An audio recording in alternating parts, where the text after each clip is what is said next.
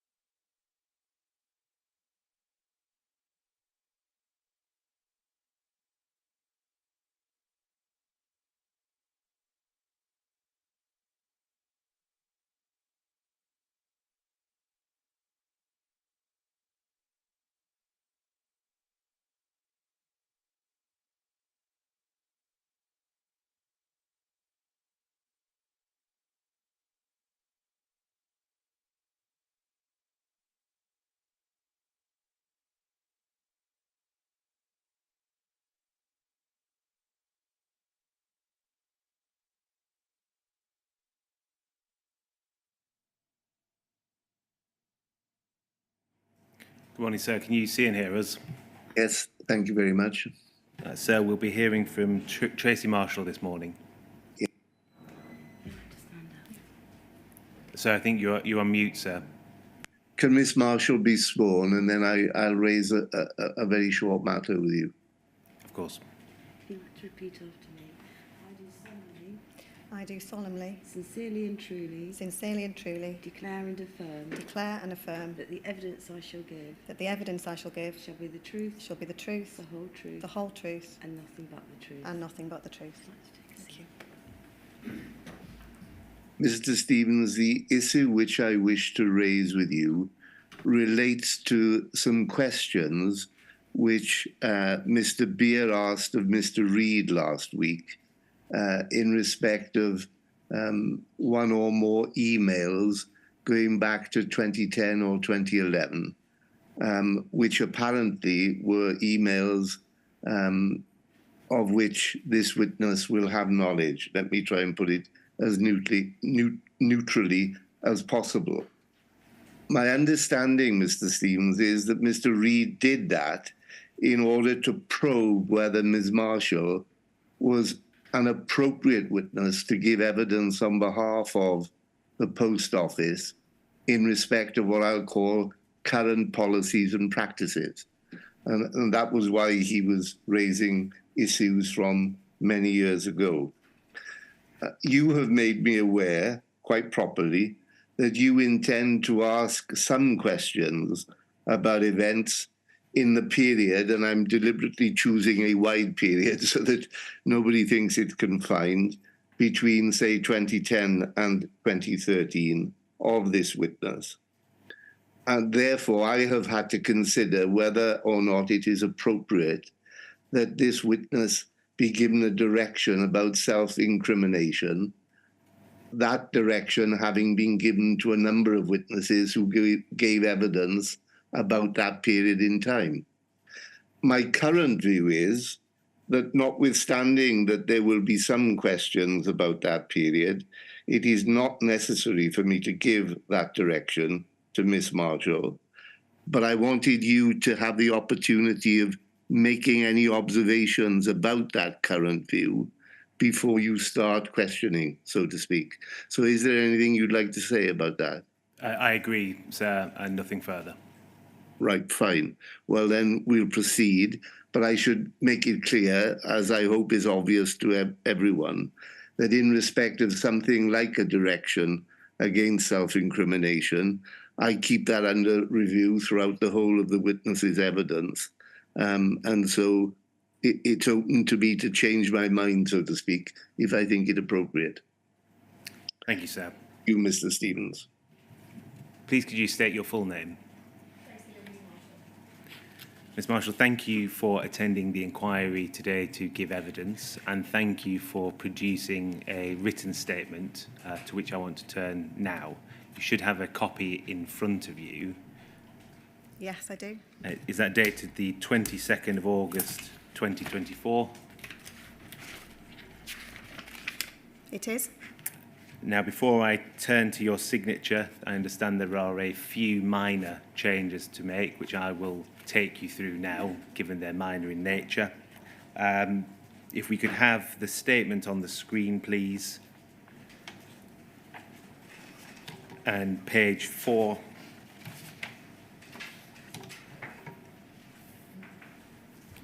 In paragraph 10A, you are discussing terms that you use throughout the statement, and you will see in the third line from the bottom, you say, save for 114 directly managed branches. I understand that should read 111. Correct, thank you. And page 12, please.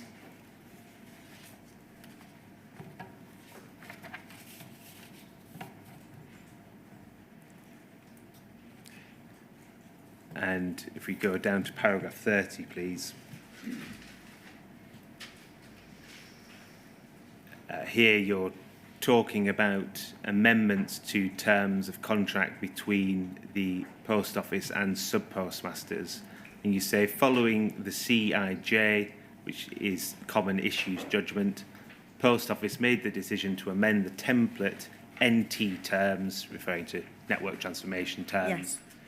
And I understand after that should read and SPSO.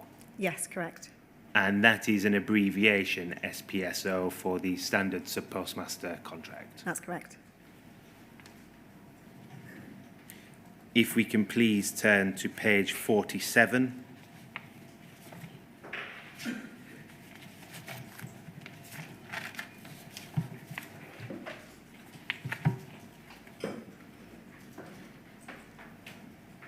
In paragraph 108, you describe responsibility for various matters. You say, however, any changes to the scope of the postmaster contract would go through SEG and the Post Office Board for approval. I understand after postmaster contract, it should read or associated policies. Correct, thank you. And finally, page 60, please.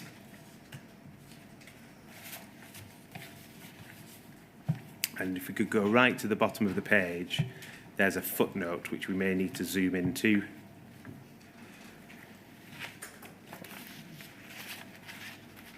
Given the nature of the correction, I'll just deal with it as the footnote rather than the context. It says reinstatement refers to the period following suspension or post-termination decision on appeal. And then I understand where that word appeal is. The words thereafter should be struck through. And in the place of those words, it should say where the postmaster is reinstated in their role. Correct, thank you. Thank you. The statement can come down from the screen. Thank you. Could I ask you please to turn to page 78 of the statement? Yes. And below paragraph 199, you should see a signature. Yes. Is that your signature? It is, yes. And can you confirm that the contents of the statement are true to the best of your knowledge and belief? They are, yes. Thank you, Ms Marshall. That evidence that now stands as your evidence in the inquiry. It will be published on the website shortly, the inquiry's website, and for the record, the URN, the unique reference number, is WITN 11610100. Now, Ms Marshall, your witness statement was provided in response to two Rule 9 requests to Post Office as a company itself, rather than addressed directly to you. That's correct, yes. And for reasons that I don't need to go into now, you have been put forward as a witness to speak on behalf of Post Office on various matters within your statement. I have, yes. You are currently the Retail Engagement Director with Post Office Limited. Yes, I am. When did you first join the Post Office? I joined in 1998, so I've been here for just over 25 years, 26 years. And what was your role upon joining? I joined as a graduate trainee initially for 18 months. And then I've progressed through the organisation through a variety of roles. Well, if we pause there, as a graduate trainee, what sort of work, it's a very, very brief summary, what sort of work did you do? There were 3 6-month secondments. One of them was working in a directly managed branch. They used to be called Crown branches. One of them was shadowing an area manager. I think they were called retail line managers. And the third role was in head office, a very administrative role within the finance function, just getting knowledge of head office operations. Could you then summarize, what role did you go into after being a graduate trainee? So I then went into being a branch manager in one of our Crown branches for just over 2 years.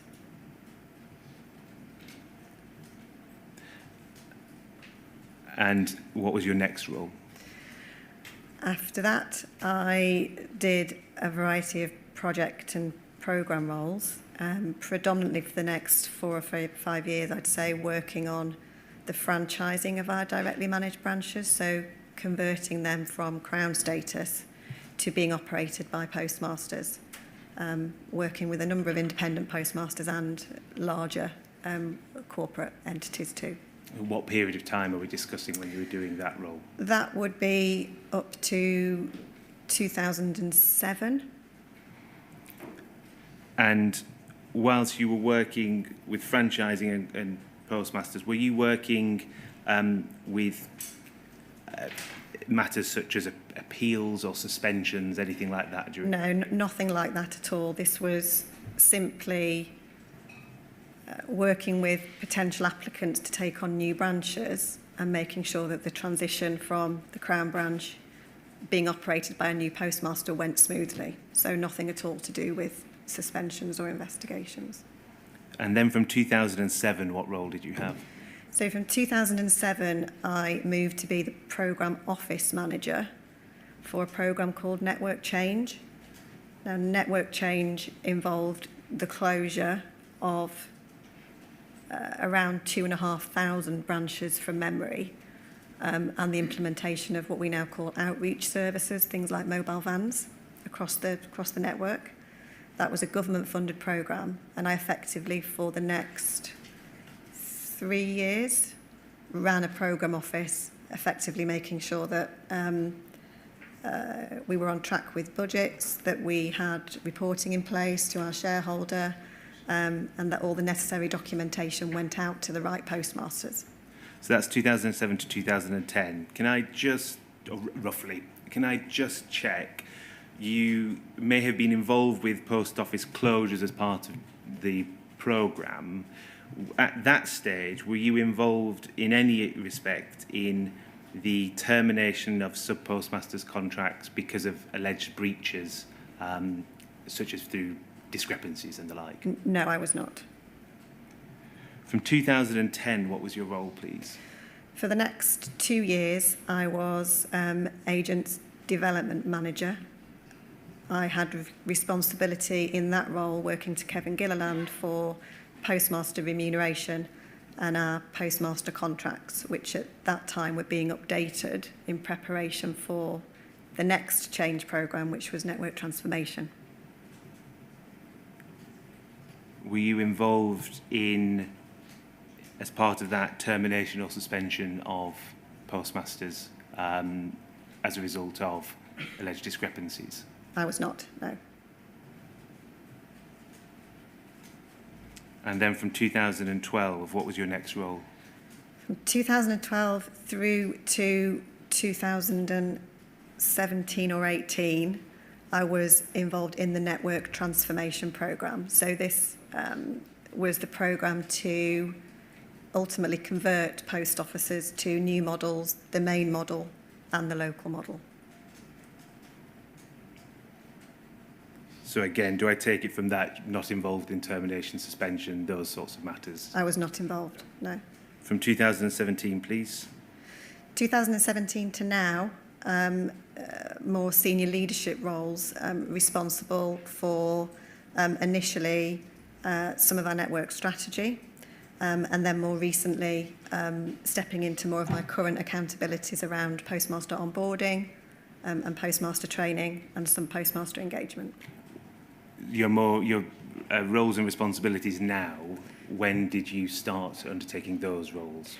So for onboarding and training, which you see me talk about in my statement, I've been doing that for about 4 years, I would say. My responsibility for the contract management and deployment team only for the last year. Thank you. I want to look at a particular period. I think it's when you're agent development manager. Yes. 2010 to 2012. Did you say you reported to Kevin Gilliland? I did.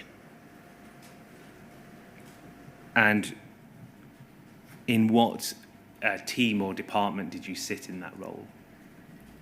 Kevin was, I want to say, Director of Network and Sales. So this was, Kevin had wider accountabilities for the network. He may have had responsibility for some of the field teams. He certainly had a team responsible for the relationship with the National Federation of Postmasters, and he had a team focused on sales capability in our branches, so a fairly wide remit. Could we please bring up Poll 30888956?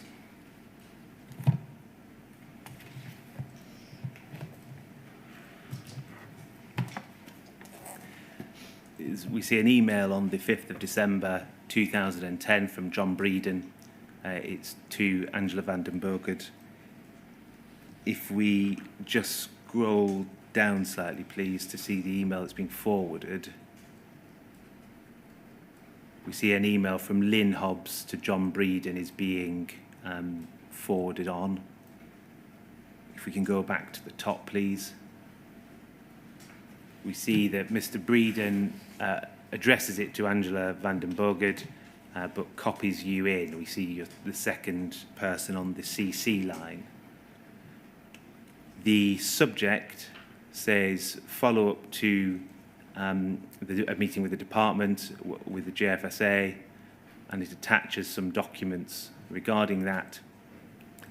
And I know you've seen this email. I'll come to the contents of it shortly, but firstly, why at this stage would John Breeden copy you into an email like this? Having read the email train, I'm not completely sure why I would have been copied in. I don't recall the email. John Breeden, I remember, had the contracts team. He had accountability for the team of contract advisors in the network. From time to time, John or Lynn Norbury, who may have been his boss at the time, would often copy me in on emails for information purposes. But I don't know why I would have been copied in here specifically. So outside of this specific email, what was your working relationship with John Breeden? Not in terms of how did you get on, what substantively did you work on together? So because I had accountability for, at this point, postmaster remuneration and the postmaster contracts themselves, sometimes John Breeden would reach out to myself or my team to ask for advice on the content of the contracts, for example, or advice on the structure of remuneration with postmasters. These issues, those issues you just referred to, don't appear to be raised in this email. Would you? Agreed.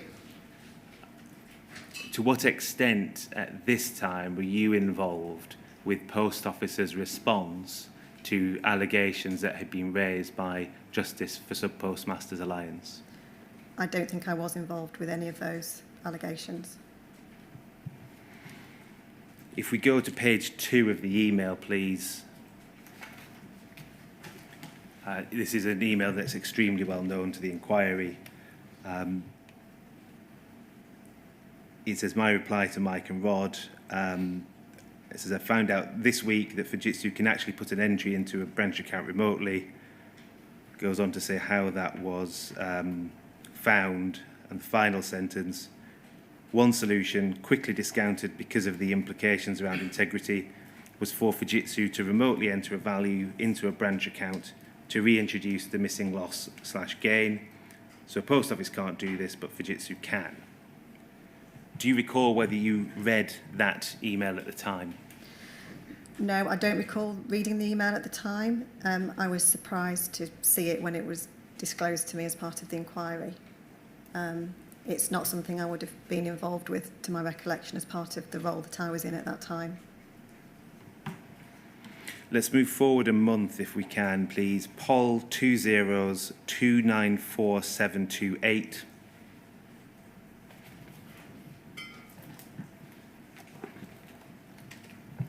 So see, this is an email from you to Kevin Gilliland, who you said earlier was your line manager.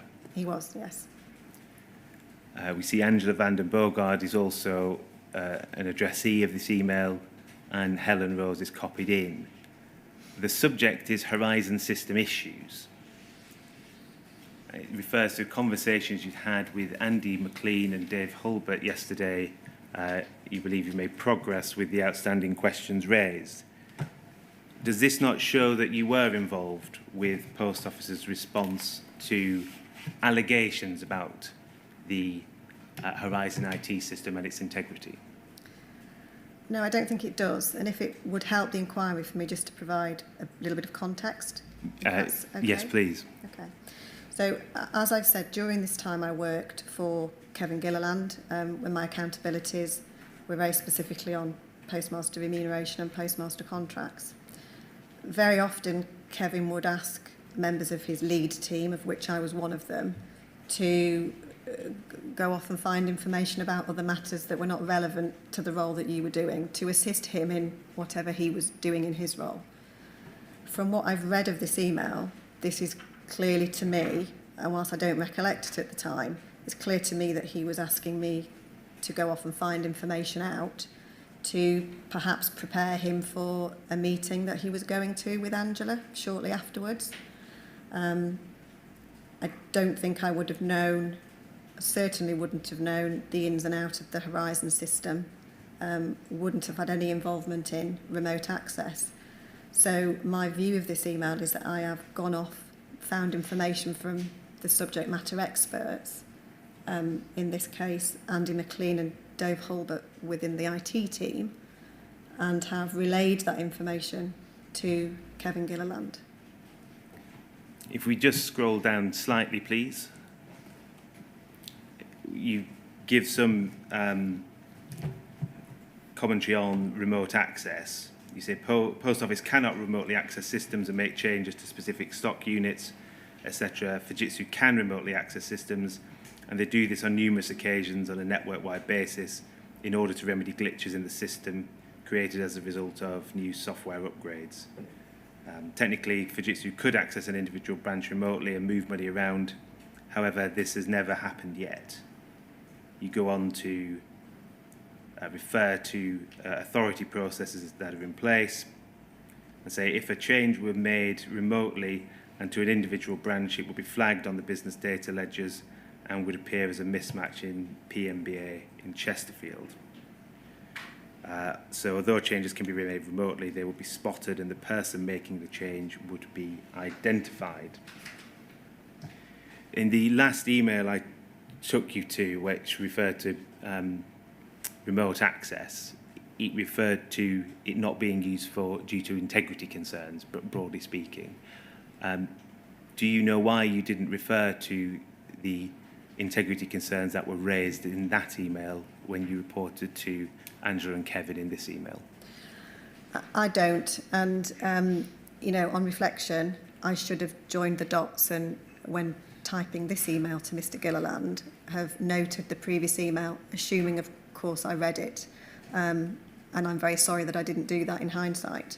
But I would, say again, this was an area very much outside of my expertise and comfort zone, and it's very clear to me that I wouldn't have written this without very clear direction from experts on what to say. So do I take it that your evidence is effectively what you've written down here is what you would have been told by Andy McLean and Dave Hulbert? Absolutely. That document can come down.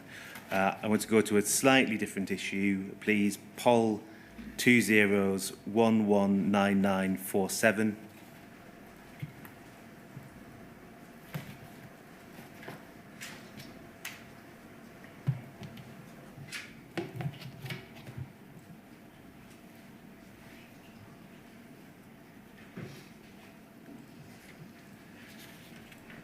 This is an undated letter, but we see from the first page that it refers to a appeal hearing on the 7th of December 2010 and then correspondence on 28th of February 2011, which gives us an indication. If we can just turn the page, please, and go towards the bottom, we'll see it was sent by Craig Tuthill. At the time, so early 2011, where did Craig Tuthill sit in the organisation to you? Craig, I think at this time, whereas I was in a head office function, Craig was in a field role, managing the contract advisors or certainly working very closely with them. He may have worked to Lynn Hobbs at this period of time. Was there any reporting line to you on that basis? No, not at all. Could we turn back to the first page, please? And go down, please. Thank you. It says, throughout the appeal hearing and the written submissions, you have raised doubts about the integrity of the Horizon accounting system and have offered no other reason for the losses incurred. You are adamant that neither you nor any of your staff acted dishonestly. It goes on to say a few lines down, I have also sought and received confirmation from Tracy Marshall, Post Office Limited Agents Development Manager, that Post Office Limited is fully satisfied that the Horizon system and accounting processes around it are robust and fit for purpose. She confirms the system is endorsed by the National Federation of Sub-Postmasters and has been subjected to independently assured testing processes. Information security is accredited to industry standards, and the system is also meets all payment industry standards. I mean, do you recall Mr. Tuthill coming to you about this appeal? No, not specifically. Again, I saw this in my bundle. I don't remember this specific example. It would have been quite usual for Craig and his team to come to people in the centre, in the head office, if you like, to ask for a view on the business's position. And from time to time, I would, in my role here, have gone off to our communications team to find lines to send back out to the field teams. So if we actually take you to a different document, it's POL 20119963, please.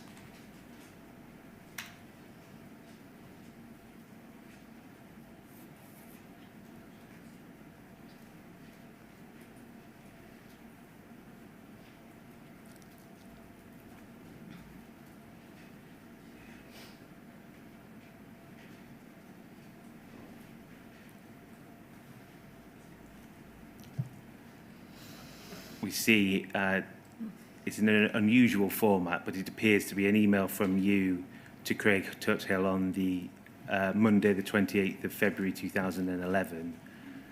You say, Craig, Andy, this is the formal words used in external communications. I will be happy to circulate this to the contracts community if you think that this is fit for purpose.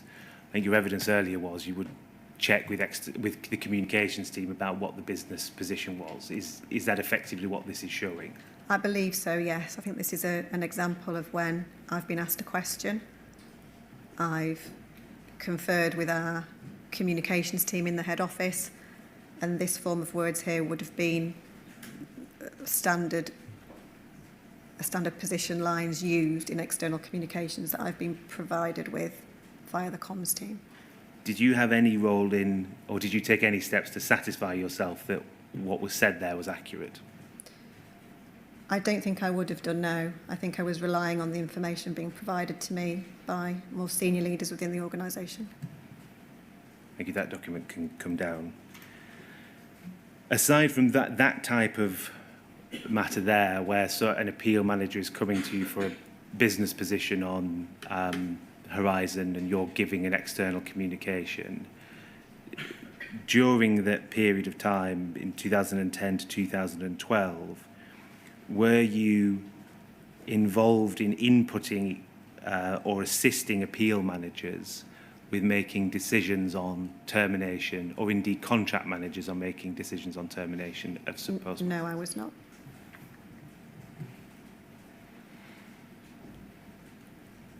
As we said earlier, you've been put forward as a corporate witness.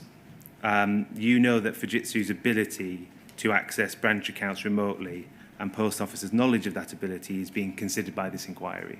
I do. From the emails we looked at, would you accept that you were involved to a certain extent in the distribution of knowledge on remote access within post office? I would accept here that there are emails where I've relayed information to people that concern remote access, a very core issue to the purpose of this inquiry. But I wouldn't say that I was involved or implicit in anything involving remote access. To whatever extent you were involved, do you think that you're an appropriate person to give evidence on behalf of the post office because of that even a limited extent of involvement? I think I am, and my role, particularly over the last 3 or 4 years, have focused on delivering improvements and changes for postmasters on a number of core areas, including training and onboarding, etc. So I do think I am best placed in the organisation to be able to talk to those improvements and about what the current position is. Can I ask why the matters we've just discussed now, why were they not referred to in your witness statement? My witness statement was in response to specific Rule 9 requests, 2 of them, and that is the basis ultimately of my witness statement that I've prepared.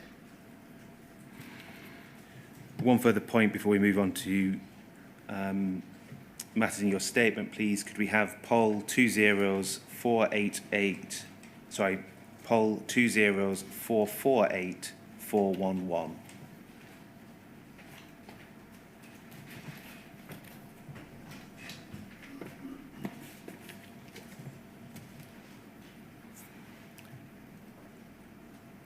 It's a letter that's been seen by the inquiry before to various people, including Sir to you and to Mr. Beer. It's the 28th of May 2024, and it says, "We are writing to you as a group of highly disenfranchised post office employees." Have you read this letter before? Only when it was provided to me as part of my bundle. If we can go to the bottom of this page, please.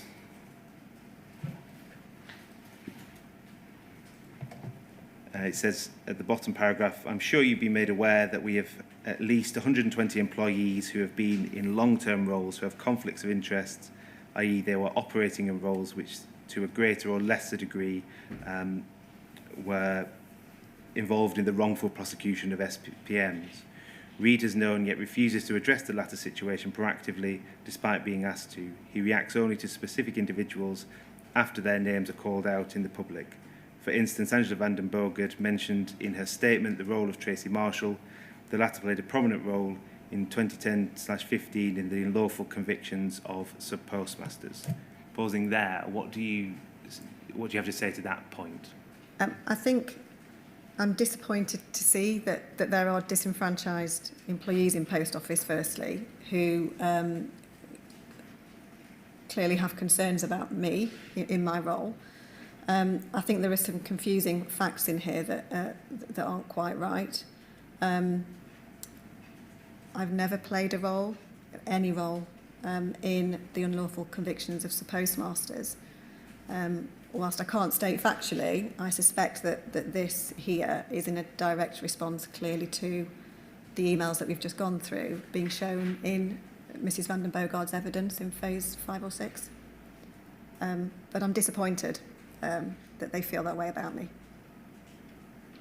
It goes on to say, despite this, just 3 years ago, Marshall was appointed as the Postmaster Engagement Director, much to our dismay, and no wonder the trust results plummeted. However, only within the last week, Reed has removed Marshall from her role and appointed her into another obscure role. When did you change roles as Postmaster Engagement Director? So I've never been Postmaster Engagement Director. I think they're referring to Retail Engagement Director, which is my current role. Following the email appearing in Mrs van den Bogaard's evidence, I was asked to step back from some of my role. So in late May, early June of this year, I stood down from the postmaster engagement element of my role, effectively, which is a very small team of 2 individuals, plus the postmaster experience director, Mark Eldridge. So my role hasn't changed, I've just had some of my responsibilities removed from it. And my role continues to include onboarding, training and the contract management team. And do you consider yourself to be in an appropriate position to carry out those roles, given your past involvement, which we've discussed? I think so, yes. I mean, for the last 4 years particularly, my role has been completely focused on trying to do the right thing by postmasters and making changes to our policies, procedures, processes, and listening to postmasters as much as I can and trying to make changes. So I do still feel as though I'm in a very good position to do my role. Let's look at some of those policies, procedures now. I want to start with the types of contracts that on the basis on which Post Office contracts with postmasters. There was clearly a shift in Post Office's view of what the contract meant following the Common Issues judgment. Could we have, please, page 5, paragraph 15 of your statement on the screen?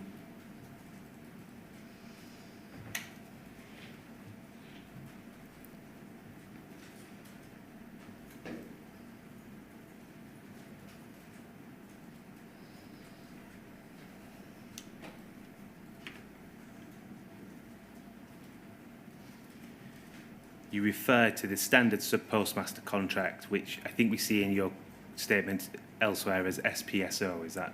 Yes, correct. And you say it's the oldest contract, first introduced between 1991 and 1994. Yes, I believe so. Since that was introduced, is it fair to say the majority of postmasters who originally signed on to that contract have been transferred onto a different network transformation contract? That's correct. How many sub-postmasters or postmasters, sorry, remain on the standard sub-postmaster contract? I don't have the specific figures to hand, I'm afraid, so I can't really comment on that. I think it might be around 1,000, but I couldn't be sure. Does Post Office issue the standard sub-postmaster contract to any new applicants or new sub-postmasters that it onboards? Yes, it does from time to time. There are still some branches who are on an SPSO contract who continue to have the ability, if they wanted to sell their branch and premises to a new postmaster on those terms.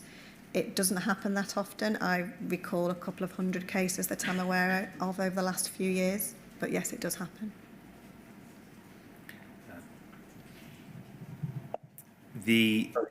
Can I understand that? Do you mean that a postmaster on the standard sub-postmaster contract will sell the branch to a new sub-postmaster, and then they will still be on the old, when I say the old, on the standard sub-postmaster contract? That's correct, sir, yes. Yeah, fine. Yeah, I understand, yeah. I want to look at what steps Post Office have taken to clarify the written terms to sub-postmasters of the contracts following common issues. Can we turn to page 12, please, paragraph 30?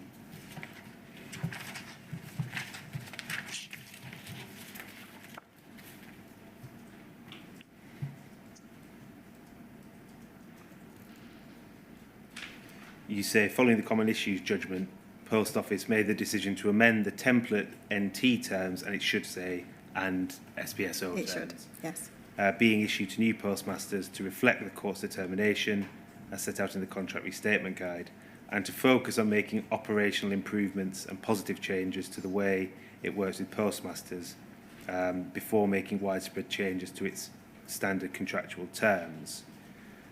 And I understand from your evidence what the Post Office did was to send out a contract restatement document to explain the effect of common issues. Yes, it did. Can we look at that, please? It's POL 3037518.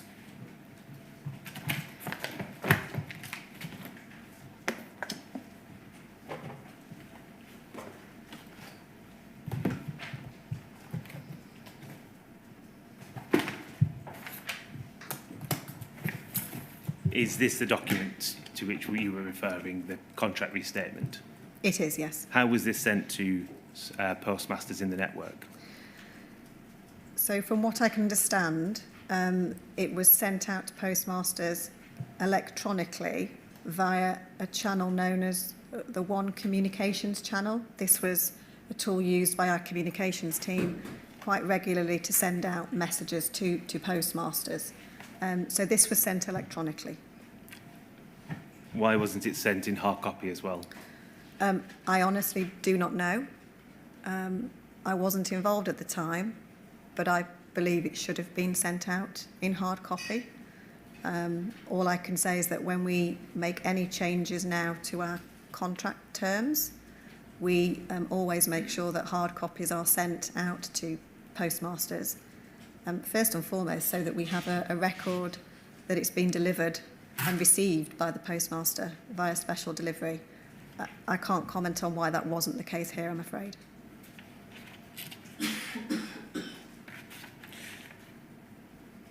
In your we don't need to bring it up. In your statement, you say that Post Office did not have a system for ensuring that sub-postmasters had read the contractual restatement guide. Yes. Why not? I don't know.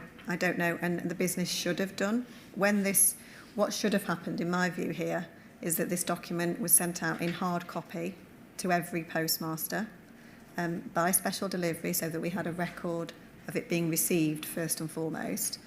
And it should have been followed up, in my opinion, with check-ins from our field team members to make sure that those postmasters had understood the terms and had received them.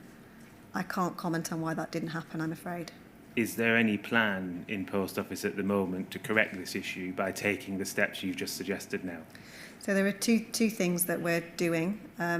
First of all, it's making sure that this document here is available for all postmasters to view again. That won't be hard copy for reasons I'll come on to, but it will be made available and is on our branch hub tool. The second thing that we are doing is looking at what we call the contract reform project. So we are underway with making some other changes to our contract, suggested changes. If I can pause you there, that's changes to a contract. Yep. I'm interested in what Post Office is doing to explain the contractual terms as they are at the moment. You said in your evidence that there wasn't a plan to issue this in hard copy. Why? It's a very good question, something I think we need to think again about as a business. All postmasters should have access to this.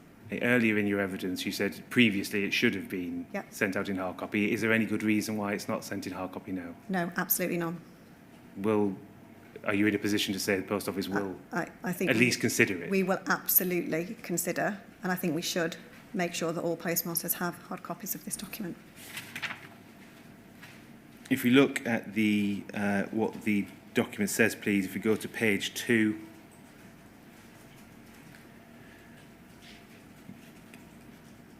it says, it refers to the judgment, the common issues trial, and then says the judgment changes the meaning of the contracts. Do you know who came up with that wording? It changes the meaning of the contract. I don't, I'm afraid. Do you agree with that?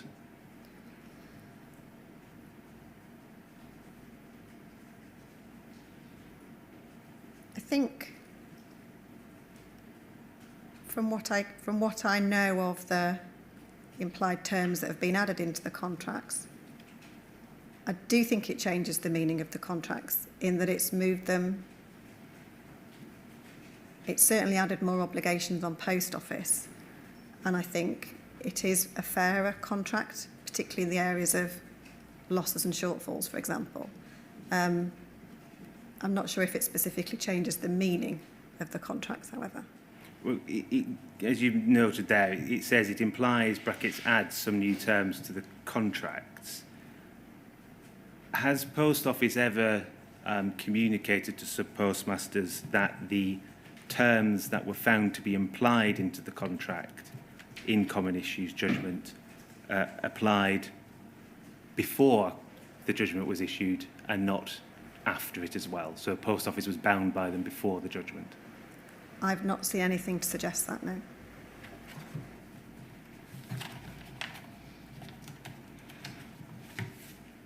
That can come down, thank you. It's been suggested by some postmasters that it's confusing to have a contract and then a separate guide explaining it, such as this. What do you say to that? I would agree. I think it's very important that every postmaster out there has a contract with those new terms added in to that contract. Again, I can't comment why at the time steps weren't taken to amend the contracts and send new contracts out, and why it was simply done via a contract restatement guide. That wasn't within your purview? No, it wasn't, no. Do you know who made those decisions? I can't recall who would have been responsible for contract change at that time. Obviously, our legal team would have been very involved with it. It would have, I think, sat within the remit of Julie Thomas, who was one of the operations directors within the business, but I can't be sure. Just another point on this and on how it was communicated. Can we please look at page 45 of your statement, paragraph 107?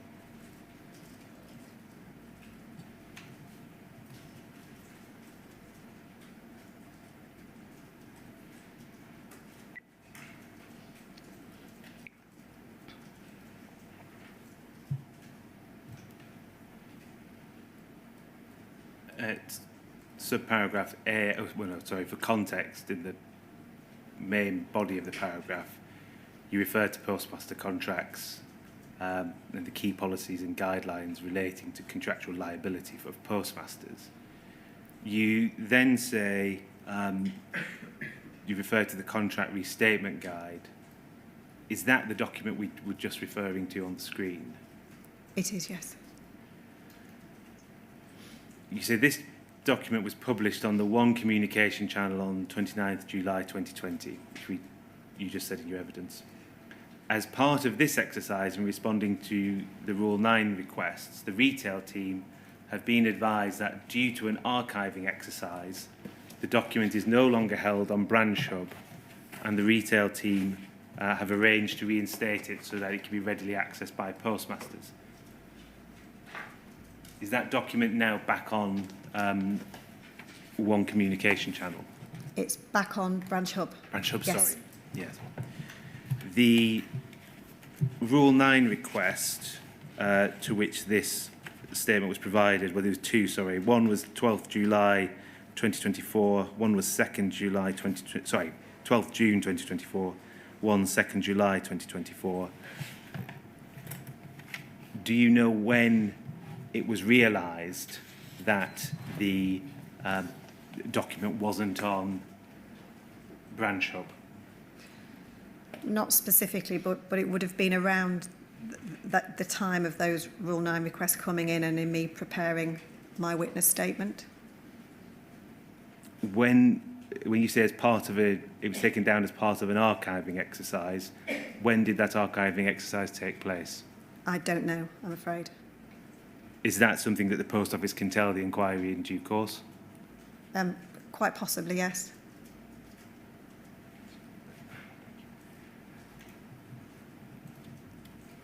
Was there any other document which a postmaster could turn to that explained the effect of common issues other than that contract restatement document?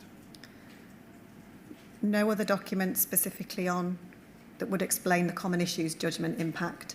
There are obviously a number of other contractual documents, such as the operations manual, which was updated around that time, but that didn't specifically address CIJ impacts. Do you know why, as part of an archiving exercise, such an important document was taken down from Branch Hub? I don't, I'm afraid, no.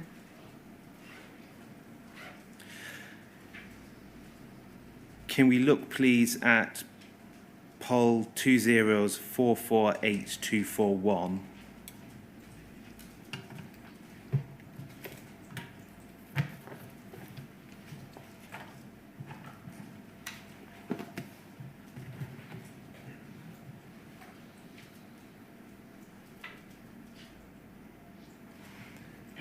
This is a standard sub-postmaster contract, and if we turn to page 5, please,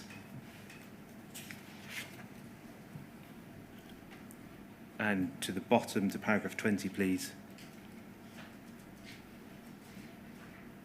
it says, each party shall, at all times in the performance of its obligations and exercise of its rights under this contract, act in good faith.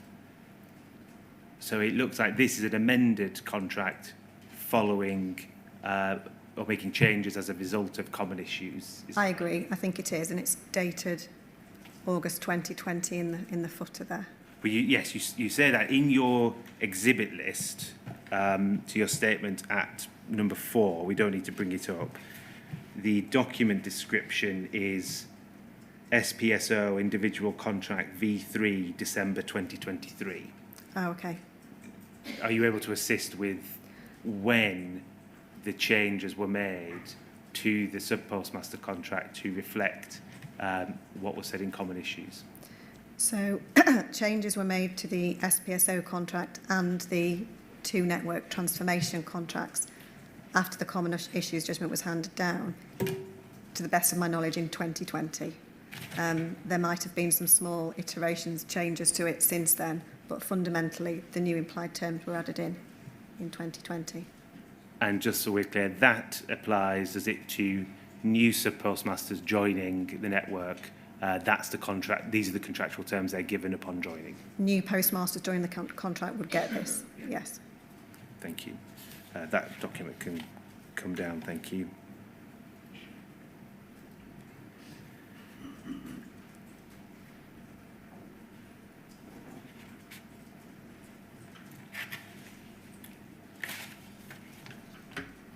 Could we look, please, at your statement, page 12, paragraph 31 and 32.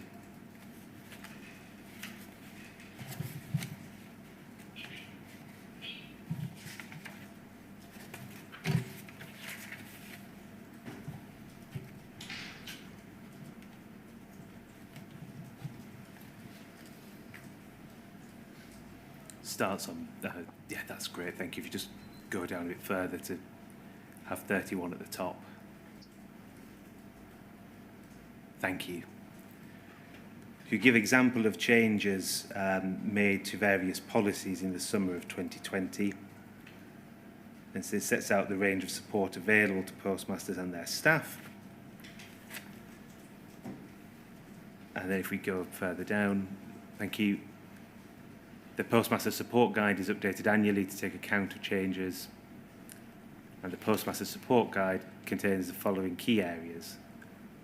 You see these general support, training, managing cash, branch balancing, carry on, accounting dispute resolution. So quite serious material issues for a sub-postmaster, yes? Yes, issues that they would absolutely need advice and support on in running their branch.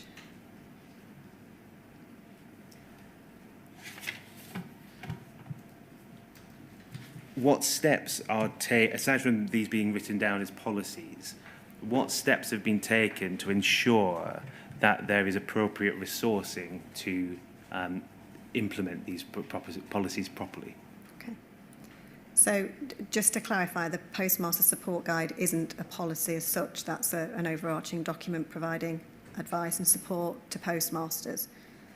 In the back of the Postmaster Support Guide, there is an overview of the 12 postmaster policies that we have put in place across all areas of the postmaster life cycle to assist internal colleagues and make sure that processes are followed correctly.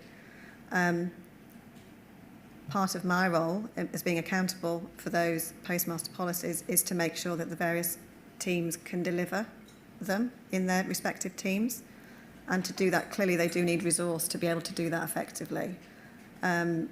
Resourcing is a challenge in some areas, if I'm honest. I'm very aware of the broader business issues that we have. We're funded by government. There are cost challenges. I'm confident we do have resources in place to deliver against the policies. We could always do with a little bit more resource, though, in some areas. Do the firstly, the 12 policies you refer to, you I think use the word internal. You're doing a statement, I think. They're not accessible by... Sorry, sub-postmasters don't have access to those 12 policies, do they? Not at the moment, no. They don't have access to the full policies, but what there is a guide to the postmaster policies, which is a shortened version of each one effectively that postmasters can view, which is on Branch Hub. Why are they not given full access to the full policy? It's a question that I've debated quite a lot over recent years with various colleagues in our data protection, legal teams, etc. The policies themselves, which are internally facing, has quite detailed information in them around our control framework, our risk appetite as a business and risks, and it wasn't felt appropriate to disclose that information externally, rightly or wrongly, and that was the very clear steer that I had. If it helps inquiry, though, we are in the process actually right now of putting each one of our 12 policies onto a new template. That template's been developed by colleagues in data protection, the legal teams and the assurance teams. And those policies will be made available shortly to postmasters, following agreement, obviously, by our Audit and Risk Committee and GE. Last point on these policies. with the change in the policies in the summer of, as they've changed and developed since Common Issues, has that placed more or greater obligations more obligations on Post Office than it did before the changes? So there's more to do, effectively, more work to do to fulfil those policies than before? I think that's very true. Yes, they have. Has there been any increase in resources to meet those policies? There's been some increase in resources. In my own team, for example, who manage the policies, we do now have more people to make sure that we are getting them annually reviewed by the right people, that we have group assurance as well in place now, checking our policies, checking our control framework, and that we have actions in place to mitigate any of the key risks. So yes, resource has been put in place. Can we look, please, at your statement, page 17, paragraph 36?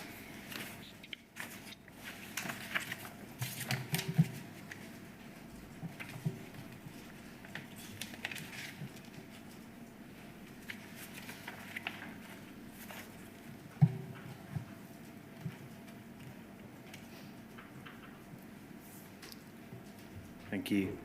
This is coming back to something I cut you off on earlier. You're referring here, July 24, the retail engagement team presented a proposal for the contract reform project to the strategic executive group.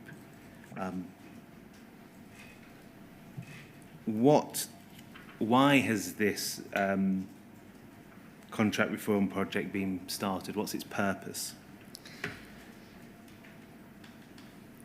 As a business, we've been talking about doing a more wide-scale update of our contracts and getting new copies out to everybody for some time.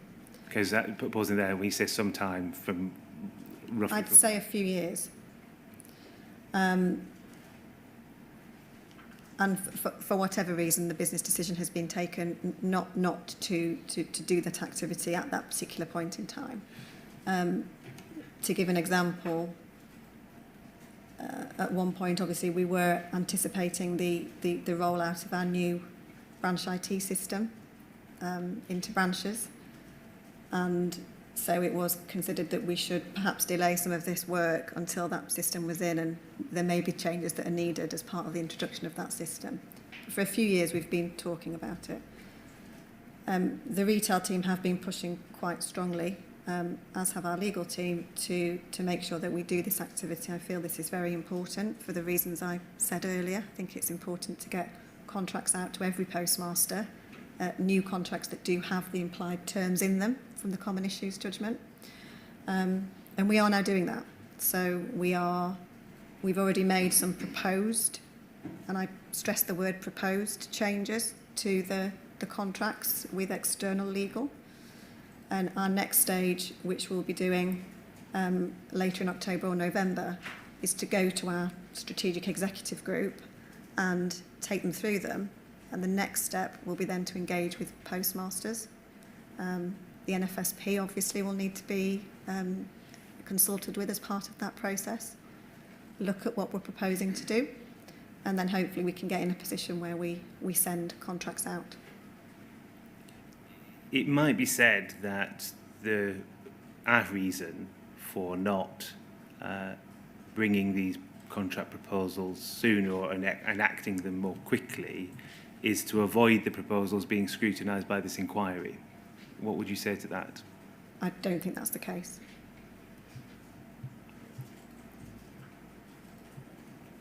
Paragraph 36B, you refer to removing specific rights.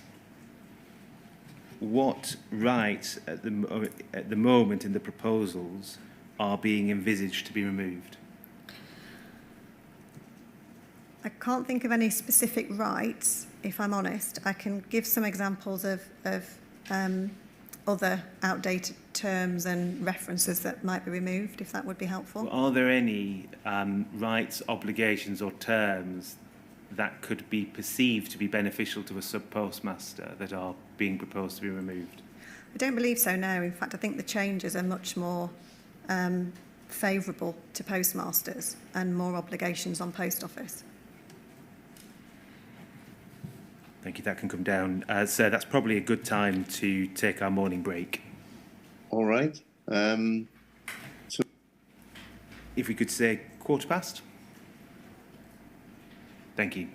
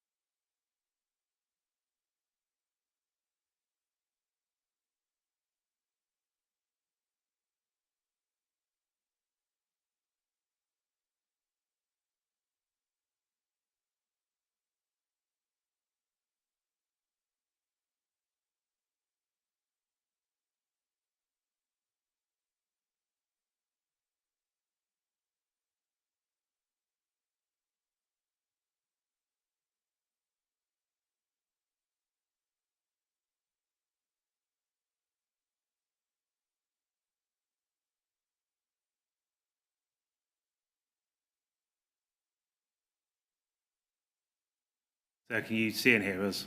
Yes, thank you. Yeah. First, I'll apologise to the transcriber for initially undercooking our 15-minute break, and then so I apologise to you for overcompensating by giving a 20-minute one. So, Well, Mr. Stevens, I did wonder about your 11:15, but by the time I thought I would revisit that with you, my connection had been broken. So one way or another, we got ourselves an extra 5 minutes. That's what it boils down to.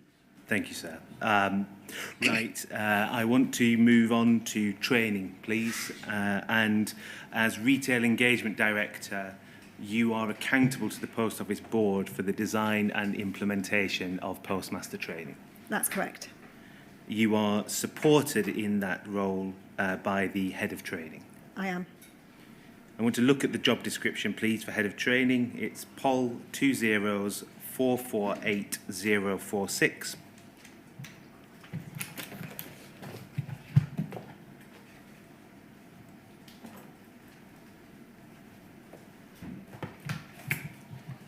So, you see, job title, Head of Training.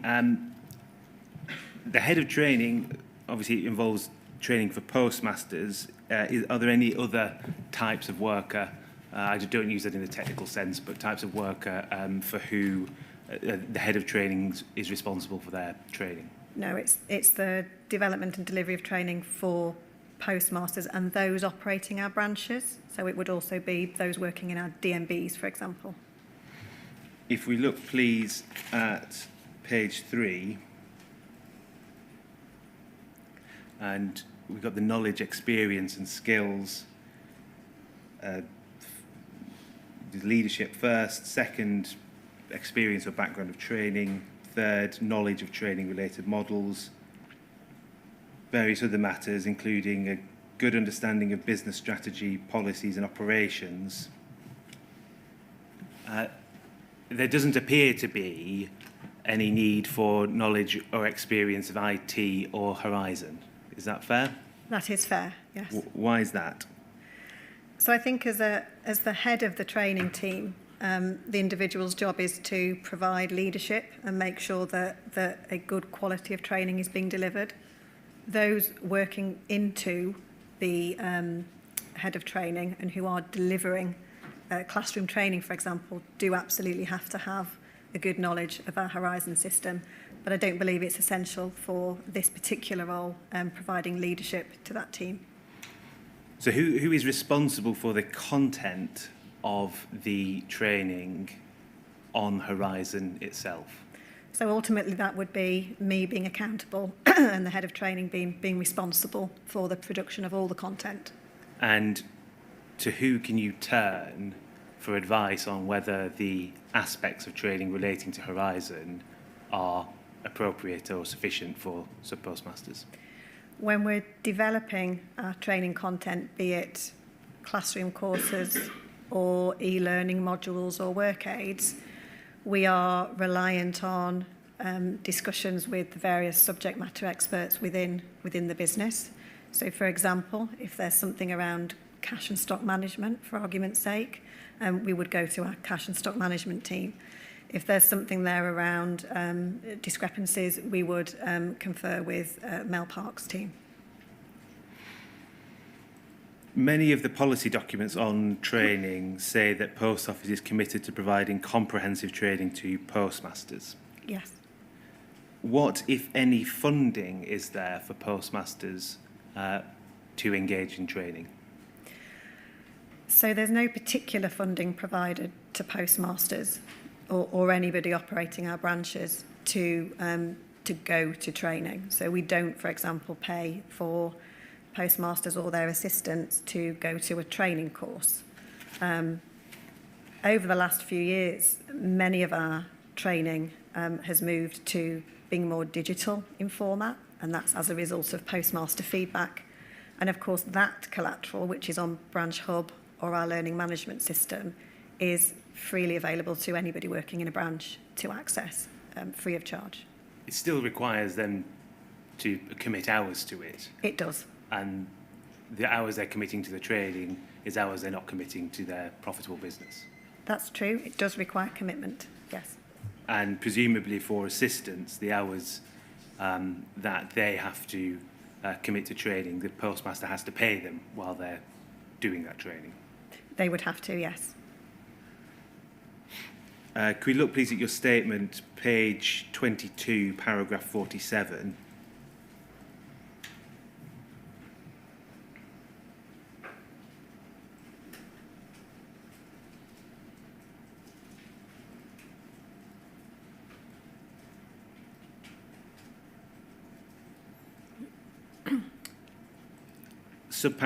You say these are some of the training courses that have been introduced since the Common Issues Judgment, and at D you refer to investigating discrepancies, and that's a half-day classroom course and work aid. That sounds like quite a significant or important piece of training that is available to postmasters. Would you agree? It's proved to be very useful for postmasters, yes. And many of them who have attended it have said that it's been, very positive, well received, with good levels of confidence, shall we say, after attending. Yes. Because it's a half-day classroom, that requires a postmaster or assistant to be out of the post office for at least half a day. Yes? It does, yes. Do you think the fact that postmasters aren't paid or remunerated for doing that course is a significant barrier preventing them from engaging with it? It could be. I've got no evidence to suggest that it is a barrier to them attending, but it could be. Have Post Office do you have any data to understand how many people want to attend that course as against how many people in fact attend it? No, I don't. We only have statistics on the number of people who do attend the course. Is it fair to say that one of the purposes of training on matters like investigating discrepancies is to reduce discrepancies overall, or at least reduce the need for Post Office to investigate them? I agree that there is the requirement for training on investigating discrepancies is ultimately to get to the root cause of the issue and prevent discrepancies from taking place in the first place. So the concept of investigating discrepancies is something that's very important. This classroom course here, the half-day classroom course, is just one aspect of that. But in addition, there's a variety of other material that has been developed and is available digitally, which will assist postmasters or members of their team in helping them to investigate those discrepancies. The digital format of training is something that we, as a business, and I want to explore more of. From what I hear from postmasters, they're busy people running retail businesses as well, alongside their post office. And for many, the preference is not to have to travel to a classroom, irrespective of costs. It's to be able to do training in the comfort of their own premises, their own home, perhaps in the evening as well. So that's something that we want to explore more of. Is there any plan within the Post Office to consider or assess the impact of any proposals to fund sub-postmasters or their assistants to do training? There's no proposals at the moment, but obviously that's something that I can absolutely take back and consider in the wider business. I want to look at some of the training guides. We don't need to bring it up. In your statement, you refer to, at paragraph 77, the operational training guide being a fundamental tool for both new and existing postmasters. Yes. Who is responsible for keeping that material up to date? That's the training team. Could we look, please, at POL 204483131?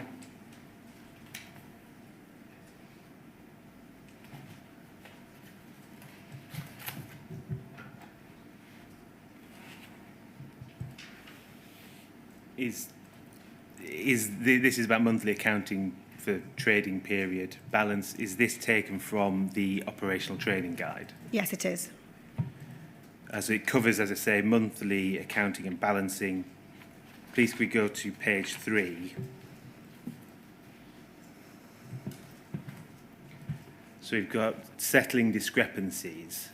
and these are options that are given to postmasters when there's a discrepancy prior to rolling into the next trading period. One is review dispute, call business support centre. Another is make good cash. I'll be exploring that in more detail with the different witness, but I want to look at the content of this document with you. Under make good cash, it says this is optional. If you would like to settle the discrepancy without disputing it, you can select this option, then physically add or remove cash to balance without a discrepancy. Do you think that is a satisfactory description of when sub-postmasters, or the guidance for sub-postmasters in using the make good cash? I do not think it's satisfactory. Why isn't it satisfactory? I don't think that that is clear enough, that if any postmaster or officer in charge chooses to put cash in from their own pocket effectively, they should do so only if they are absolutely sure that it's due to something that has happened in branch that is an error of some sort, not with the system, but where you might have, for example, given the customer £20 more, or etc. We are in the process actually of updating this section of the operational training guide and any other documentation that refers to something similar to make that message very clear. Just pausing there, see, in the process, the date on this document is July 2023. Yes. Why Yes. has it taken so long to make what appears to be a clear position of Post Office evident in the training guide? And that's a very good point. I think whilst people within Post Office, myself, our teams, are very aware ourselves of what should happen, i.e. you should only put cash in if you're absolutely certain that it's something that's been done in the branch, not related to an issue with Horizon or something that needs to be investigated further. It's one thing for us to think that. I don't think we've quite got that message across to postmasters. There's no excuse. It should have been done quicker. But I'm comforted by the fact that we're now doing it and taking the opportunity to review all of our operational training materials. When will this be corrected? I think if it's not out there already now, it's imminent by the end of October. Further down, it says how to dispute a discrepancy. We don't need to worry about strategic partner branches. It says all other branches, whichever option you use to settle a discrepancy at the end of the trading period, you can still dispute the discrepancy with Post Office. To do this, contact the branch support centre. If you can demonstrate the reason for the discrepancy, or if you firmly believe the discrepancy will be resolved through a transaction correction, please call the branch support centre with all the details you have. Is that not putting the burden on the postmaster to show that the discrepancy it is not the postmaster's fault, rather than the investigative obligation being on the Post Office? Reading it back now, it could give that impression, yes. And again, that's something that we should look at. So pausing there, you say we should look at. Is this currently not proposed to be amended as part of the changes you were describing before? Not currently, as to the best of my knowledge. However, I will absolutely take this away to be amended and looked at. But you're right, the onus is on Post Office to investigate any discrepancies, should the postmaster wish us to. Over the page, please, page 4. There's more guidance on, it says at the top, guidance on disputing a discrepancy or transaction correction. This is what happens at the end of the investigation. And the second paragraph, if a discrepancy amount has been investigated by Post Office or agreed by the postmaster and is found to be a genuine loss to Post Office, the discrepancy will be passed to the postmaster's account support team to support you through the options regarding settling the amount. Should that also say, and is found to be a genuine loss to the Post Office and caused by your negligence, carelessness or error? Perhaps, yes, as that would be more aligned to the wording in our contracts. Do you know if this wording is being considered to be changed as part of the review? I don't think so, but again, very happy to take that away and make sure it's implemented quickly. It might be said that this guidance isn't clear in the training because post office are seeking to downplay their investigative obligations, or when they make good with cash button should be used. What would you say to that? I don't think that's true at all. I accept the fact that the wording could be better, but Post Office, to the best of my knowledge and from my work with other teams, are absolutely not trying to downplay two fundamental issues here. The first of which is that it is upon Post Office to work with the postmaster, support them in thoroughly investigating any discrepancies. And the second point, as you've mentioned, is we're very clear that postmasters should only put their hand in their purse and put money in the till if they are absolutely sure that it is a genuine mistake that's been made in branch that they can recall. So I'm very clear on that. Does what we saw there in the operational training guide, does that reflect what's taught in classrooms and on the various online resources? The wording in that guide that you've just showed me, I'm sure would be consistent with the other materials used. You know,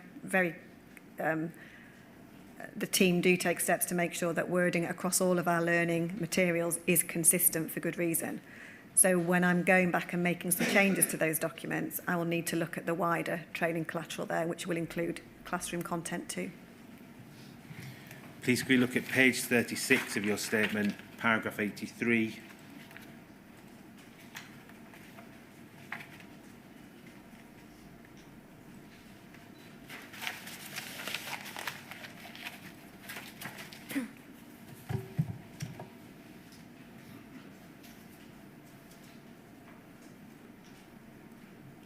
You give a description there of how members of the training team are trained. You say they're trained internally. I don't need to read the rest of that out. It can be read. How many of the trainers working now in the training team were in post as trainers before the Common Issues judgment? I don't know that number off the top of my head, I'm afraid. There is quite a high churn rate in our training team, so a good proportion are, you know, over the last 5 or 6 years, definitely, but I can't say for sure. We've heard evidence of post officers' previous view of the obligations on sub-postmasters in respect of settling discrepancies. What steps is Post Office taking to ensure that those who were giving training on the pre-Common Issues training course, they're not carrying over that institutional understanding of how the contract used to work into today's training programme? Sure. Well, I think for anybody working in Post Office, not just the training team, and you may have heard our people director talk about that, Chief People Officer Karen McEwen last week. We do have structured training in place now for all new starters, which involves, you know, understanding the horizon issues of the past, the findings from the Common Issues judgment, the horizon issues judgment, and actually, you know, watching excerpts from this inquiry to understand the previous issues that we had and the need to change, both culturally and operationally. So specifically to the trainers, they would have, any new people joining the team would have that level of training. Just pausing there. It's not. I'm not interested really in the new people. It's the people who used to train before Common Issues. So for existing trainers who might have been in post prior to Common Issues judgment, they will have also gone through various modules to get an understanding of what happened in the past, what needs to change, They will also, of course, be able to view our training policy. They have to look at our training policy, and we have records annually that they've looked at that and understood that and been trained out on it. And of course, our trainers as well are all quality assured. They're observed on a regular basis by the leaders in the team to make sure that they are delivering in the very best possible way and to the standards that we expect. So I'm confident that if there were anything being trained out that wasn't, was pre-CIJ and shouldn't be, in terms of approach to shortfalls, for example, that if that did happen, it would have been stamped out very quickly. I'm not aware of any examples of that, though. I should also clarify, sorry, where I should have said my question wasn't aimed at new trainees, not that I'm not interested in it. Clearly, we are looking at that as well. Apologies. My question wasn't aimed at that. We don't need to bring it up, but at page 42 of your statement, paragraph 100, you refer to a feedback committee being established in June 2024 to collate feedback received on training, analyse it for patterns and trends, and take any steps deemed necessary. What was done with feedback prior to June 2024?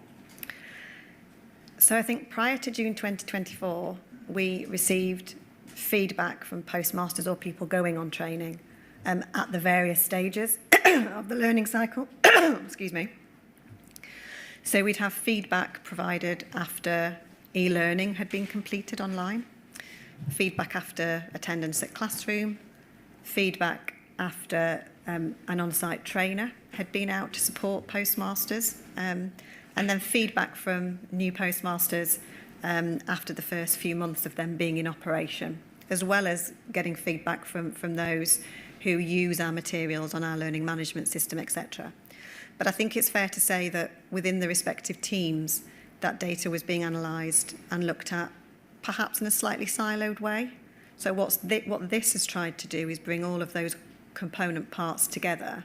So everybody responsible for all of those elements are meeting now regularly, looking at the data holistically and understanding what needs to be done in response to that feedback. It's very early days. The first one was only in June, but I think it's working well. Could we please bring up XPG 607?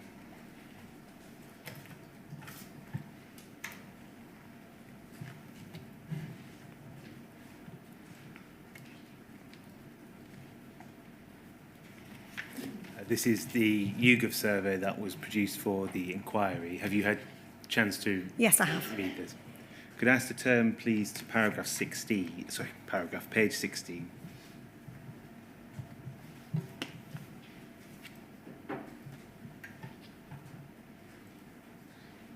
And if you could go to the table at the bottom, please. We have satisfaction responses from in relation to the Horizon training by length of time working as a postmaster, which obviously will be relevant to the types of training it's engaged at. Looking at the 2 years or less and the 3 to 5 years, the levels of satisfaction and dissatisfaction, is that consistent with the feedback Post Office has been receiving through its own feedback forms? It's not, and it was very disappointing to see these statistics, if I'm honest. I take it from you saying it was disappointing. Your feedback you received directly from Post Office directly from sub-postmasters is better than what's shown here. It is. It's much better than is shown here. A short while ago, I just illustrated some of the feedback we get at the various stages of the postmaster life cycle, after e-learning, after classroom, after on-site training, and then post a branch going live. And of course, that's for new postmasters coming in their onboarding journey. And at every one of those stages, we ask the postmasters to rate how confident they are with progressing. as one metric, and it's a score out of 10, a scale of 1 to 10. And across all of those component parts of training, we've consistently seen levels of plus 90%. So that's why I was very disappointed to see these results, because there is quite a stark difference there. Is there any proposal to investigate the cause of the difference between the level, the feedback you receive and the feedback that's been found in this YouGov survey? I think with all of the statistics and feedback in this YouGov report overall, absolutely. You know, the business are, and I am, for my areas, looking at these results and understanding what more we need to do given this feedback. I think it's very hard, obviously, when you don't know quite rightly, you know, who these postmasters are, who've experienced this. But we take this very seriously, and if people feel like this, we need to do more. Thank you. That can come down. I want to move on to a very brief point on branch assurance / audit. Oh, sorry, Sam. While it's on my mind, there are two things I'd like a bit more information about. First of all, on surveying people's satisfaction, so to speak, with training, in effect, you were saying that your feedback to the post office directly reports much higher numbers of people who are satisfied with the training they received. In respect of your surveys, do a high proportion of the people undergoing the training actually provide feedback as well? It varies depending on the stage, sir. It's a very good question. I believe that after classroom, for example, the feedback forms are provided to the delegates after the classroom, so in person, if you like. So there's obviously a very good response rate there. For on-site trainers and post go live, I'd have to check the details, but I think it's more on a voluntary basis, if you like, from the postmaster. So response rates might be fairly low there. Yeah, that's what I'm struggling with, and I'm making that admission openly about the survey information I'm getting, because obviously the percentage of people completing the YouGov survey is comparatively low compared with the whole number of postmasters. So I wanted to know whether the same applied to your surveys or something different, if you see what I mean. I see exactly what you mean, sir. It's a very good question, and you know, completion of surveys and response rates is something that plays on not just my mind, but I'm sure many of my colleagues' minds. We would love to get more people responding to surveys generally across the organisation. Response rates are, aside from our annual postmaster survey that we do, which, you know, earlier on this year had over 1,900 responses, the surveys that we do within the respective business units on operational issues, they're quite low, and we'd love to encourage more feedback, but sadly, that's not materialised yet. Anyway, I think you've answered my question in the sense that, if I summarize it in this way, apart from those instances where people are completing a survey following a classroom exercise, the post office struggles to get a substantial number of its cohort answering the surveys in a similar way to the struggle that YouGov had to get people to respond. Is that fair? That's fair, sir. Yes. Okay, that was that. Then I had just a point of detail. Could we go back, please, to paragraph 47 of your witness statement? It's WITN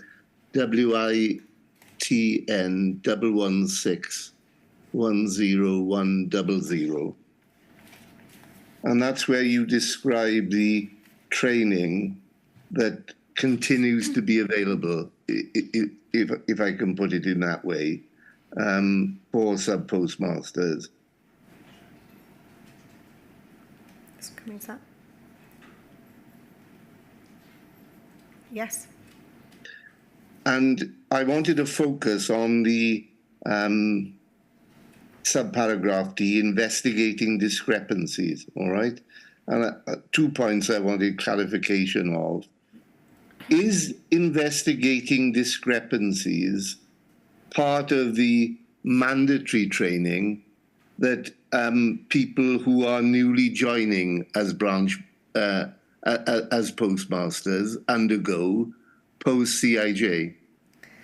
So in part, yes, it is, sir. In the initial classroom training, e-learning and on-site support, new postmasters and their assistants as well in branch will be taken through ways in which they can help themselves in branch with operational procedures to minimise discrepancies and what steps to be taken if there is a discrepancy to try and get to the bottom of it. So it is in there across the various approaches. Right, so I think you describe in detail the what I'll call onboarding training from, I think it's paragraph 50 onwards of your statement. But anyway, there's a whole section on the training received right at the start. And I must have missed it because I couldn't find in that specific reference to part of the training being investigating discrepancies, but you tell me that it is part of it. It is part at various stages. There's lots of material in it, and it is covered as part of our classroom and on-site training support too. The investigating discrepancies half-day classroom course is, just by the length of time, more detailed and is available not on a mandatory basis, but for anybody who wants to go along to have more training to help them in their branch. Right, and that leads me to my second point of detail. In respect of that specific half-day classroom course on investigating discrepancies, do you find that you're got more people who want to attend it than you can supply, or what? Or is there not very much of a take-up from sub-postmasters or postmasters? Can you give me some feel for that? Sure. I don't think there's as much take-up as I would like, sir, if I'm honest. I think over the last 6 months or so, I think we've had around 200 delegates on that particular course, although I'm not entirely sure of my facts there. I think what I find, sir, is a general lack of awareness still from postmasters and their teams about what training is available to us. And that's one thing, again, that we're exploring at the moment, how we can better advocate the range of training materials that are out there and get more postmasters to take us up on them. All right, thank you very much. Sorry, Mr. Stevens, over to you again now. Thank you, sir. A brief point on branch assurance/audit. The inquiry's heard evidence about post office auditors logging onto branch terminals and making adjustments to stamps without postmaster's knowledge. I just want to explore one element of that with you. Please can we bring up NFSP 401468?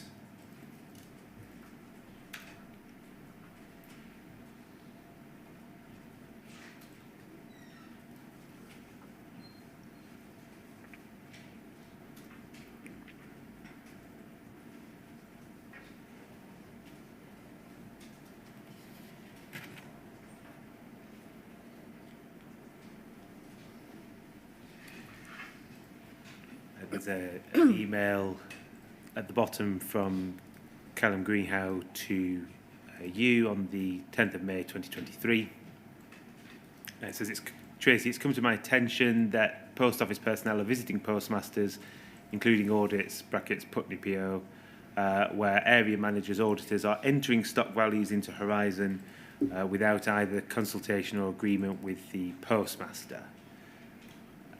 It says, if these facts are correct, then the NFSP would like to know who has authorised this policy within Post Office and why it has not been discussed with the NFSP in advance, and goes on to set out some further matters. Firstly, were you involved in investigating this issue following this email? I wasn't specifically involved in investigating the issue. The reason I got the email is because at the time I was accountable for the relationship with the NFSP. But the issue was investigated, yes. And do you know what happened as a result of that investigation? I do. So as a result of the investigation, I believe Post Office held its hands up and said, absolutely, this shouldn't be happening. And as a result of that, that practice has absolutely stopped now in branches.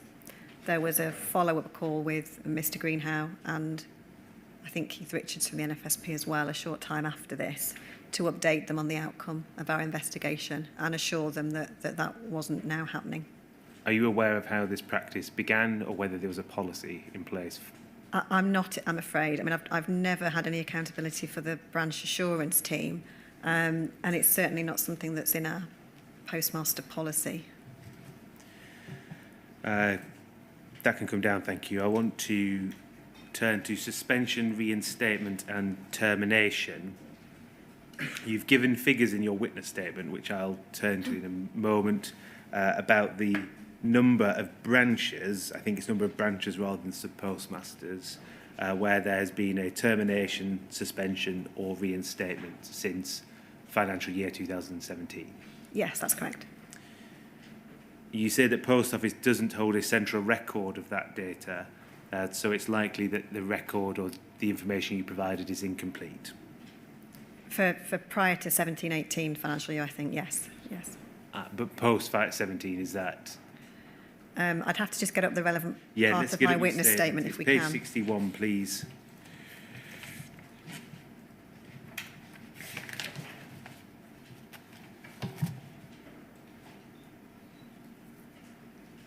Sorry, page 60, my apologies.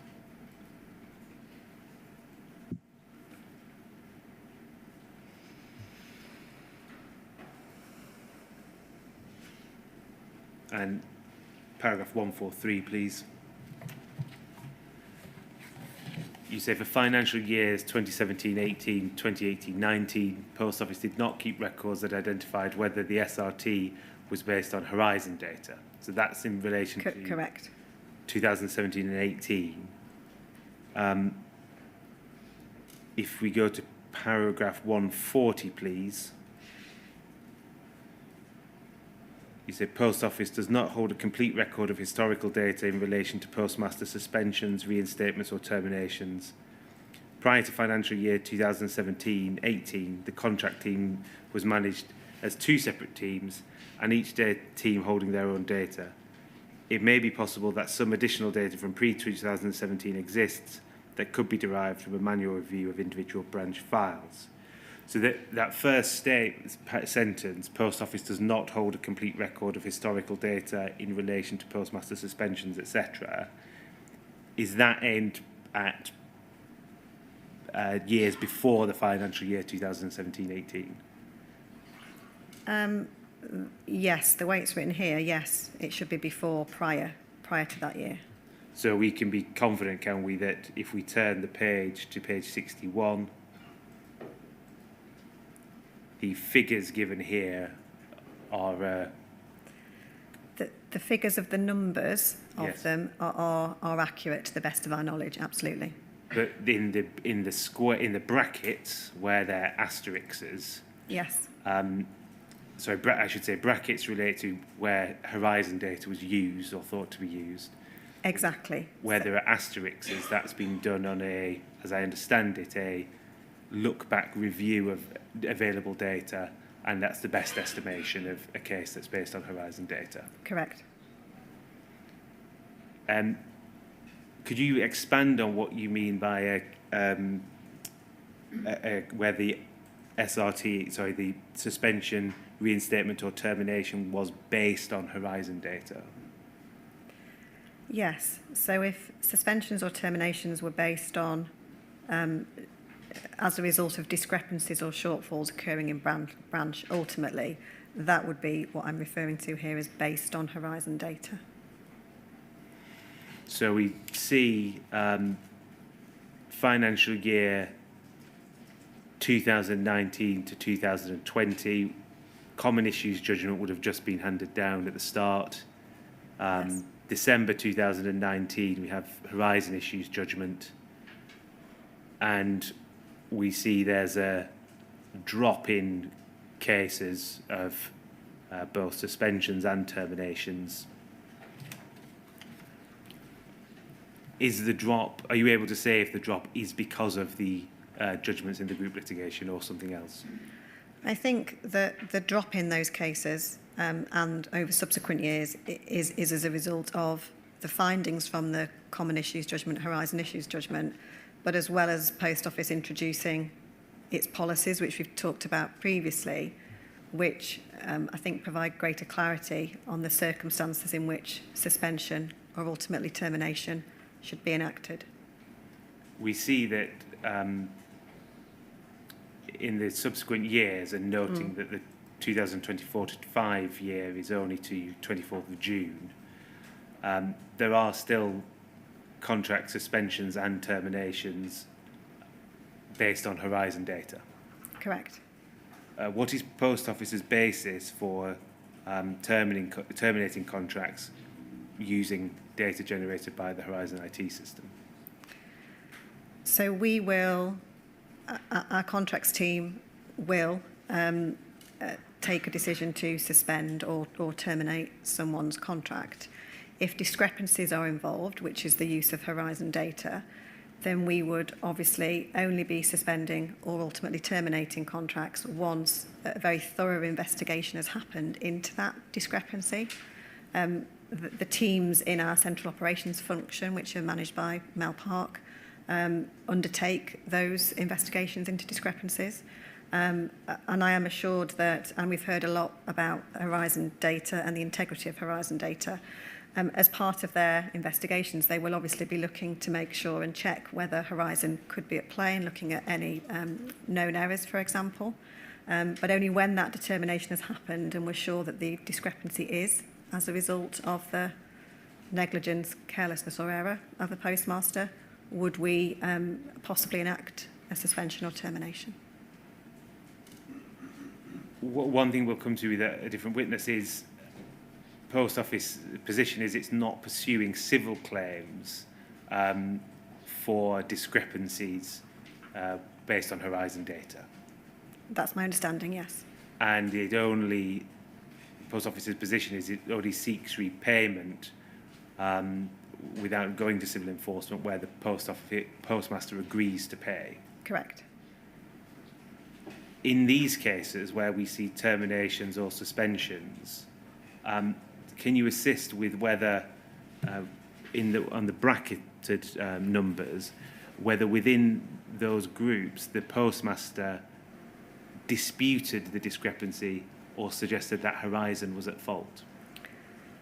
I'm not entirely sure whether in each of these cases the link to discrepancies, the postmaster would have disputed it or would have claimed that Horizon was at fault. What I can say, of course, is each of them would have been investigated very thoroughly. Where we suspend a postmaster or terminate their contract, what we're not doing is suspending or terminating on the basis of them having discrepancies. We are suspending or terminating based on the fact that there have been contract performance issues. So to give you an example, in the majority of our cases, there are discrepancies that will have been caused by operational procedures in branch not perhaps being followed. Too much excess cash is a key one. Failure to rem in cash and stock, for example, or not undertaking daily cash declarations or your monthly balancing, which have all led up to the accumulation of discrepancies. But I'm confident that the discrepancies are investigated thoroughly. And just on these numbers finally, I read this as the contract is terminated in that Post Office itself is making a decision to terminate the contract. Am I right in reading this that it doesn't include situations where a postmaster resigns? That's correct. That can come down, thank you. The decision on suspension and termination is taken by contract advisors. Do they report to you? No, the contract advisors report to their head of contract performance and deployment, and they report into me.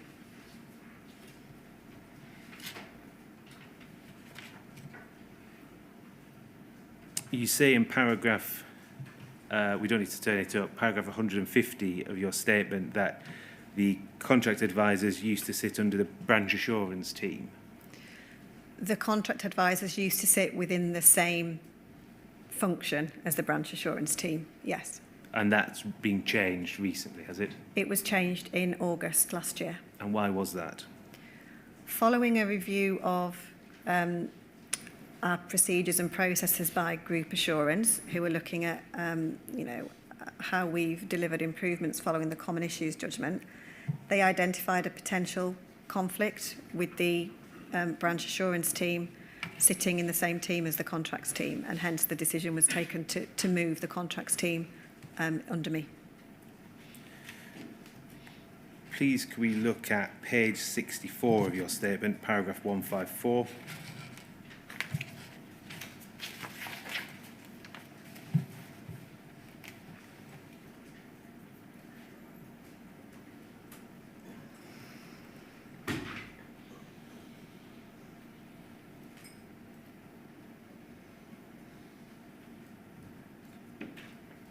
You refer to the 4 current contract advisors. 1 joined Post Office in 2005, area manager for 9 years, now acts as a contract advisor. 2012, another joined then, B, worked in various roles in the business, now a contract advisor. If you go down, please. C, another joined in 1981, started the role of contract advisor in 2006, and the D, the 4th, is more recent. We then go down, please, 155. We see the head of contract management and deployment, employed by the Post Office since 2003, took a role of contract advisor in 2011. The inquiry has heard evidence about during the period, well, we're looking at 2000 to 2012 and thereafter, where the process for suspension and termination has been criticised, in particular that there was an expectation to respond to discrepancies robustly in the appeal process and the decision process. What steps has Post Office taken to ensure that the contract advisors who were involved in those decisions have learnt from those criticisms that have been made? So I think I touched on some of this when we were talking about our training team as well, and people who were in post prior to the common issues judgment. All of the contract advisors, whether they were in the business or since they've come in since, have all had training, quite structured training, delivered on the implications of the Horizon IT inquiry, the findings from the common issues judgment. They've also had clearly training on the new terms that have been added to the contracts as well, the implied terms, which clearly do give a focus on our approach to suspensions and terminations, and it gives a focus as well on the management of discrepancies and how we will support postmasters more. So they have all had training on the implications, and again, they will have reviewed the policies associated with their role on an annual basis to make sure that they're doing their job in line with those policies and procedures. I want to also look shortly at some of the review mechanisms that are in place as well, but can I look at suspensions in a bit more detail briefly? It's POL 20448-253.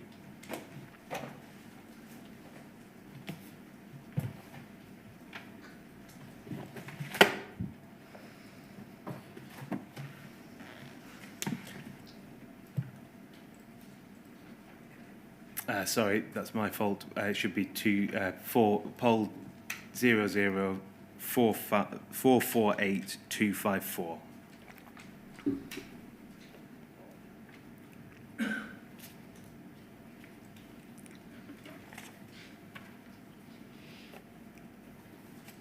So this is the postmaster support policy on contract suspension.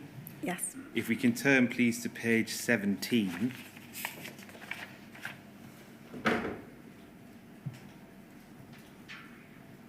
And down to the bottom of the page.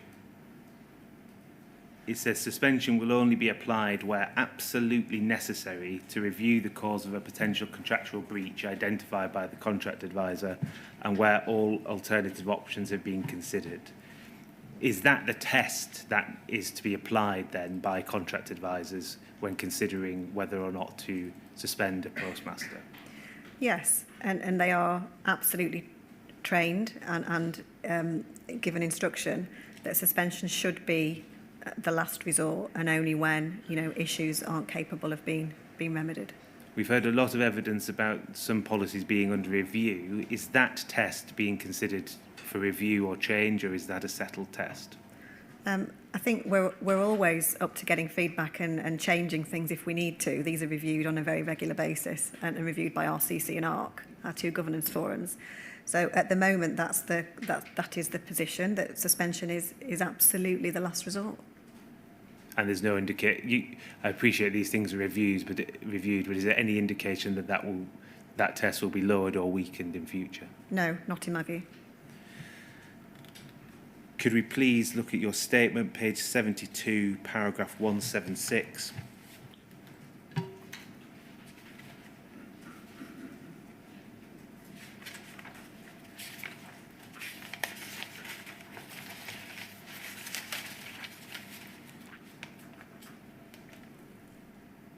You say that the decision of so the contract advisor make a recommendation to the head of contract and deployment on suspension, who makes a final decision. That decision is then reviewed at the next postmaster suspension decision governance committee meeting, and you set out the membership of that meeting there. Why are there no either former postmasters or NFSP representatives on that panel? And it's a very good question and something that we're looking to address, because the other panel, the termination committee and the decision review committee, do now have postmasters or postmaster representatives on those panels. I'd be very keen to have a postmaster representative on this panel, and it's something that we are looking at. So that's something you're currently looking at, yes. Is it in consultation with the NFSP over that matter? It will absolutely need to be in consultation with the NFSP, and the NFSP do input to and approve all of our policies actually before they go to our audit and risk committee. Paragraph 177. So it's just below. There we go. Thank you. You say to date, no decision has been overturned by the postmaster suspension decision governance committee. Do you think that's a good or a bad thing? I think it's a good thing, because I think it genuinely shows that we have followed the processes and procedures and been fair and transparent to postmasters when making suspension decisions. It might be said that it shows that the governance committee is not properly overseeing it and challenging the decisions that were made. What would you say to that? It could show that. I don't think that's the case. I think the members of the suspension decision governance committee have all had training. They've all had training on the contract. They've all had training on the CIJ judgment handed down. And I'm confident in the decisions that they are making. And we've got some good representatives there from across the business. Has there ever been consideration for any independent review or input to ensure that the Decision Governance Committee is doing its job properly? So the Decision Governance Committee, as with our other committees, have been looked at by our group assurance function, who are reviewing much of what we do across the retail function. I believe that they think it's fit for purpose at the moment, as there have been other conversations more generally, not just about suspension decision governance committees, around the possible use of independent external organisations to further assure our work. So that again is something that's ongoing. And what sort of numbers are we talking about that get to the governance committee? Of the people who are suspended, roughly at least, can you tell me how many take the decision to the committee? So this committee here, sir, is our internal suspension decision committee, and every suspension decision, every one of them, is ratified by this committee. Right, I'm sorry, I misunderstood that. Fine, Thank you, sir.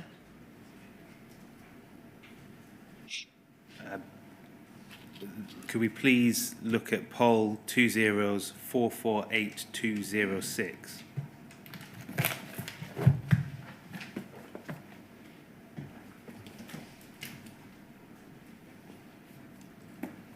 This is the equivalent support policy, but for contract termination.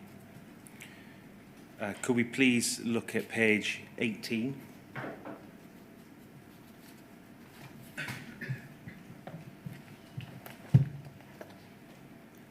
If we go down to repudiatory breach, please. Apologies. So we have examples here of a repudiatory breach,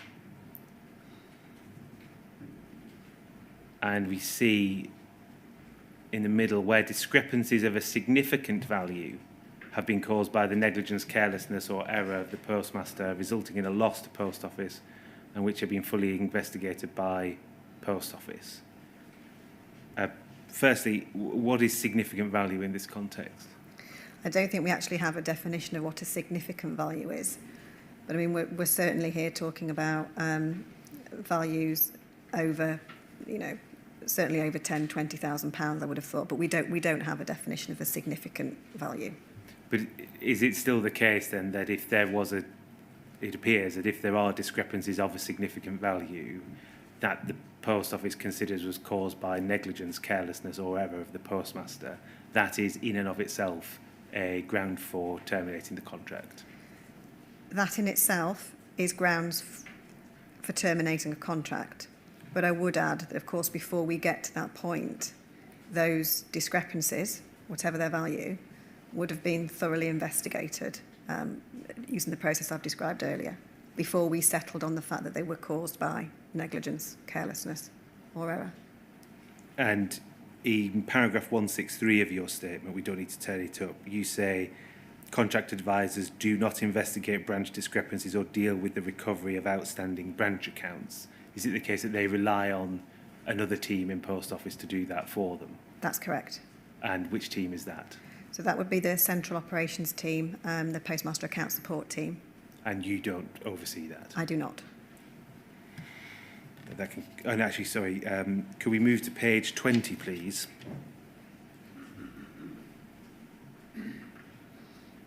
Uh, 4.11, it says Post Office will need to consider whether it has complied with its own contractual duties in relation to matters relevant to the reason for termination. It goes on to say if Post Office has materially failed to comply with its own contractual duties in relation to the matters relevant to the reason for termination, it is not entitled to terminate on notice.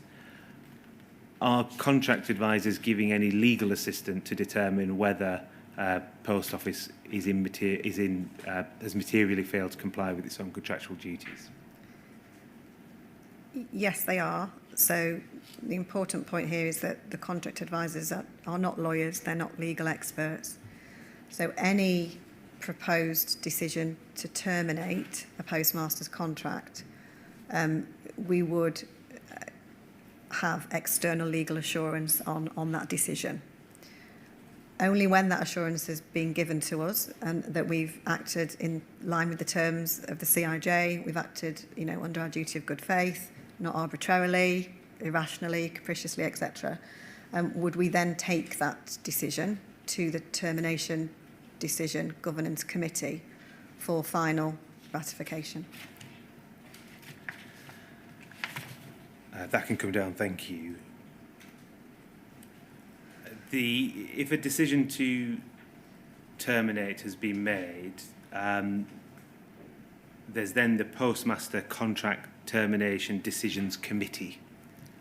Can you explain what the role of that committee is? Yes, so we've got if a termination decision has been proposed by the head of contract management and deployment, we've got the external legal assurance advice. We then go to that committee, who, very much like the suspension committee that we talked about earlier, is senior leaders within the organisation ultimately, with some legal input too, to review the rationale document, review the legal advice, and ultimately ensure that the teams have been working in line with its contracts, its policies and its procedures. And if we look at POL 20448205,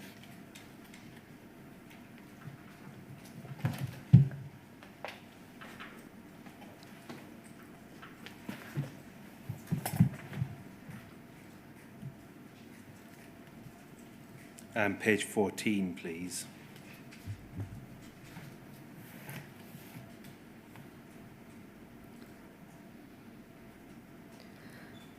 Apologies, can I ask for some clarity here? We've just talked about the Termination Decision Governance Committee, which is the internal committee, and this document is now a separate review panel.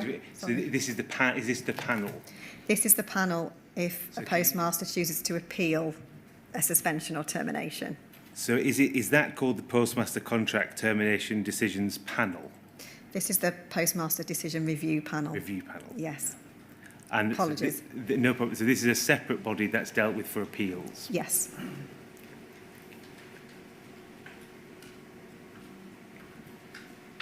And this is the body that's comprised of two senior leadership group members, one former postmaster, and one non-voting panel chair. Correct. Why is the panel chair non-voting, and so there's a majority in favour of the senior leadership group? That's a very good question. I think the initial thoughts around the panel chair not being voting is so that they can more effectively provide independence and effectively chair the meeting. That's the case for a lot of our decision committees, that the chair would be a non-voting member. Looking at this again now, that does clearly skew slightly the postmasters versus senior leaders piece. So again, I think that's something that we should absolutely look at. And in looking at something like that, would you liaise with the NFSP? Absolutely. Again, this is something integral to our policy. Thank you. That can come down. You mentioned earlier a review about, I think, considering whether independent input into these decisions or reviewing them is being considered. When will that review be complete, or when will there be proposals available? I don't think I have any concrete dates on that, but it is an outstanding action that we have following feedback from group assurance, so we will need to work on that quickly. I would very much hope to have an updated view within this financial year.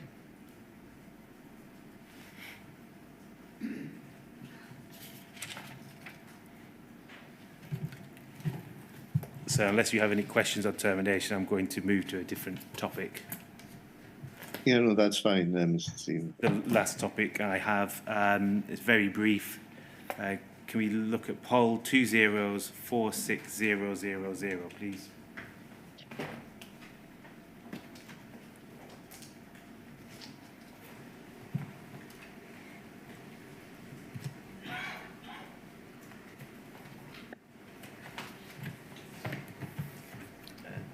This is an investigation report on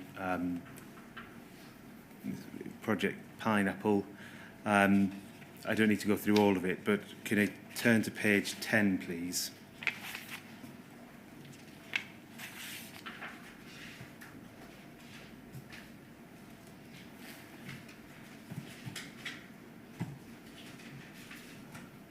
In the middle, it says, Martin denied that there was consideration of cancelling the postmaster survey. He said there'd been nervousness in executive discussions because of the Bates programme, but never a discussion to cancel. However, Tracy Marshall confirmed that there had been discussion about cancelling the survey, and that she and others from within the team had pushed to ensure it went ahead, which ultimately it did. Can you provide some background to the discussions on cancelling the survey and why it was continued? So this is in relation to, normally we do an annual postmaster survey, which tends to happen January, February time of each year, and we've done that since 2021. Following the Mr Bates versus the Post Office programme in January of this year, clearly there was lots of external media attention, lots of, quite rightly, focus on the Post Office and the awful impact that the Horizon scandal has had on many postmasters.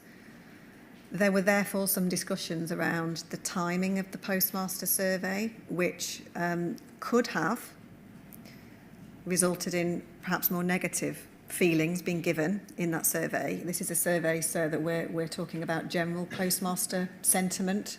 So there were some discussions. I don't think this is quite a true reflection of my conversation and my interview here.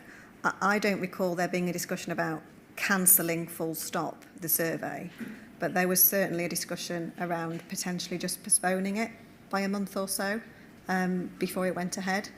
The survey did take place this year, and I think it was March time it went ahead. Thank you. So those are all the questions I have. Unless you have any questions now, I'll check if there are questions from the sub-postmasters. From the co-participants. Check with the co-participants, please. Yes, there's two sets of questions there. I don't know who wants to go first. I think Ms. Page first. Fine.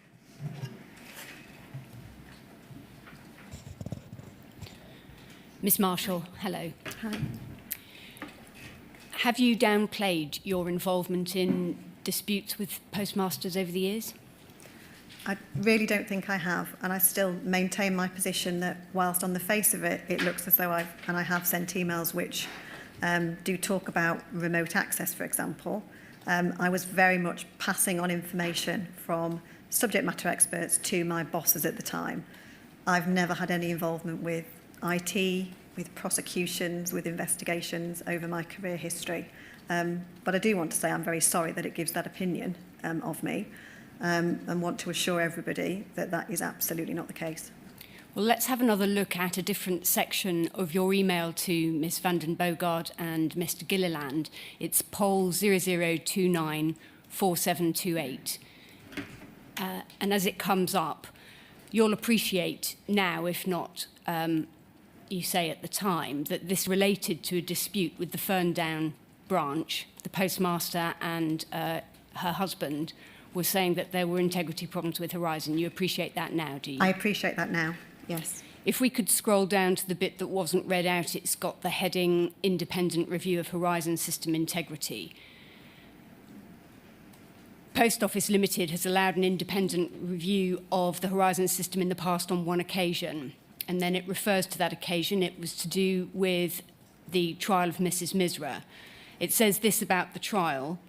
The case made it to court on the 11th of November, and after reviewing all the evidence, the judge exonerated Post Office Limited in full, finding the Horizon system to be robust. That appears to be in bold. Do you see that? I do. During the course of the independent review, the defence legal team were provided with representatives from Fujitsu and the knowledge and experience of using the Horizon system.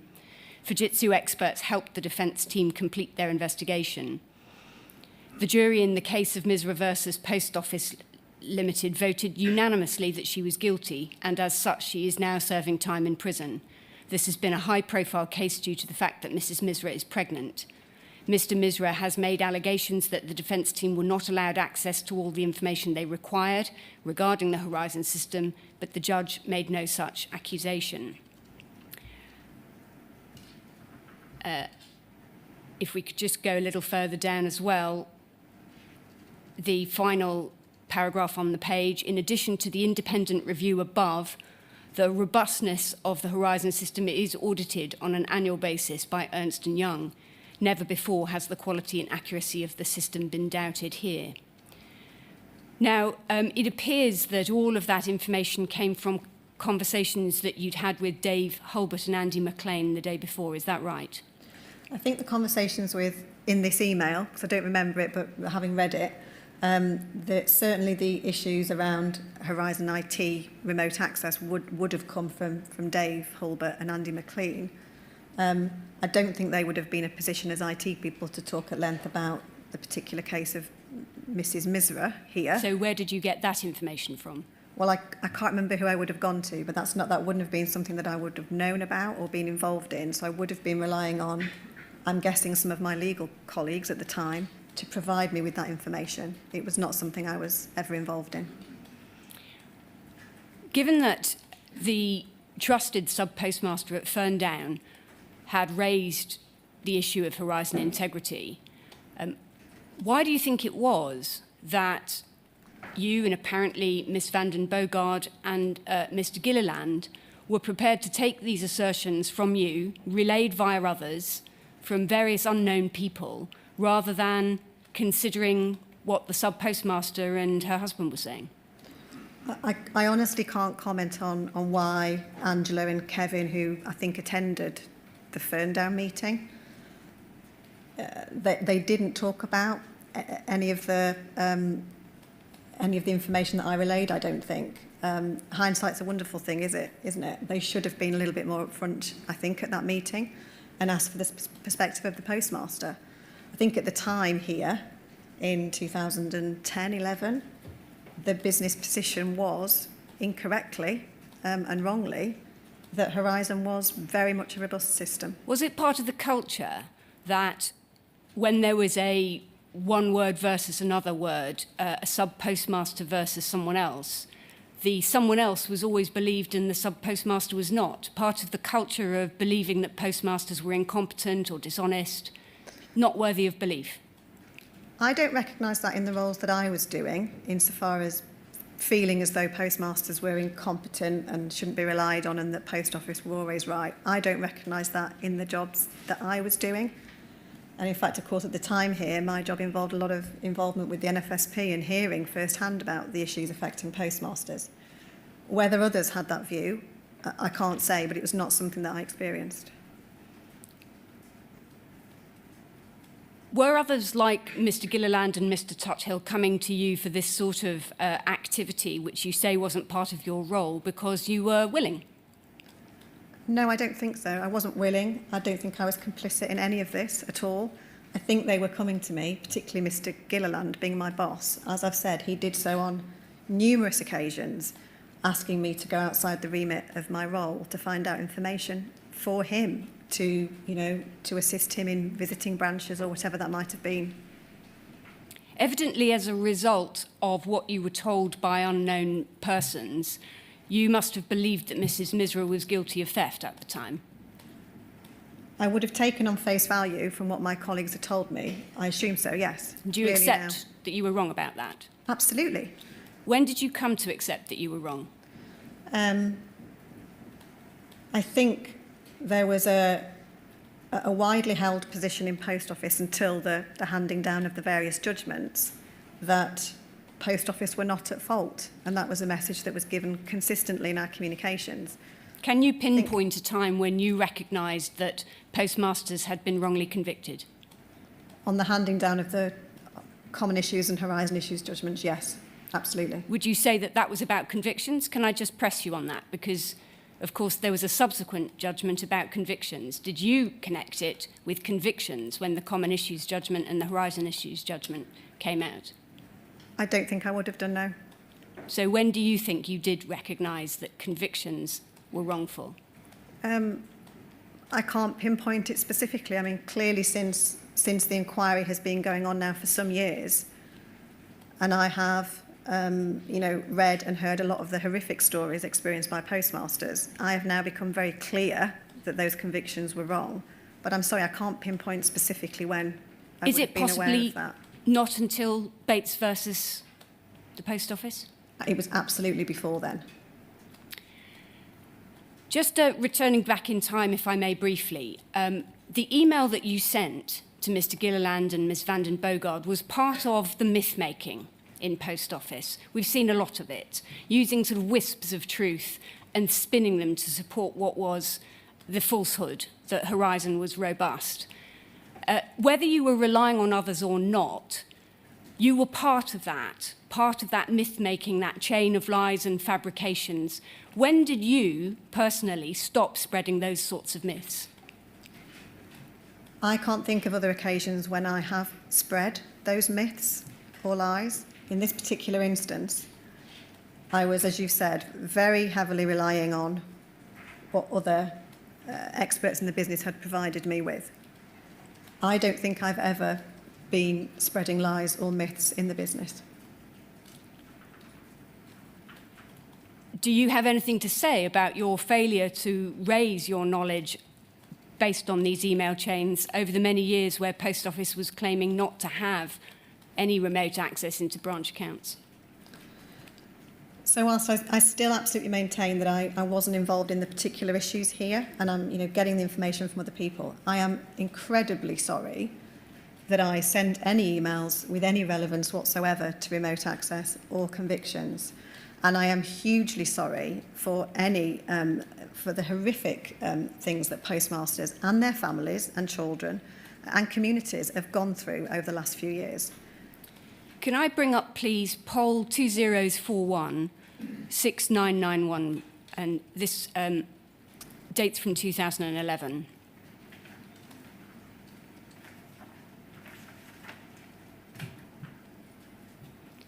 If we just note that this is an email from Nigel Allen to Andrew Wynne with you on copy. If we go to the first three paragraphs, before we do that, the subject, Ferndown, loss settled by cheque, SPMR dispute. Thanks for this. I've discussed this with Tracy Marshall, and she's asked whether you could draft a letter to Mrs. Rachel Athwal, SPMR, explaining in as simple terms as possible what happened and why it is now necessary for her to send us another cheque. Mrs. Athwal is arguing that she did what the helpline told her to do, and as she has already settled the shortage by cheque, which is cleared from her bank account, doesn't see now why she should send another one, despite the surplus in the branch. And then this, Mrs. Athwal and her husband have already challenged the integrity of the Horizon system, so it needs to be explained that she has not been disadvantaged by any software problems and that POL took the necessary steps to rectify this as soon as possible. In view of the sensitive situation at this branch, could you please send the letter to Tracy first and CC to me? So you weren't just investigating to help Mr. Gilliland with his interview, you were involved in how to resolve the dispute, weren't you? It would appear that from this letter, yes, but that was not part of my role at all at the time. Although, yes, that's what it looks like from this email. What this email tells us is that you were well aware that the dispute involved the integrity of Horizon and that it was seen as important to assert that the branch had not been disadvantaged by a, quotes, software problem. You understood, presumably, what this was about. This was about the need to keep the edifice up so that SPMs and clients didn't lose confidence in the Horizon system. You must have understood that, mustn't you? As I've said, I should have understood that. I don't know whether I did understand that at the time. It wasn't something that was in my remit. But yes, what I'm certainly doing is maintaining the business position here, that the issue with Horizon integrity should not be challenged, which, as I've said, was a position that was maintained for a long time incorrectly in Post Office. You were sufficiently worried about the sensitivities that you wanted to review the letter before it went out. Well, that's very unlike me in that role to have to do that, I have to say. Do we know that, Ms. Page? This is a letter from Mr. Allen, who is suggesting that it be sent to Ms. Marshall. We don't actually, or I don't at the moment at least, know whether it did go to her, what she did about it, etc. This is the only email that I have about that. So yeah, well, I think we ought to be careful about making 5 from 1 and 1, if you see what I mean. Certainly.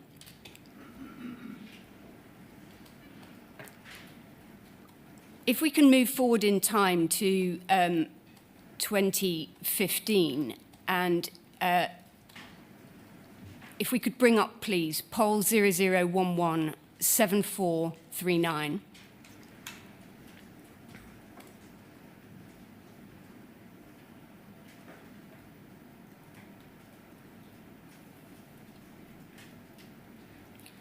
This first page has, it makes it quite plain that there's a very large number of people on copy, and hopefully you'll take it from me that you're one of them. Indeed, you may be on page 2, which I'll ask to scroll to now.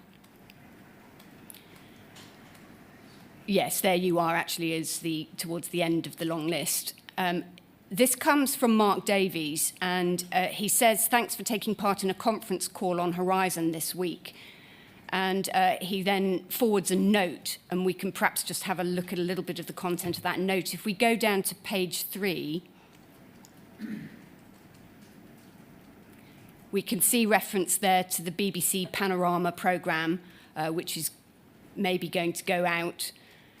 We can also see that there's reference to a parliamentary debate about the issue, i.e. the Horizon issue. And the talk about the fact that this may lead to further media coverage. If we could go down to page 4, please. We can see that he's set out various key points and messaging. And if we could go to a little further down. Sorry, just a little further up from there. There's the paragraph second bullet point down, which has the sort of classic line, if you like. There's no evidence that the Horizon system does not work as it should. This is the finding of independent investigators. It's been shown to be robust and effective in dealing with 6 million transactions, etc. So those were key messages sent to you amongst many other people in 2015. And this was essentially a script for fending off concerns about Horizon. Would you accept that? I think it was a script for us to cascade to the wider teams, from what I can make of the email, to use if approached by the media, if approached and asked questions by postmasters. Yes, it has to be that. How many times do you think you would have adhered to that sort of a script when dealing with concerns about Horizon? Probably, it's hard to say. I don't remember how many times I had those conversations. I certainly never spoke to the media about it. At the time of this, sorry, is it 2015? Yes. Did you say?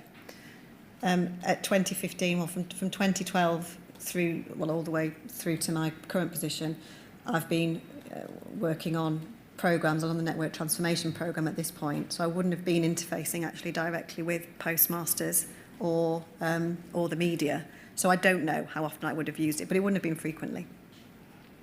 We can also, I won't take you to it to save time, we can also see that in 2019, reference poll 00268061, you were again part of a group Mark Davies copied in, following the Common Issues judgment and how to handle the media fallout from that. There was a summary of the Common Issues judgment attached and some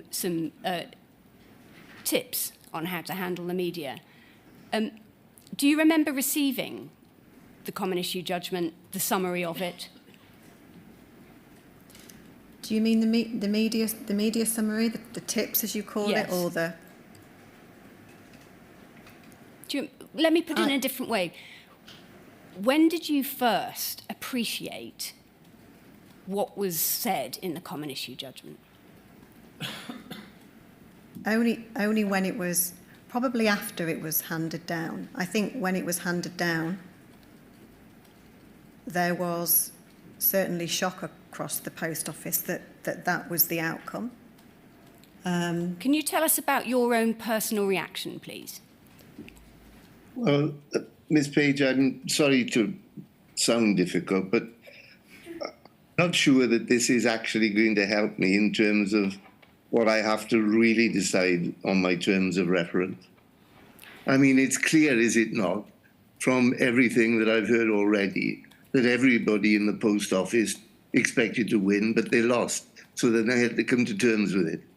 What I'm trying to get at, sir, and I hope that it won't take very long, and that it, I would suggest, is relevant to this phase, is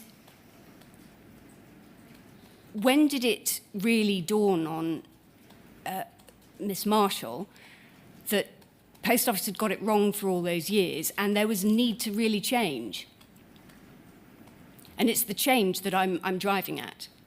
I think you can all safely conclude that everybody in senior positions realised they needed to change once they read and digested that judgment.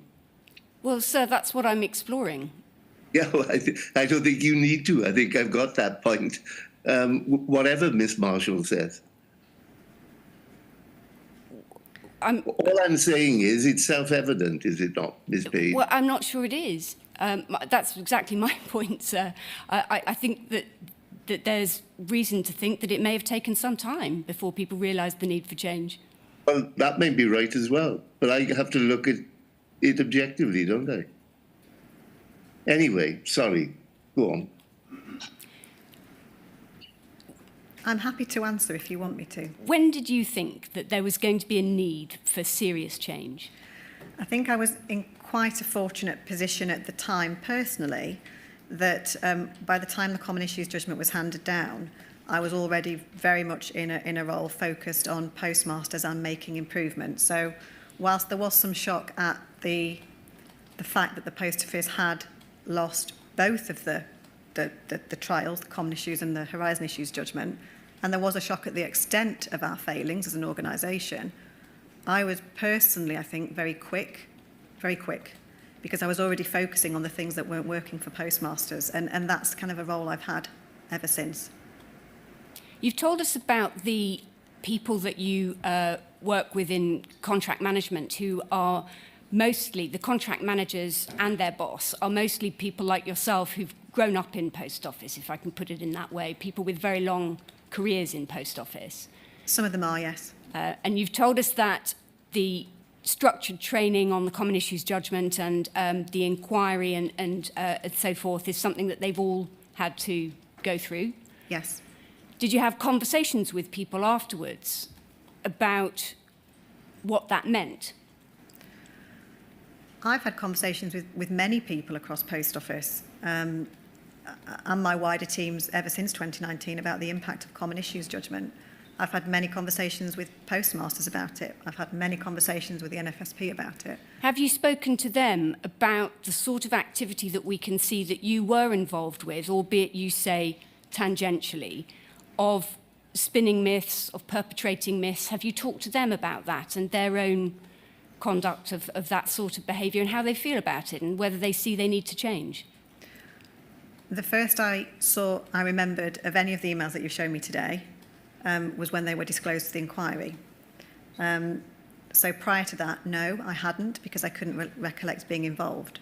Since they've been disclosed, yes, I have had conversations with my own team and other colleagues across the business about those emails, about my perceived role in those.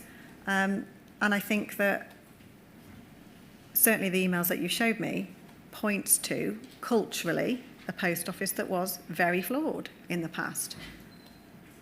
What I can say is that, you know, in the roles that I've been doing, and from my perception of the wider business now, we've got more work to do, of course, but we have significantly changed culturally. That's what I see. Prior to 2019, I don't think we've really put postmasters at the heart of very much. Nowadays, we absolutely do. And that's right. That's got to be right, and we've got to continue to do that. Only today, through questioning, have you identified, for example, the need to review the guidance which puts the burden of proof on postmasters to demonstrate why they're disputing a discrepancy.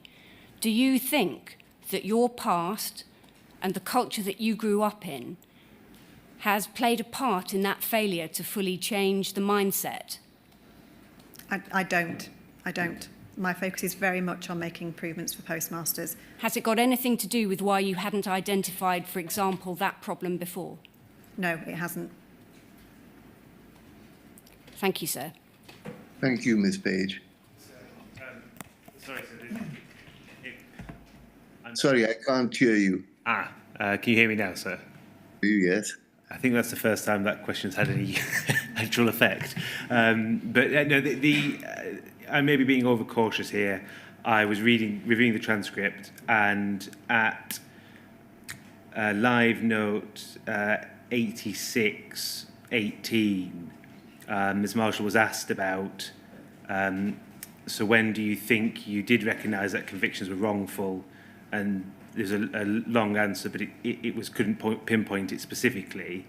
Then as it's on the page, Ms. Page's next question was, is it possibly not until Bates v. the Post Office? ? Answer, it was absolutely before then. I just think for clarity, can I ask, when you refer to Bates v. the Post Office, were you referring to the group litigation or to the ITV drama Bates and the Post Office? Maybe a question for I was thinking it was the drama, the ITV drama. Is that correct? So was I. Yes, it's just how it reads is slightly... No, understood. Months down the line, but just checking that was what you were answering. Yeah. Thank you. Apologies, sir. I think Mr. Jacobs has some questions. Right, fine. I do, sir. I'm conscious of the time. I'll try and be quick. Thank you. Ms. Marshall, Simon Oldnall gave evidence yesterday, and he said that Post Office doesn't recover losses from sub-postmasters except where a postmaster agrees the reasons for the shortfall. That's my understanding at the moment, yes. And you've confirmed that's your understanding in your evidence today.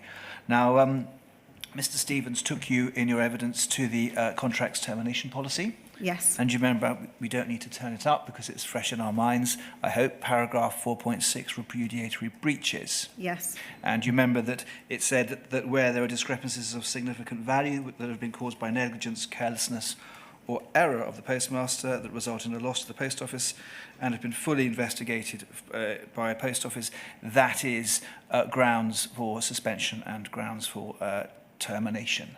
Yes. And do you accept that there is therefore scope within this policy for suspension based on a horizon shortfall? There is, yes. Yes. Why doesn't, and this is my question for you, why doesn't the Post Office, or why is it that the Post Office does not recover shortfalls unless the sub-postmaster agrees, but applies a different approach in relation to suspending and terminating on the basis of shortfalls? Do you see that there's a disconnect there, Ms. Marshall? I do, and I can't comment on why we don't recover shortfalls apart from where the postmaster agrees. That's not my area. I think in the cases of suspensions or terminations where there are discrepancies and where the postmaster might not agree with the reason for those discrepancies, I'd refer to my earlier point that where we're taking decisions to suspend or terminate contracts, the team aren't basing those decisions on discrepancies as such. They're making the decisions based on that being the outcome, as in it's due to operational performance issues in branch, such as having lots of excess cash or not doing monthly, weekly trading, etc. But I appreciate there is a slight disconnect there in the language. And I think our point, which I ought to, in fairness, put to you, is don't you think that the policy should reflect that? Should reflect that suspensions and terminations will not be pursued in relation to horizon-generated shortfalls? I think we need to tighten up our wording.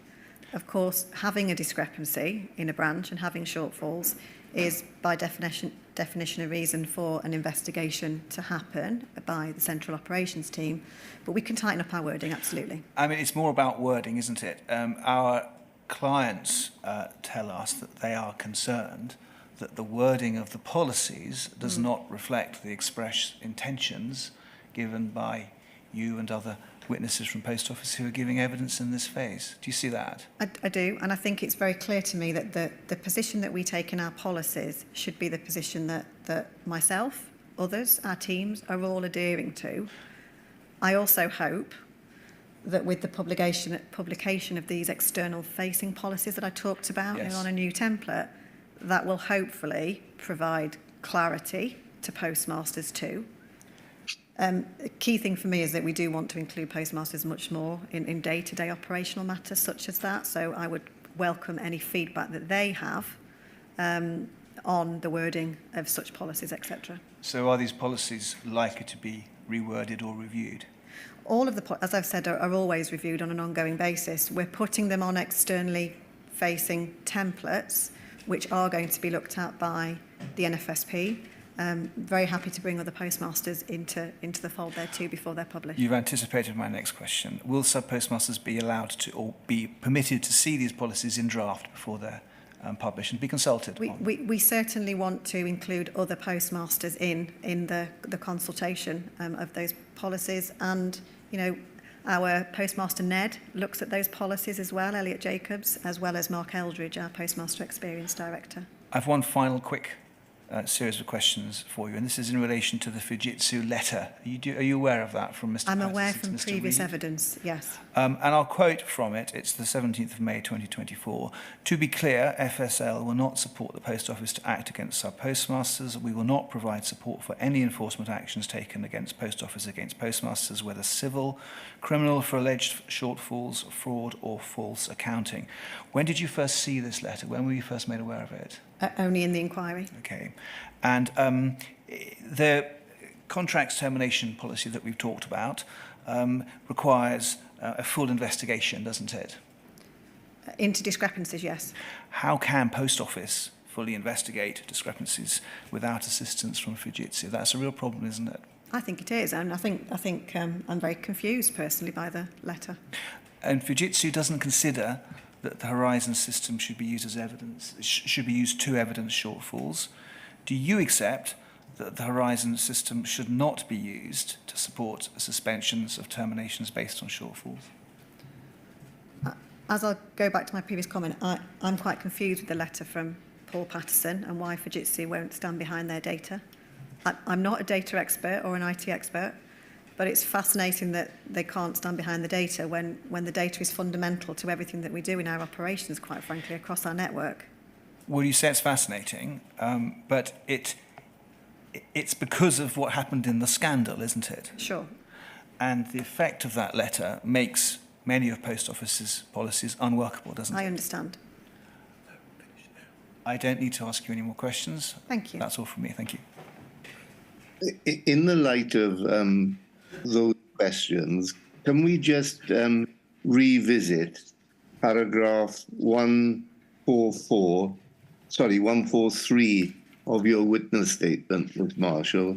I'm sure that it's WITN 116-10100, because I want to be sure I'm fully understanding the table, all right? Yes. Yes, sir. Once it's up. Just a little further on, please. It's actually on page 61. That's what I'm looking for.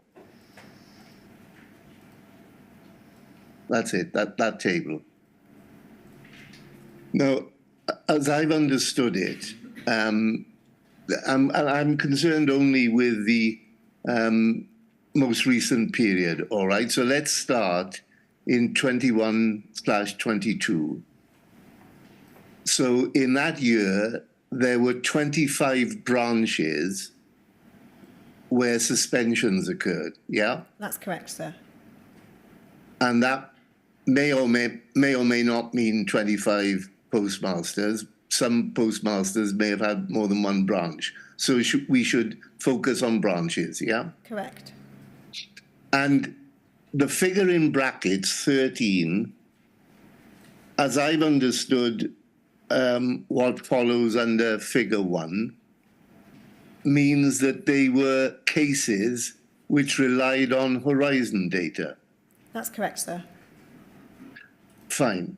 So what I want to know is, was the reason for the suspension that Horizon demonstrated a shortfall, or was the reason something different? Without knowing the specifics of each case, sir, I would say that the majority of them, in brackets, the 13 there that's highlighted, would have been following the result of an investigation into discrepancies or shortfalls, which would have been down to Horizon data. The suspension would have been enacted as a result of that, yes. But you also seem to be saying, in parts of your evidence, that there wouldn't be a suspension simply because Horizon showed a shortfall.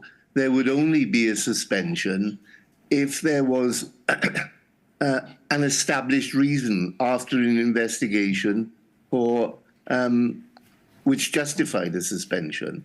So do I take it that what you're telling me is that the starting point is that Horizon shows a shortfall?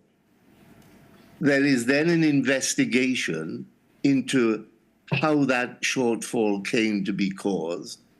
And it is only if that investigation demonstrates, in effect, some fault on the part of the postmaster that a suspension would follow. That's correct. So that's the process that I should understand, is it, when I interpret this table. In that year, there were 25 suspensions, 13 of which, in effect, commenced by reason of Horizon showing a shortfall, but they only occurred because following an investigation, a suspension was thought to be justified because of the activities or actions of the postmaster. That's correct. The figures in brackets there, the 13, would have been based on Horizon data, discrepancies or shortfalls identified, but there would have been a full and proper and thorough investigation into the cause of those shortfalls, which would have then led to the determination to suspend the contract, sir. Yes.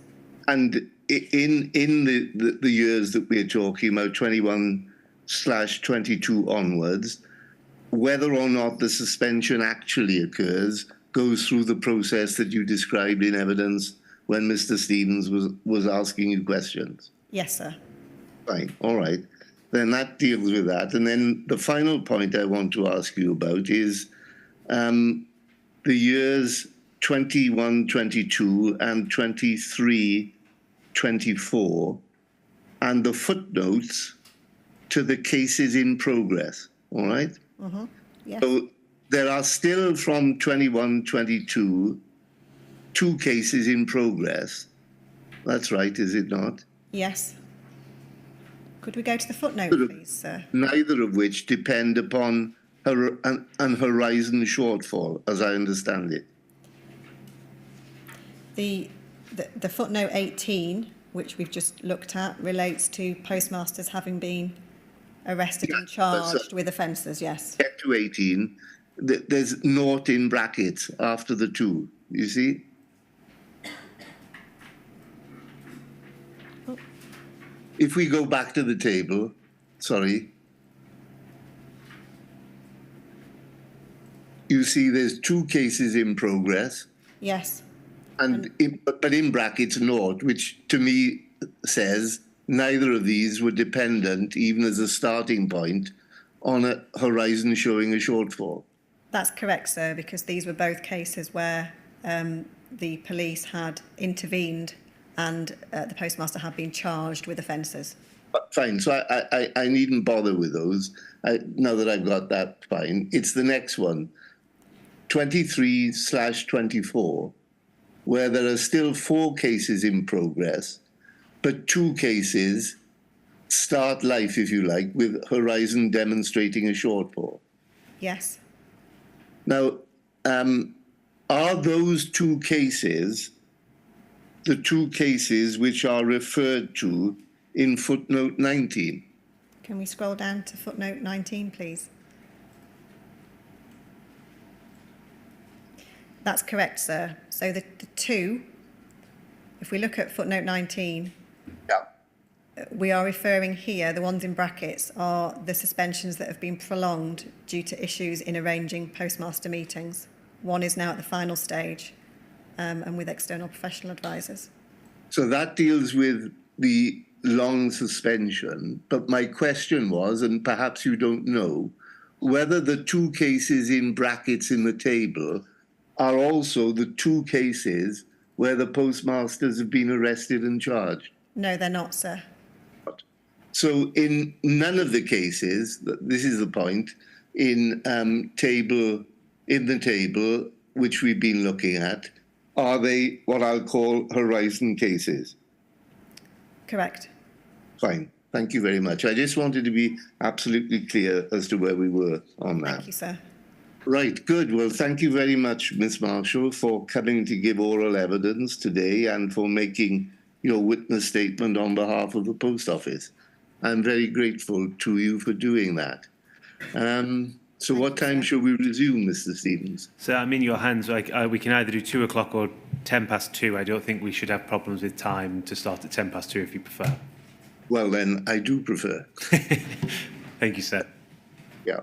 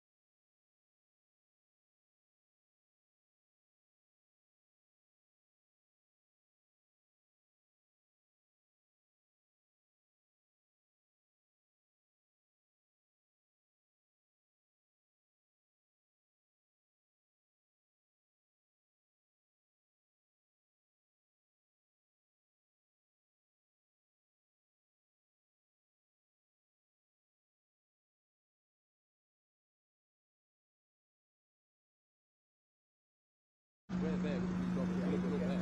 There's the cul-de-sac. We can go that way, out that way. You know, like we'll have to come past them. Because we're not the entrance to the cul-de-sac. This is like the main road into Newcastle. Because the road goes along there.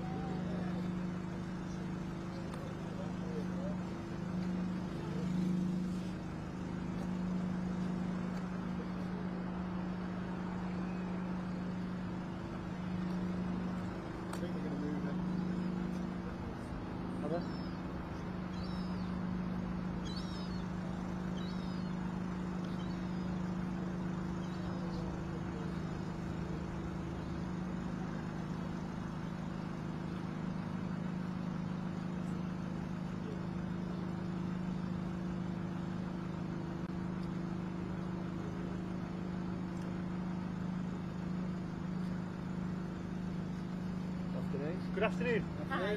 Just the fact there's a bit of a noisy generator over there. We're just going to relocate for the other side of this fire and rescue. Then we should come over. Thank you. Yeah, thank you, Thank you. Do you want us to grab something, Rich? Oh, hang on. Sorry. We're all going to somewhere. Yeah, we are. We're all going to fucking fall over.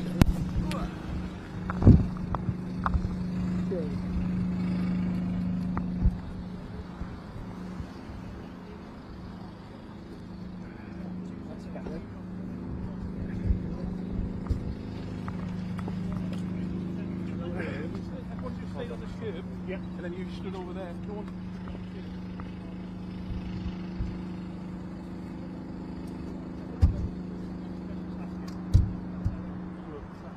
We all stay on the curb. You stand over there.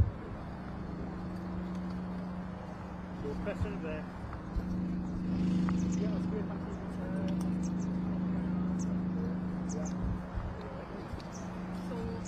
So if you can just bring that down out of there. Yeah, just I think that was all communicated on the invite. Is that we might have to take it down. I can just stand by my camera right now and move on. Things will be at the end of the Hello, right. No, there's the three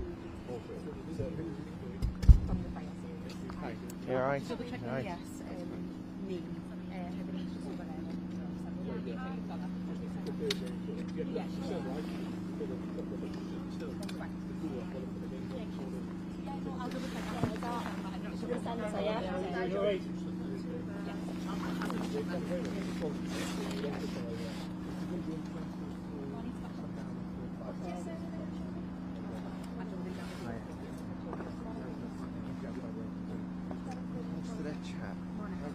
Get quite nice close to the mic so we can all hear you. Stand as close to the Yeah, mic. well, What about here. About here, perfect for me. Right, okay. Oh, I'll just- everyone, really. Yeah. You guys all right down there?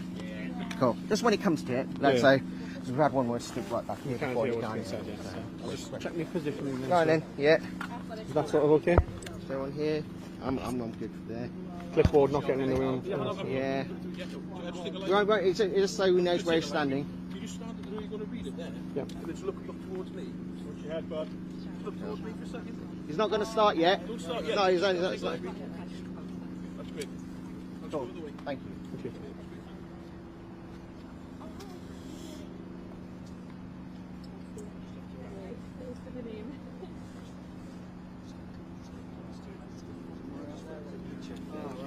You're all right there. Don't go any higher. No. Just lower that. Who's that? Come on. There's a. Just lift the peak of your head a little bit so we can see your eyes. Oh, that's it. Top man, thank you. Someone from the... It's starting now. Sorry.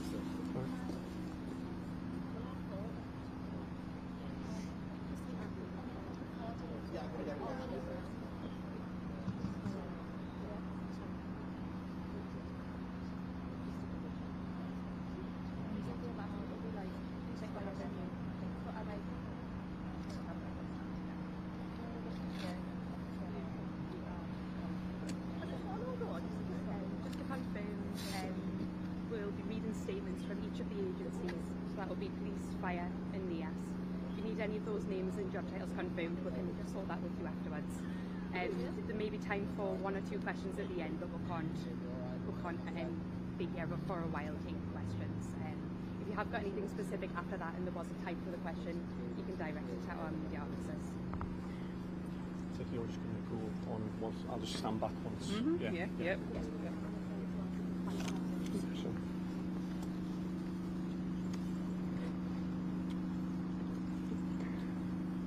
I'm Superintendent Darren Adams from Northumbria Police. It is with great sadness that I stand in front of you today following the tragic death of a young child. As a result of the incident here in the early hours of this morning, a 7-year-old boy has sadly passed away. Despite the efforts of the emergency services, he tragically died at the scene. This is a truly devastating outcome. I have no doubt that the people of Elswick and Benwell and our wider region will want to join me in extending their thoughts and condolences to family and friends. The loss and pain they must be suffering is unimaginable. The boys' loved ones are being supported by specialist officers, and we would ask that their privacy be respected at this time. I can confirm 6 people were taken to hospital with varying injuries. A number of people were also evacuated and are being supported by our colleagues from Newcastle City Council. We are working with our partners and the community to ensure all those who may have been in the area at the time are safe. An investigation is ongoing to establish how the explosion occurred. These inquiries are still at a very early stage, and in the coming hours and days we will continue to piece together what has happened so we can provide answers to the family as well as the wider community. We would appeal to anyone who has any information about what has happened to contact us. A dedicated web page has been set up for people to be able to do this. The details of this page will be shared with the media and via our own social media channels. We would like to thank all of those in the area for their ongoing support and cooperation. It is likely that the cordon will remain in place for some time as we continue to carry out our investigations. This is an incredibly tragic incident. I would like to thank all of our partners, including our colleagues from Tyne and Wear Fire and Rescue Service, the North East Ambulance Service and Newcastle City Council, who, alongside ourselves, have been met with extremely challenging circumstances. Thank you.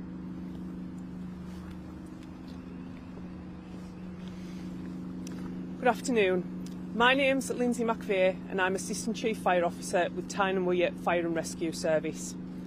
I also spent the evening at the scene. At 00:42 a.m. this morning, we received an emergency call to a house explosion in Benwell.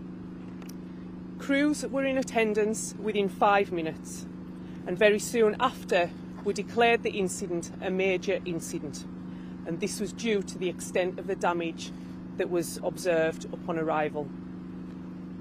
This early major incident declaration resulted in early notification to all Blue Light and partner agencies.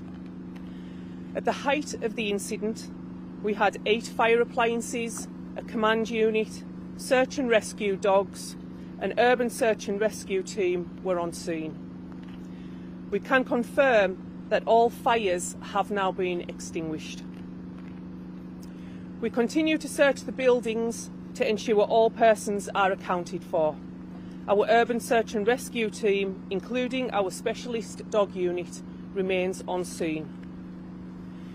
We are continuing to work closely with our partners, including Northumbria Police, North East Ambulance Service and Newcastle City Council. At this stage, our priority continues to be the ongoing search of the premises and to ensure the safety of nearby residents and all of our operational crews. We appreciate that residents have been displaced, and we want to reassure those affected that we are doing everything that we possibly can to bring the incident to a safe conclusion. We would like to send our heartfelt condolences to the family members and friends of the seven-year-old boy who sadly died as a result of this incident. We would like to thank our crews, control team, partner agencies who have worked throughout the night and continue to do so to ensure the safety of the public. Our crews will remain on scene for some time and for as long as is necessary to bring the incident to a safe conclusion. Thank you.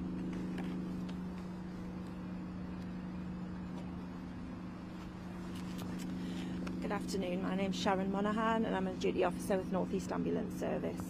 I'd like to start by passing on our condolences on behalf of the ambulance service to the family of the little boy who tragically died today, and also everyone involved in this incident. We were called this morning at around 00:45 and dispatched around 13 resources, including 4 double-crewed ambulances, 4 of our hazardous area response teams, a clinical team leader, duty officer and a tactical on-call, along with a doctor who's supported us with assessing patients who were on the scene.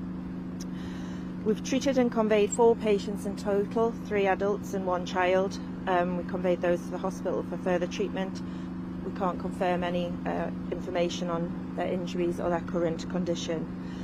We've been working very closely with our partners throughout the morning and through the night, and our hazardous area response team remain on scene to provide support, ongoing support for the fire service and for the police should that be required. I'd like to also extend our thanks to our crews who were on scene through the evening. Thank you.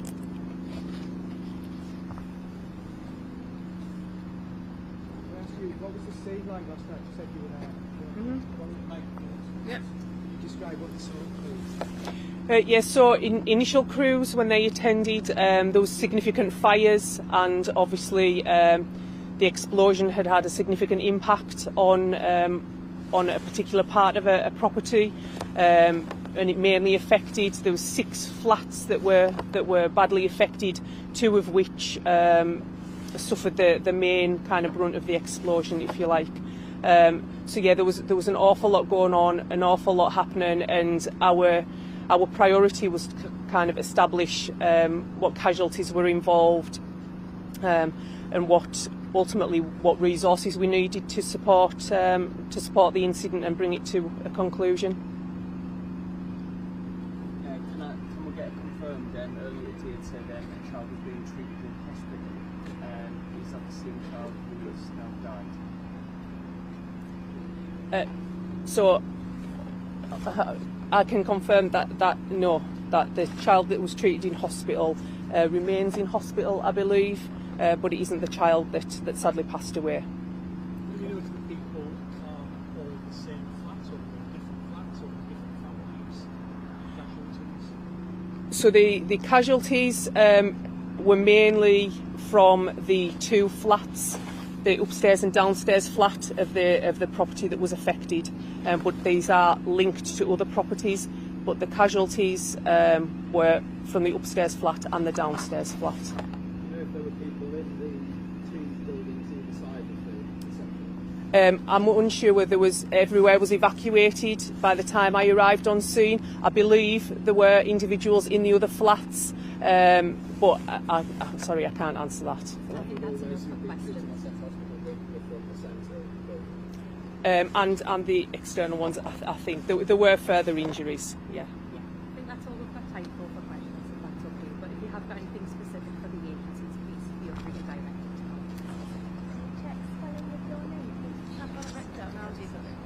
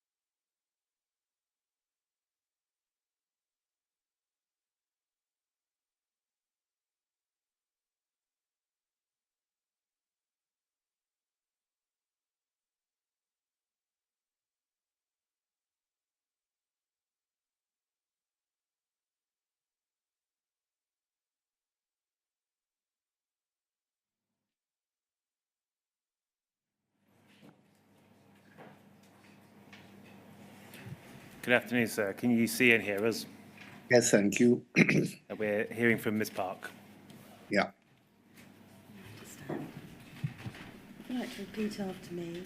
I do solemnly, sincerely and truly, declare and affirm that the evidence I shall give shall be the truth, the whole truth, and nothing but the truth. Thank you. Please could you state your full name? Melanie Jane Park. Ms. Park, as you know, my name is Sam Stevens and I ask questions on behalf of the inquiry. First, can I thank you for producing a written statement today, and secondly, for attending the inquiry to give oral evidence. I want to turn first to that statement, which should be in front of you in a bundle of documents. Could I ask you to turn that up, please? And just confirm that's your statement of the 22nd of August 2024.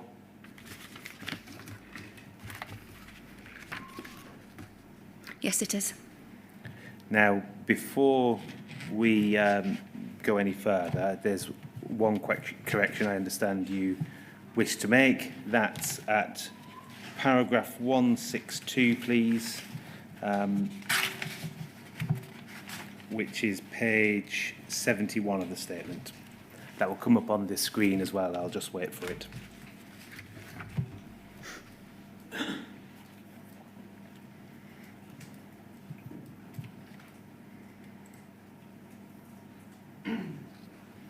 Now, what I'll do is provide a summary of what I think the correction is, and you can tell me if I'm right or wrong.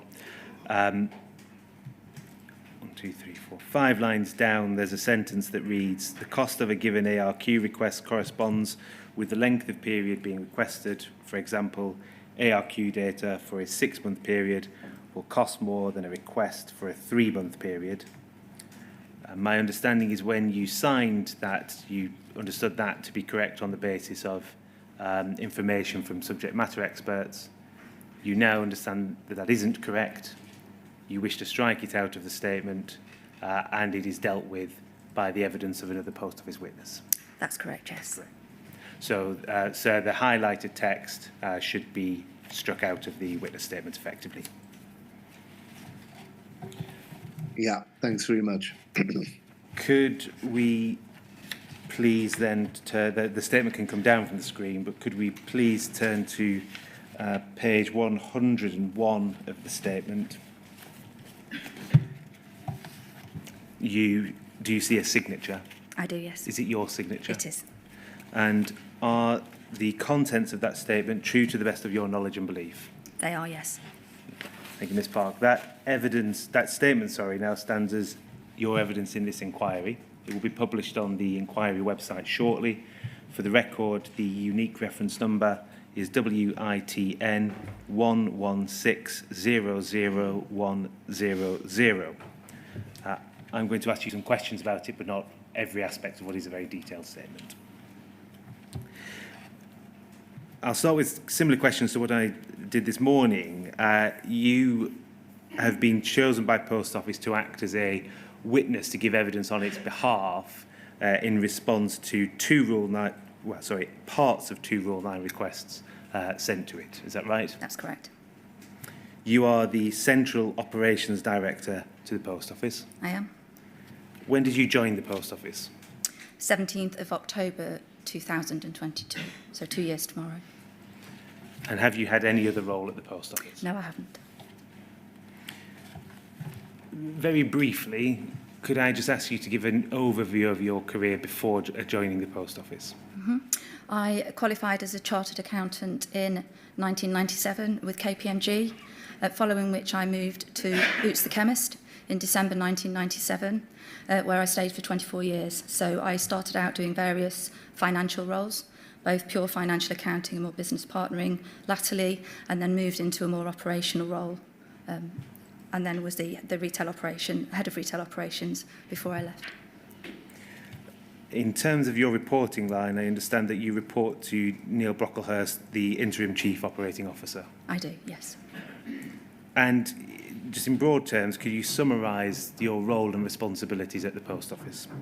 Yes, I have a number of quite different responsibilities. The first of which is I have responsibility for the branch support centre. So the team up in Chesterfield that are responsible for supporting postmasters with a number of different matters. We have a team of about 50 people up there. That's the branch support centre. I also have responsibility for the network reconciliation and support team.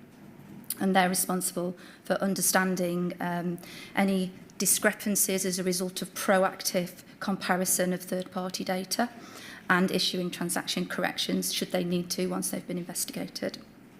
They also have the network monitoring team as well, and their role is to, again, proactively look for branches that might not be following operational processes as we would like, and which may suggest they are struggling with those processes, and try and intervene before those processes lead to potential discrepancies, as we've heard this morning. I'm also responsible for the network support and resolution team, and they are the team that help postmasters with the review of discrepancies.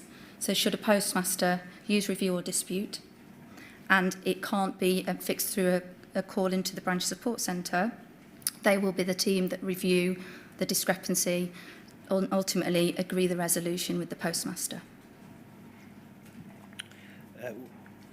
Presumably you received a formal induction when you joined the post office.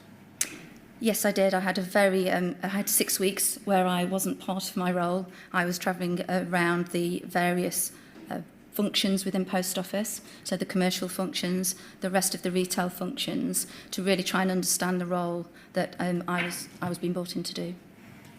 Was there any discussion as part of your induction on the findings by Mr Justice Fraser, as he then was, in the group litigation? Not formally. I think when I knew I'd taken a role at the post office, I made it my business to start doing some research and looking into it. And then I did get a number of documents when I first came to read through. And then I've attended the inquiry on a number of occasions to try and understand in a bit more detail the impact that on postmasters, such that it would help me do my role more effectively. I want to look at branch assurance and audits. Could we look, please, at your statement, page 14, paragraph 38.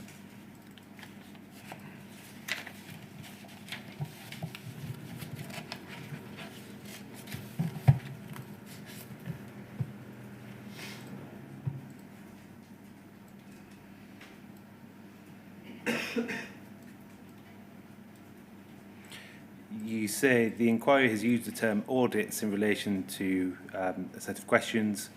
Post Office does not carry out audits on branches.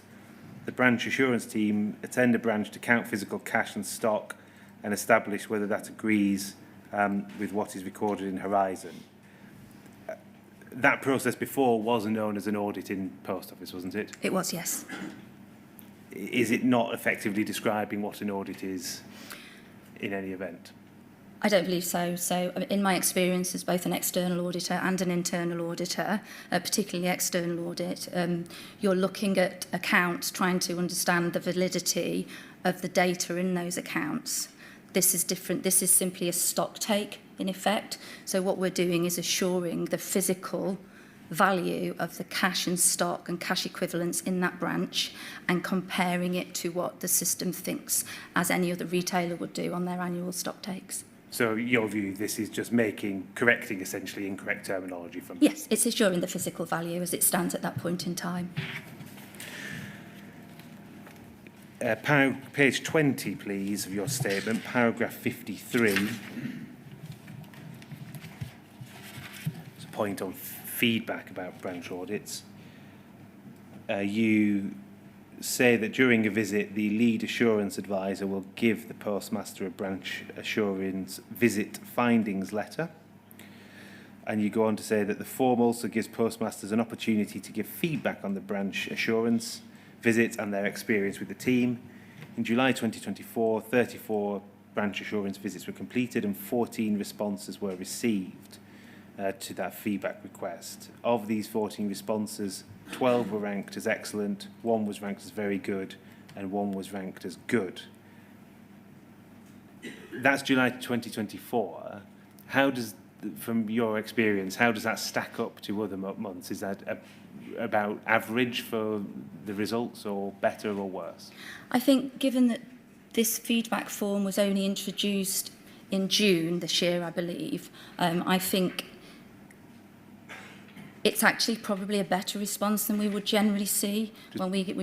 Sorry, can I just check? That's my fault for asking the question. When you say better response, do you mean the number of responses you get back to the question, or the actual, whether there's satisfactory...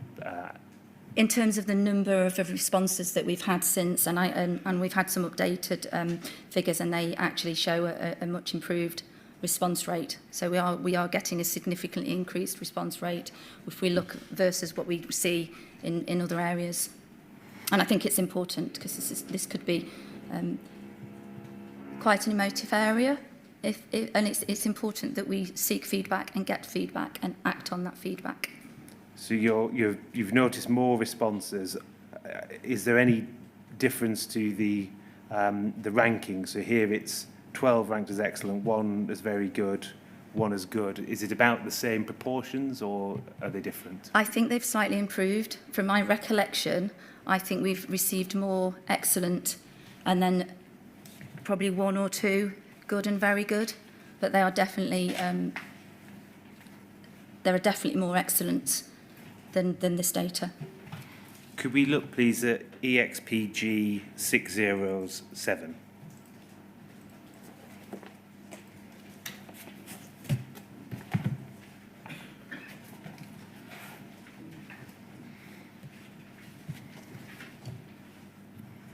This is the YouGov survey that was commissioned by the inquiry. Have you had the chance to review this? Yes. Could we turn, please, to page 32?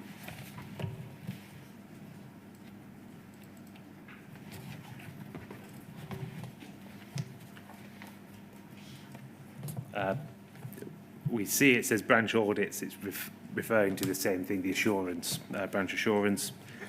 And it says since January 2020, just over 3 in 4 postmasters surveyed said that their branch has not received an audit. 12% reported that they have received an audit. So of those who have received an audit, this is the third paragraph, since January 2020, were more likely to be satisfied than dissatisfied with how it was conducted. Over half were satisfied, compared with around 1 in 5 who were dissatisfied.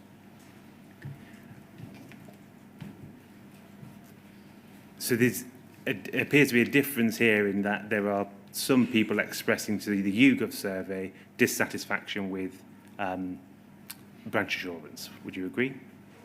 Yes. Are there in place any plans within Post Office to investigate why there might be a difference between the results of the YouGov survey and the results you're obtaining through the feedback forms? I think we have to look at the current process. I think Ms Marshall referred earlier, without understanding the detail of the people who completed this survey, it's really difficult to go and ask questions about historical assurance visits. I think what we have to do is take the feedback for the assurance visits that we're doing now, and where we see dissatisfaction, we seek to understand why those postmasters might have been dissatisfied with that visit and take appropriate actions, either across the assurance visit piece or with the individuals that have conducted that assurance visit. Do I take it from your evidence earlier that Post Office is seeking to increase the rate of return on those feedback forms, so the number of people returning either positive or negative results? Yes, I think the latest data, I think about 35% of visits conducted since June have received a feedback form, so it is higher than we would normally see across Post Office, but we would always look to try and encourage postmasters to feedback following a visit.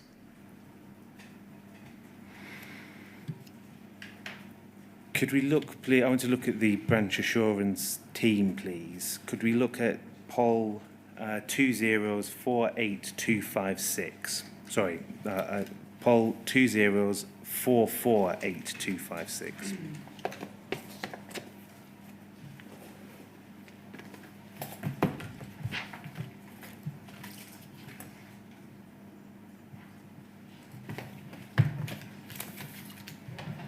So this is the branch assurance advisor induction training, I think policy or report. At paragraph 60 of your statement, you say there have been no new joiners since this was last updated. Is that correct? That's my understanding, yes. How many currently within the branch assurance team were in post before the common issues judgment? I've been advised by the head of that team that I think it's 12 of the 18. I couldn't be quite sure, but I did ask that myself. And my understanding is it's 12, or around that number. A lot of most of them have been enrolled for a significant length of time. Could we look, please, at page 5? It's not a particularly thrilling question about version control, but it will help us understand the document. If it can go down, please. Thank you.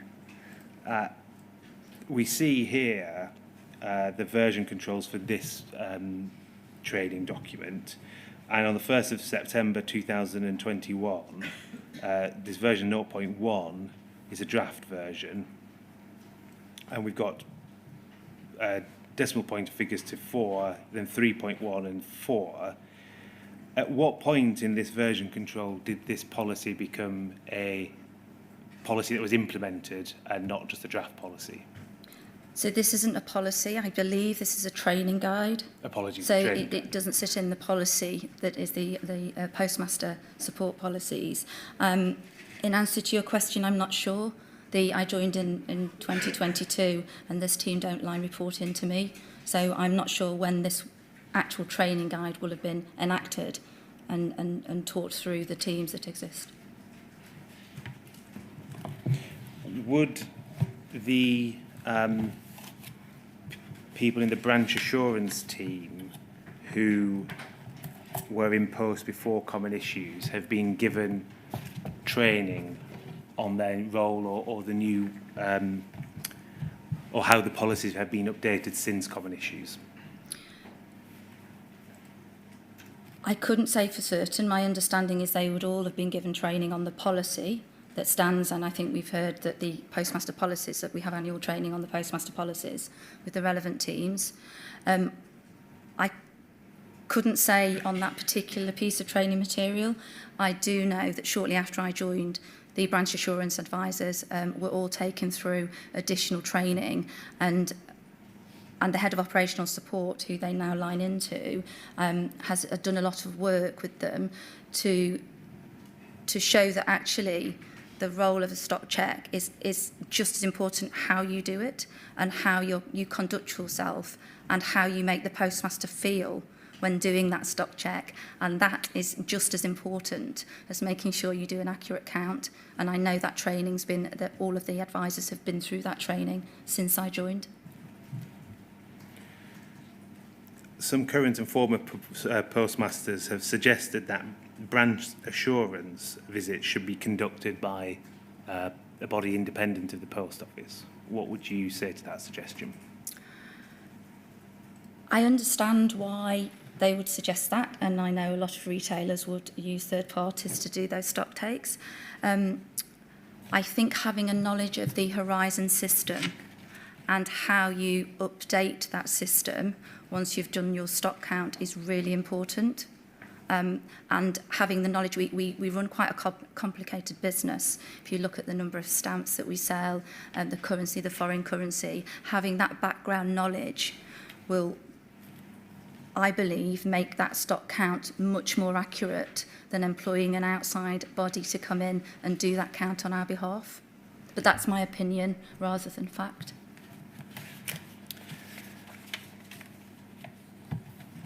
Could we bring up your statement, please, page 17? paragraph 47.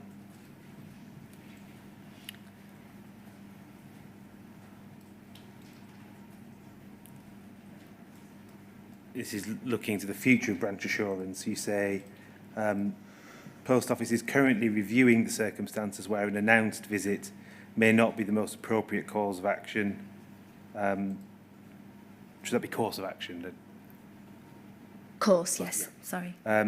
The intention is for there to be a 3-tier process.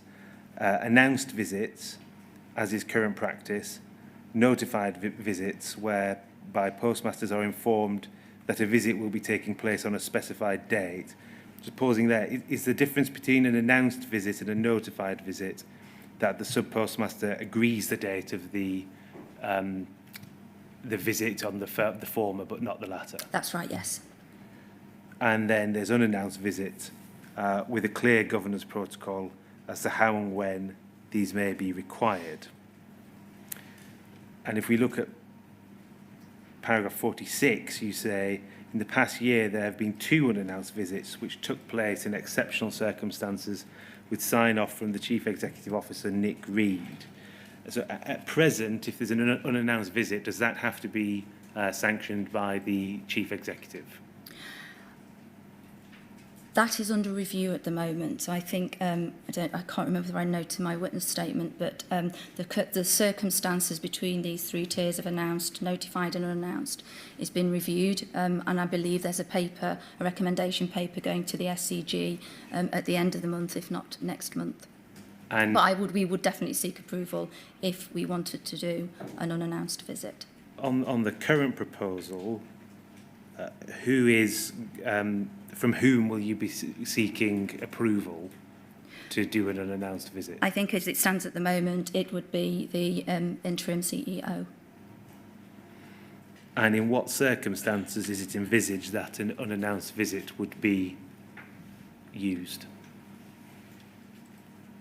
I think where we believe there have been serious breaches of contract, and we've failed to engage the postmaster through all of the support mechanisms that we try and intervene with those postmasters prior to this, and they've failed to engage in any of that, and we are concerned as to the assurance of those assets in that branch, and that the notified would impact the outcome of that.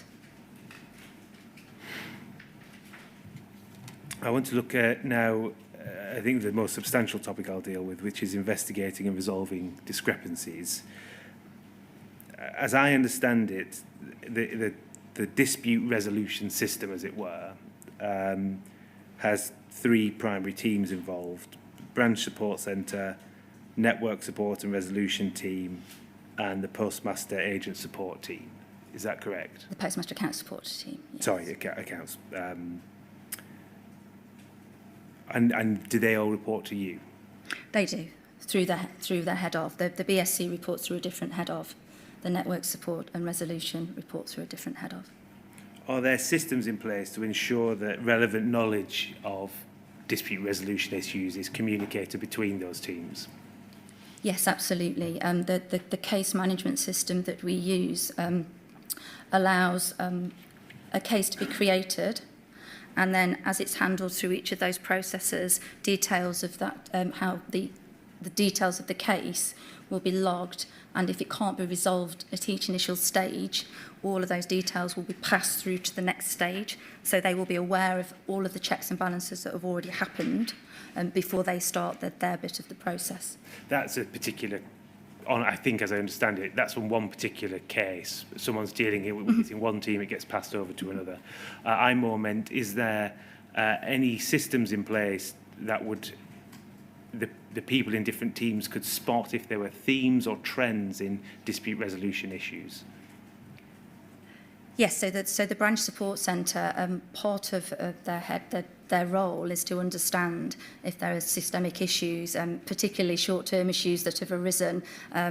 We sometimes have IT issues with some of our third parties, and they would immediately understand that there's a problem and raise that with the relevant functions if indeed those functions hadn't already spotted it and informed the branch support centre. In terms of the transaction correction team, So I'll take... There are other investigations that we do through the network reconciliation team, and we do look at themes. So, for example, we know that 80% of our transaction corrections are issued due to cash pouch errors. So again, we look at the thematics and try and understand how we stop it at source rather than deal with it once it's happened. A good example of that is the issuing of note counters and the operational excellence incentive. If I come back to the network support and resolution side of things, through the monthly meetings, they also look at the root cause of the investigations that they have reviewed into discrepancies and understand the cause of those. And they are reported through. I want to look at ways into that resolution system. Before I do, it's probably helpful just to set out what it is. There's a tier 1 investigation or support which is handled by the branch support centre, is that right? That's right, yes. If tier 1 can't deal with it or resolve the matter, it goes to tier 2, which is handled by tier 2 analysts in the network support and resolution team. That's right. There's an intermediate step, which is a triage. So there is a triage case, and the triage will understand if there are any initial resolutions before it goes into the full tier 2 investigation. So there's an intermediate stage. And then on top of that, there's a tier 3 handled by tier 3 analysts in the same team. That's correct, yes. And the ways into the system, one is to dispute a discrepancy at the end of a trading period. That's right, yes. And one is to dispute a transaction correction. That is right, yes. You say in your statement that a postmaster can call the branch support centre for assistance with a discrepancy at any stage. That's correct, yes. If a postmaster rings the branch support centre not at the end of a trading period, so midway through, regarding a discrepancy, will the branch support centre follow the tier 1 procedure? They absolutely will. So I think you referred to them earlier today. We have a number of checks and balances that we ask postmasters to do on a daily, weekly and monthly basis. And at any point in those processes, if a postmaster experience or any of their assistants experience a discrepancy in that balancing, they should ring the branch support centre if they're not able to identify the cause themselves. Could we look, please, at your statement, page 52, paragraph 113.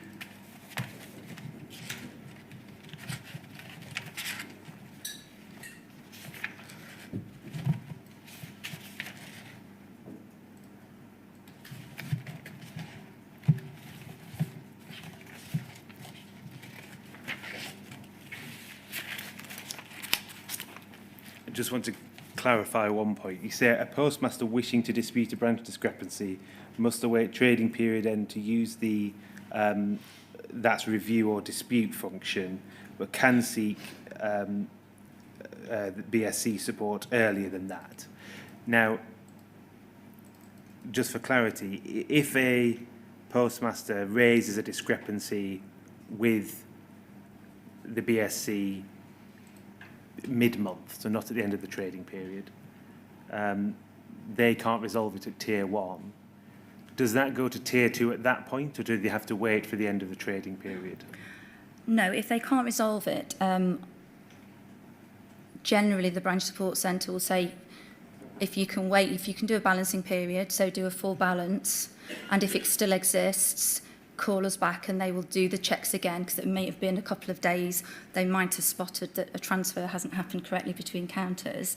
I think what this is referring to is the formalisation of a discrepancy only happens at trading period end, and that's when the postmasters get the opportunity to use the review or dispute function.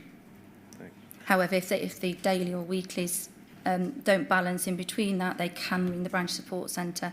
And if it's significant, and I think just for context, if it's significant and the branch support centre can't identify the cause, they do have the opportunity to push it into the tier 2 process prior to the trading period end.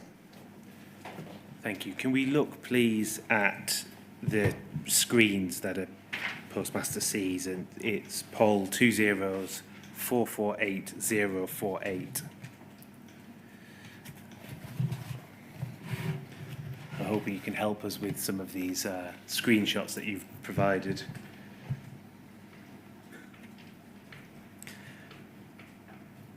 So we have on the first page, at the top it says screenshots of trading period end process. It says confirm loss gain, one or more declaration totals do not match the system derived figure. Press continue to see a list of discrepancies for confirmation. So is this the screen that pops up after a balance has been attempted and Horizon is saying there's a discrepancy, but it doesn't say what it is yet? Yes, so for context, my understanding, and I haven't worked in a branch, but I have seen this process in operation in our model office. If you have more than one counter, you have to do a declaration of each counter. And if any of those counters has a discrepancy, it moves into an account.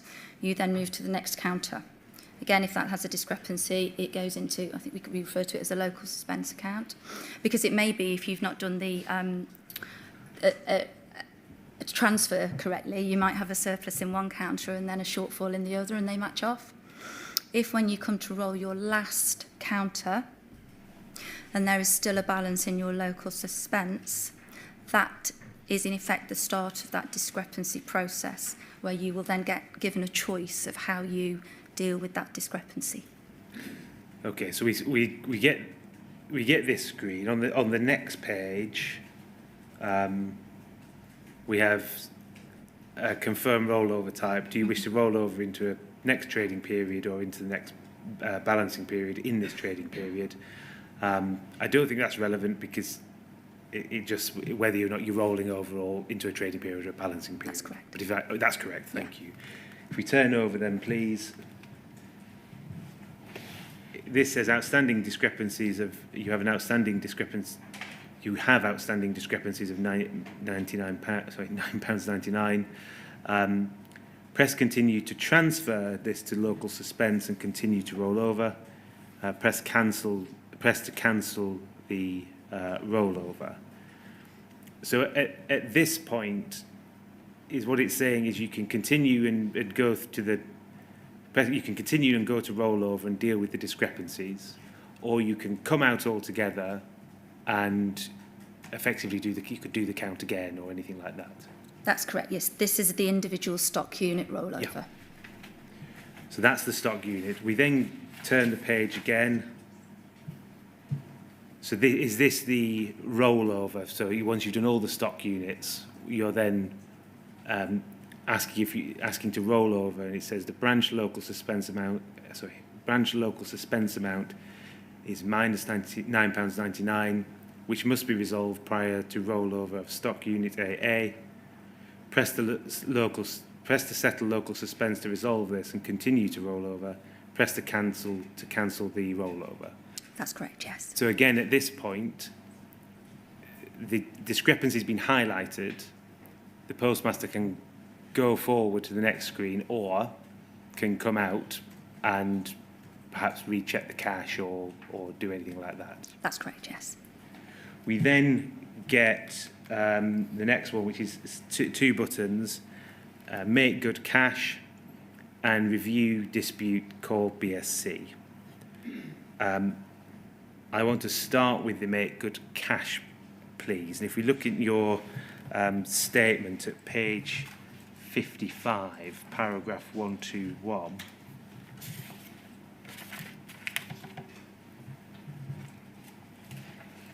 Is that going to be replaced on screen? Yeah. Yes, sorry.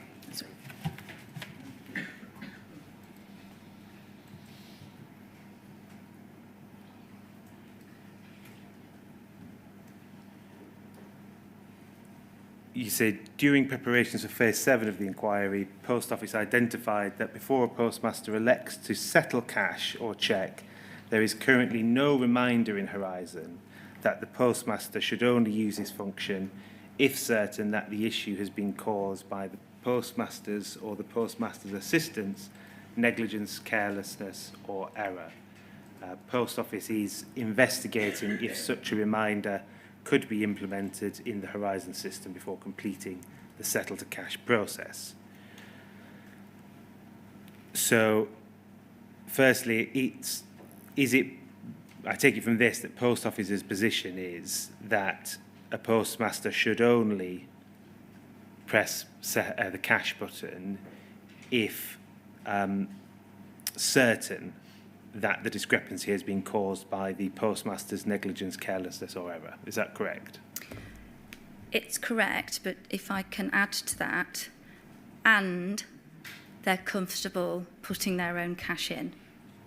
There could be a situation where they may know the cause, but it may be of a value that they can't put that value in all at once. Right. In which case they have a choice to then settle it to review or dispute and discuss the next steps for that. Yes, I'm not going to get involved with that. More look just at the circumstances in which, because we wouldn't even get to that if the first bit wasn't fulfilled. No. So there has to be that. Yes.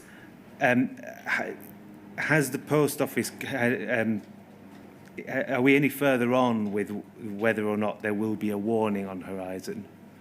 Yes, we are. In two ways. So my preference would be that there is a pop-up box if a postmaster chooses to select Make Good Cash, and at that point they get a reminder. There isn't currently a pop-up box at that point in the trading period end process, and that involves Accenture and Fujitsu. So the timescales for that are much longer. So what I've asked to happen is in the pop-up that you saw there that says you have a balance in your local suspense, do you want to settle or cancel? We're going to expand that pop-up box to have that message in to say, only do this if you're really clear that discrepancy was as a result of a mistake in branch and that you are comfortable putting cash in to balance this. So and that we can do that ourselves within our IT function, so it's a lot quicker. Can we, just for clarity, can we go back to the, it's poll 20448048.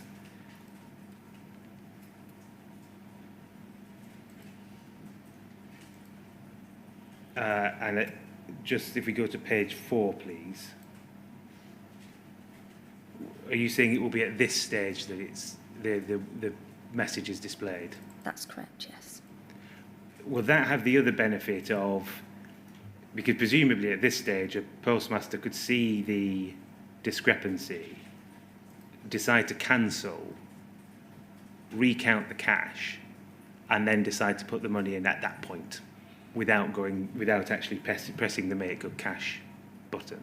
Absolutely, that would have that impact. So will the warning will be sufficiently clear to postmasters that they should only correct the cash if they are certain of the circumstances you said? That's correct, yes. That can come down, thank you. Will there be, when people do weekly balances and those sorts of matters, will there be equivalent warnings if a discrepancy is ever noticed at when rolling into a trading period, a balancing period or not? No, I don't believe so, because the processes that we follow, or we ask postmasters to follow as part of their daily cash declarations or weekly balance, wouldn't formalise a discrepancy. So we wouldn't ask them to action it other than to call the branch support centre if they need support to try and resolve it before trading period end. I want to look now, please, at the other button, which was the review dispute. Could we go to page 49 of your statement, please, paragraph 102?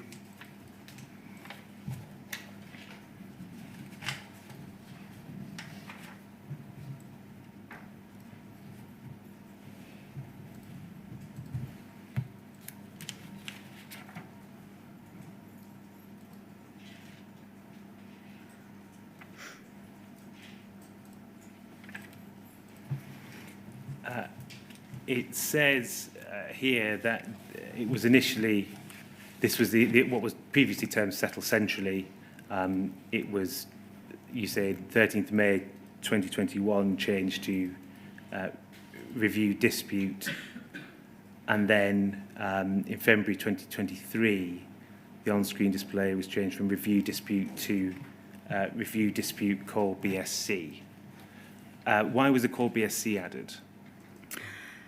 The process that we ask postmasters to follow following use of review or dispute is to call the branch support centre, because the sooner we are engaged, the sooner we can start to understand the circumstances that discrepancy might have occurred. What we were seeing was a number of postmasters using the review or dispute functionality and not calling the branch support centre and asking for assistance to understand and resolve that discrepancy. Has this had an effect in terms of did you notice more calls following the change? We did, but what we've done since then, and I don't know whether you'll come to it later in my witness statement, following use of review or dispute, we relied on the postmaster to call us, so to create the case. And we had an outbound calling process through our postmaster account support team to try and contact that postmaster to discuss the discrepancy. What we have now is an automatic case create, so we have a link between the use of review or dispute directly into Dynamics. So we're able to see straight away where a postmaster's use review or dispute, understand if they've already called the branch support centre, and then immediately start that outbound calling if they haven't. So it allows us to understand to intervene much quicker. Thank you. I want to look at the network support resolution team, so dealing with Tier 2 and Tier 3 investigations. Can I look, please, at POL 3039629?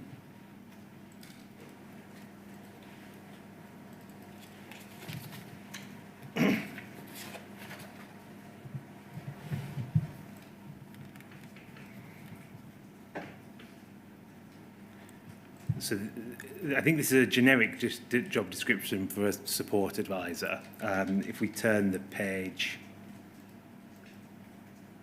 we see the job title at the bottom, support advisor.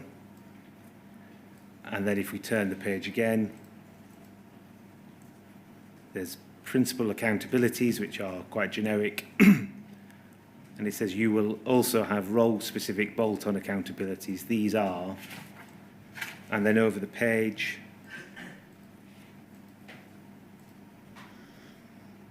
the Tier 2 Resolution Support Advisor bolt-on.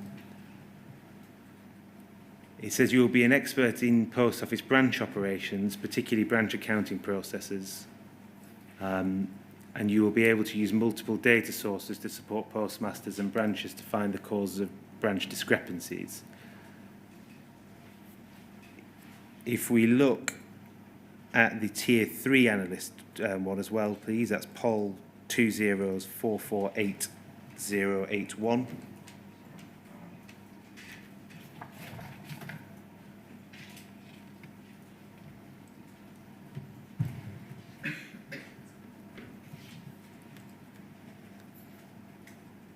We've got the Tier 3 analyst.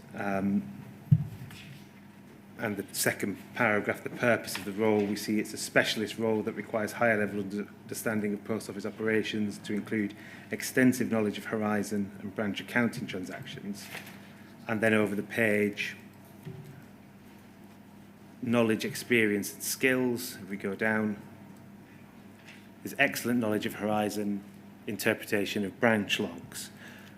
Why does the Tier 2 analyst job description not require expressly knowledge of or working or detailed knowledge of Horizon?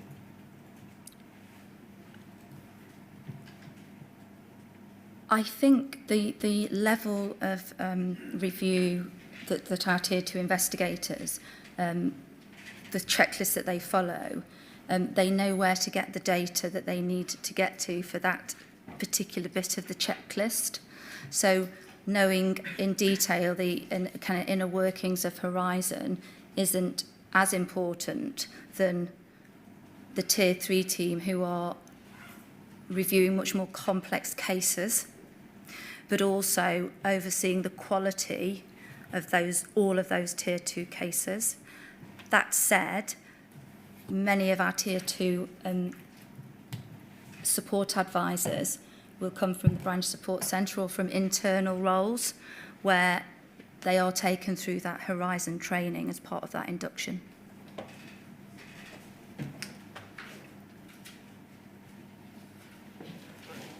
If we look at the Tier 2 role, please, if we look at poll 204482229,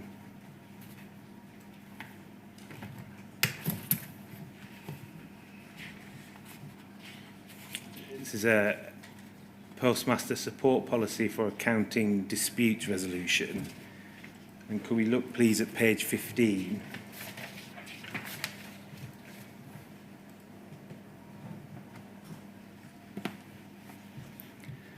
If we can go down to show Tier 2, please. So these investigations are full detailed investigations after being assigned by triage. And the second bullet point is undertaking a check of the Horizon system information to ascertain whether Horizon was a contributory factor to the discrepancy. Bearing in mind the level of expertise with Horizon you just discussed for Tier 2 analysts, what does that check actually involve? It involves a number of things. So we talked about the branch impacting problem process that IT own. We have knowledge articles for all of the known branch impacting problems and screenshots of how those branch impacting problems might impact a branch. So one of the first things we do is check that the discrepancy hasn't, or the branch hasn't exhibited any of those branch impacting problems. We look at calls into the IT support desk as well as the branch support centre to understand if the branch has logged any issues with their either hardware or software from a Horizon perspective. And then we recalculate a cash flow. So we take the opening balance from a set period, and that's the period under review for the discrepancy. We, through Horace and Credence, that are the databases that hold the Horizon transaction data, we look at all the input deposits and withdrawals and all of the cash flows through that branch and recreate almost a closing balance. And we check that that is actually the closing balance that Horizon's showing us. So we try and recreate that balance to understand whether we've got missing transactions that don't flow through to the bottom line from Horizon by taking that data out and recalculating it. I wanted, you just mentioned the branch impacting problems. I think that's you said it's maintained by the IT team within Post Office. That's right, yes. So is it that the IT team draft the copy that goes into the branch impacting problem database for your team to read when doing investigations? Yes, so they create knowledge articles and they're the subject matter experts, so they will create the knowledge articles, but a member of my team will review them to make sure they can be easily understood and they reflect the actual issue before they're published on the knowledge base that can be used by a number of different teams. Is there so there is some sort of assurance checking on that, but is there any checks to be done?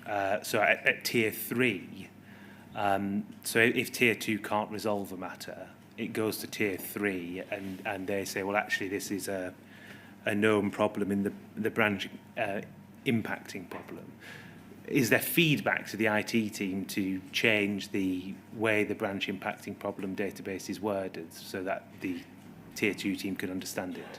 Yes, that absolutely would be. But that, you said it absolutely would be. Does that mean it hasn't happened today? It's unusual. Are Fujitsu involved at all in the Tier 2 process? No, they're not. Other than requesting ARC data where required.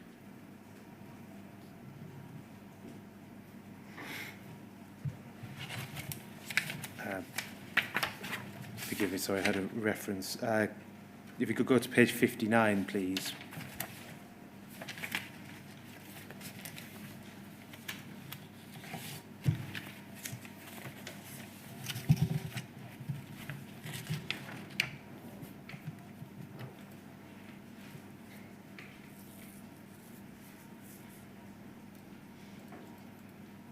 Sorry, page 60, my apologies. So you're here talking about after this Tier 2 process, and you say, if there are no suspected issues, the investigation will continue, and that might lead to a conclusion that Horizon was not a contributory factor in the discrepancy. However, if the data suggests that there could be an issue, the IT team would do further analysis. Is it fair to say then that the team, when resolving this, are, so once the investigation's been done, if they haven't found a problem or haven't identified a problem, they are still content to rely on the data produced by Horizon to satisfy themselves that there has been a loss to post office?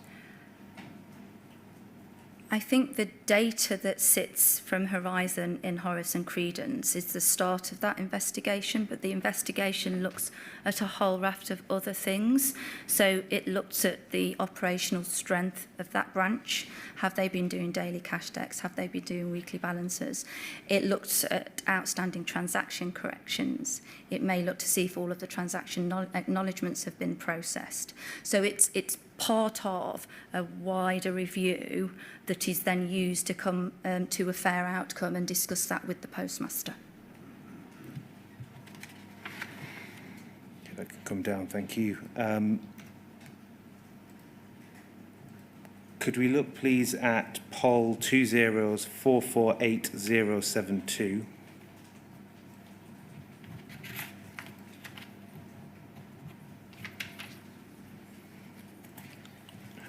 Documents titled Escalation Process on the left. On the right, the process summary says, if a discrepancy has been investigated, this process shows how it can be escalated if the postmaster does not agree with the decision or if the loss cannot be established. And then if we go to page 2, please. So the weekly case review will assess the case and based on the success rate value will make the decision to escalate the case to Tier 3 or clear the account. What is the success rate value? I think what that's referring to is the fact that there is a cost both in resource and time to escalating, and if we believe that actually as a result of that escalation it won't change the outcome of a case, then we might choose to write that off rather than take a postmaster through a further process that we might not get a different outcome. So we do have the opportunity, subject to value limits and also the history of that branch and potentially previous write-offs, just to take that and on that occasion not progress with the discrepancy but simply write it off. But just so I'm clear, if the postmaster's disputing it and wants to go to Tier 3, it's not the case that, or is it the case that it could be refused to be escalated but not written off?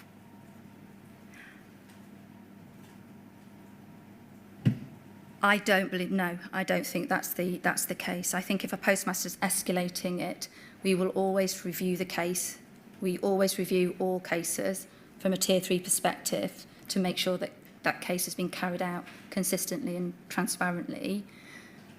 Once we've reviewed that, we then make a decision on the next steps for that case. So this escalation policy is, in essence, it's if the sub-postmaster disputes it, it's going to be escalated.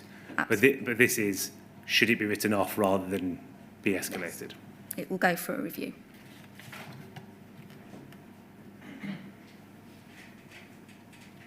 please could we look at page 63, paragraph 141 of your statement?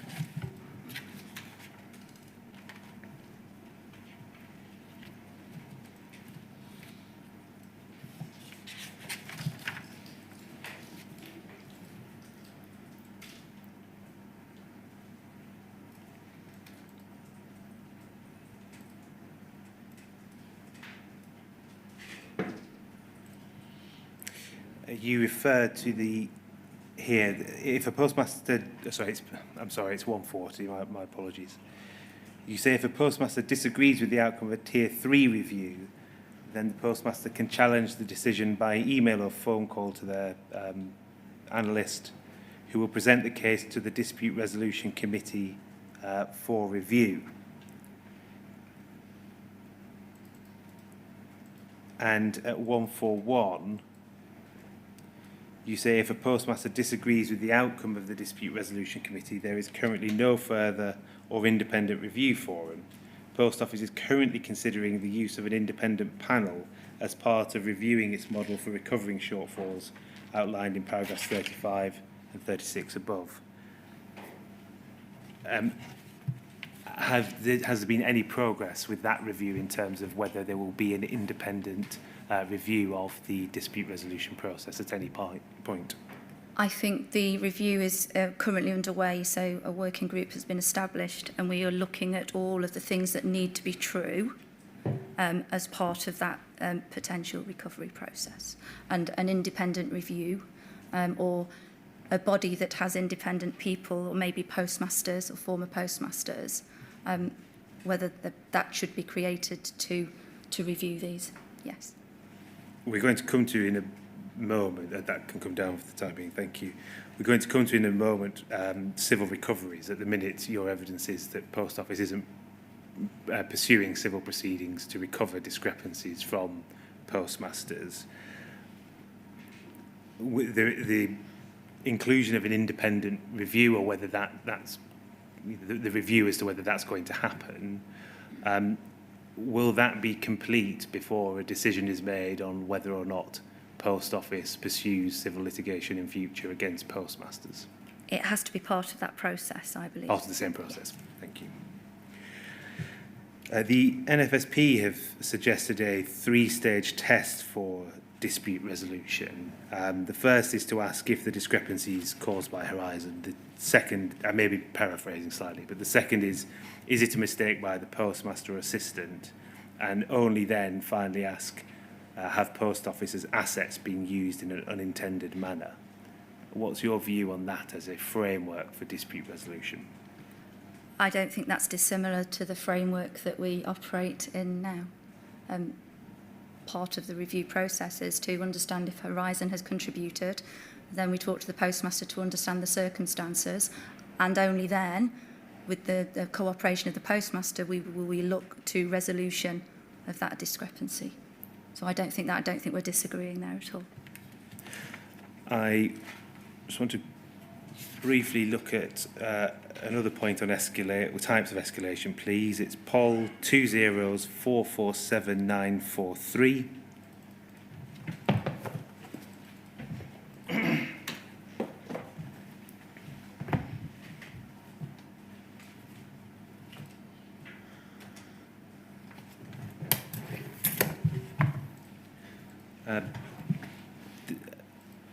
This document is titled Identifying Postmaster Support Needs on the left, but the process summary says during an investigation the advisor may behave, I think that should be, the advisor may have a suspicion that financial crime may have occurred.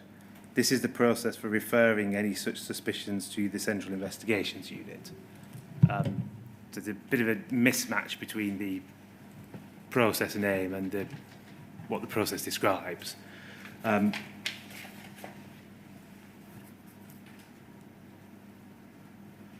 What instructions are there in place to an investigator in circumstances where they suspect that there is financial crime? What instructions are there in place for what the investigator says to the postmaster before referring it to the Central Investigation Unit? So I think the initial triage and the data collection and analysis would provide evidence that there may be in misappropriation or financial crime. At that point, it would the triage form would be completed and it would be referred to the A&CI team. I don't think at that point we would have had a conversation with the postmaster unless the postmaster has spoken to us and suggested that one of their colleagues may have been involved in the discrepancy. I see. So this is done purely at triage and then it's off to another department. Absolutely. We'll deal with it from there. That document can come down. Thank you. Please can we look at page 61 of your statement, paragraph 133.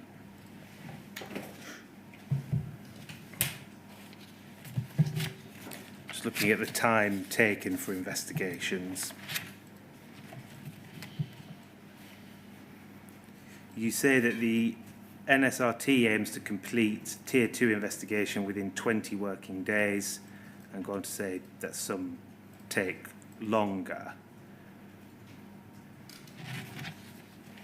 If we look, please, at POL 48229.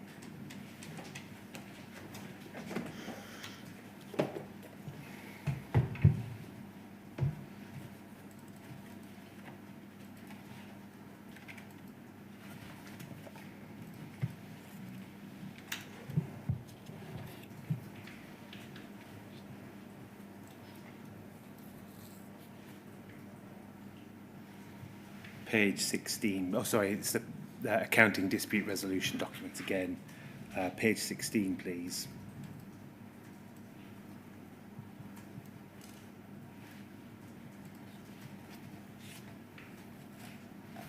And if we go to the bottom, please. Here it says that the Tier 2 investigation is to aim to investigate within 10 working days. Has this been overtaken now when it's a 20 working day limit based on your evidence? I think if you look at the total time, so all of Tier 2 investigations will be quality assessed by either a team manager or a Tier 3 analyst, and that's part of the process. So I think 20 days is the end-to-end ambition for discrepancy reviews. Could we look, please, at POL 20448231?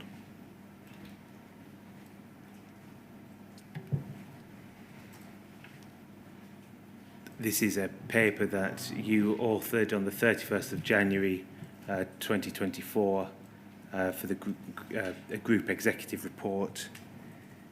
If we look at page 3, paragraph 9, please.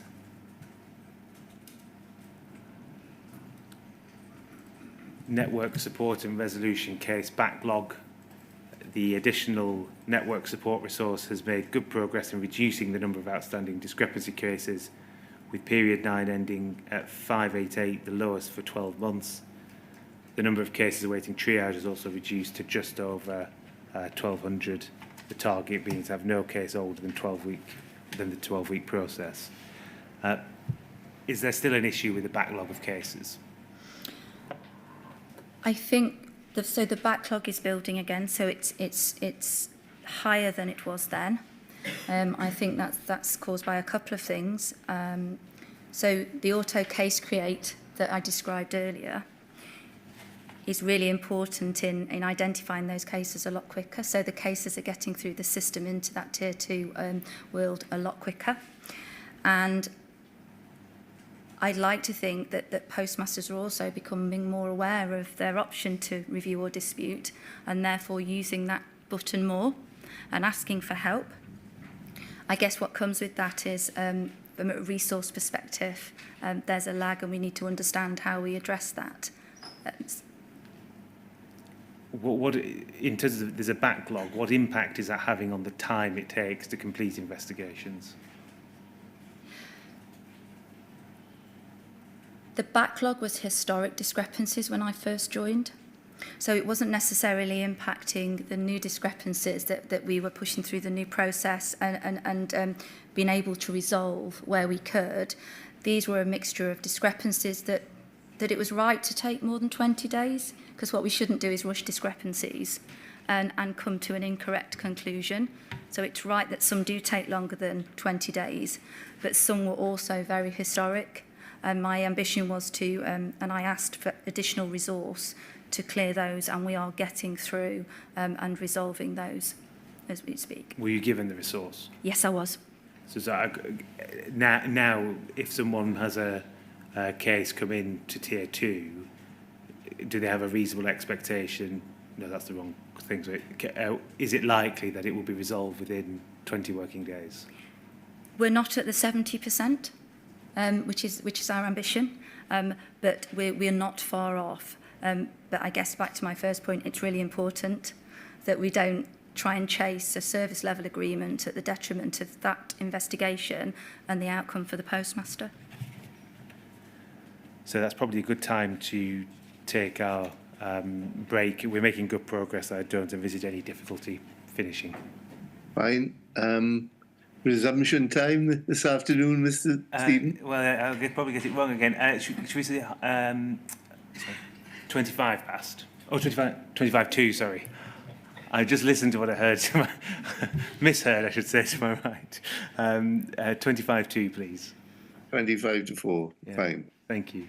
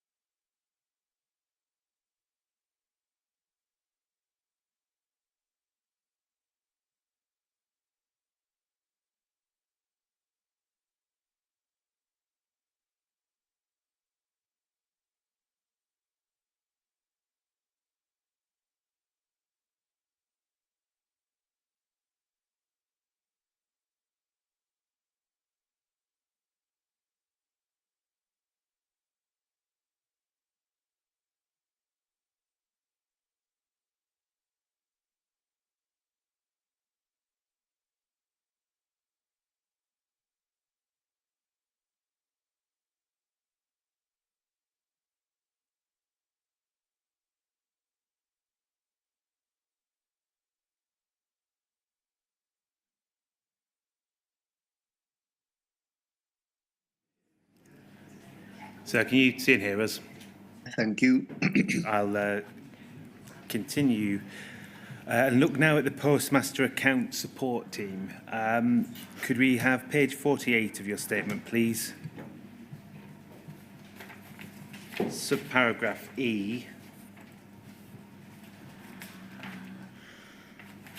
You say the PAST, which is the Postmaster Account Support Team, which is responsible for initiating contact with postmasters who have escalated disputes using the review or dispute function, but have not contacted the BSC, and following investigation by the BSC and/or NSRT for arranging repayment plans and write-offs where appropriate with postmasters.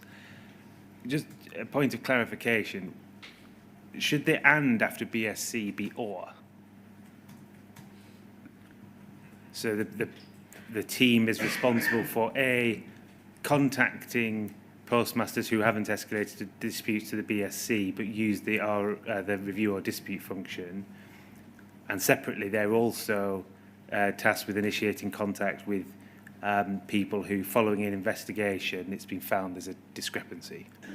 No, it's and or, because if following a conversation with the BSC, we've been able to resolve the discrepancy at the Tier 1 stage, and the postmaster then says, oh yes, I understand, how do I settle?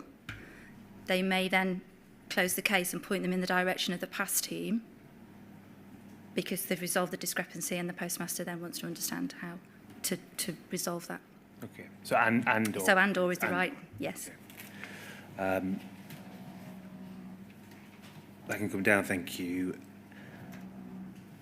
Why is it that the Postmaster Account Support Team calls the sub-postmaster if the sub-poster themselves haven't called the BSC, rather than the BSC or Network Support Resolution Team? So the BSC doesn't operate an outbound call facility, and that is something that we are going to look at, because it may be that they are better placed, given that the knowledge they have of that Tier 1 checklist, to do that. So it's part of an ongoing review. I think where a branch doesn't call following use of review and dispute, it's really important that we do get the details from the postmaster or their colleagues about that discrepancy, and therefore currently the Postmaster Account Support Team that take that role in trying to contact the postmasters. Could we look, please, at poll 20448322?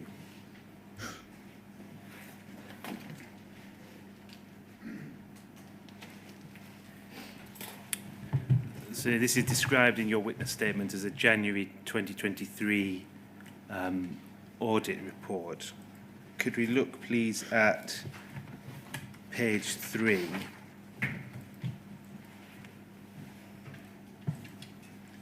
And if we go to the bottom, this is an executive summary partway through. We see this is authored by you.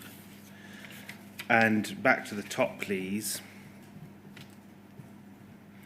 It says the increase in the use of the review and dispute button by postmasters, an increase of 60% year on year, is affecting the workload of the teams and is having an impact on their ability to respond and resolve within the desired 10-day time frame. Year to date, at period 8, 76% of cases are completed within 10 days.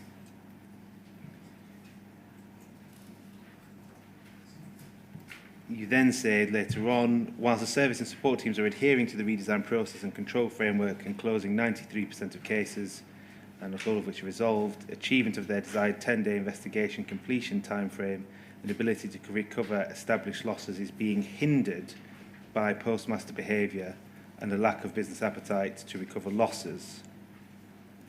What do you mean by hindered by postmaster behaviour? Can I just, correct something? The management comment was written by myself. The executive summary would have been the summary created from the internal audit team. Right. So this isn't your work? That's their observations following the internal audit, yes, and then my response is underneath in the management comment. So you're not speaking to these. Do you not agree with that terminology? No, I think hindered is probably a harsh word.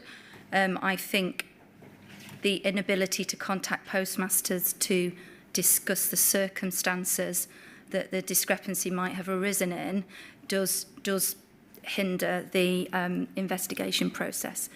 And that's why we've looked at the auto case create and starting to talk to postmasters a lot sooner. Could we please look at poll 20448-295?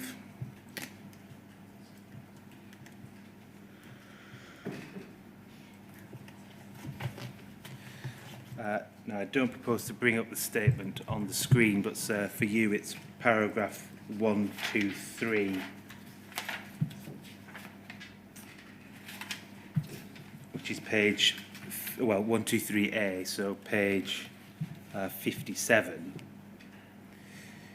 You say that the past, the support team we were discussing, will make an outbound call to the postmaster and send them a letter and statement of their account. And this is in circumstances where a postmaster has pressed the review and dispute button but not called the BSC. And you say the call script, and you exhibit them, the call script being here. It says this, when we look at this document, it says this script is for outbound calls to postmasters who have settled a negative discrepancy or several discrepancies that result in a negative amount at branch trading. So is this call script used for people, for postmasters who haven't contacted to the BSC as well? So the postmaster presses the review and dispute button, they don't call the BSC, the postmaster account support team calls them, and your statement suggests this is the script that's used. Is that correct? That's right, yes. Right.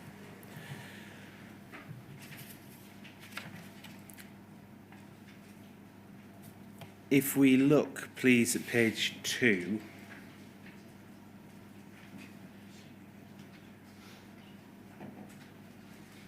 and if we go down, please, to main conversation,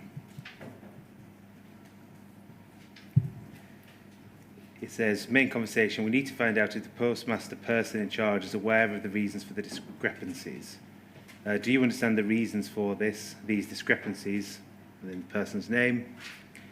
1, if they need more information, talk through their account entries with them, giving as much information and detail as you can. 2, if they understand the reason for the discrepancy, I'm glad you understand what happened here, Mr. So-and-so. We just want to make sure that you're aware, comfortable with the reason for the discrepancy, and offer our support if not. What will happen next is that we'll send you a letter with a statement next week so you can see it all for yourself. Give us a call back if you have any questions when you receive it. Now,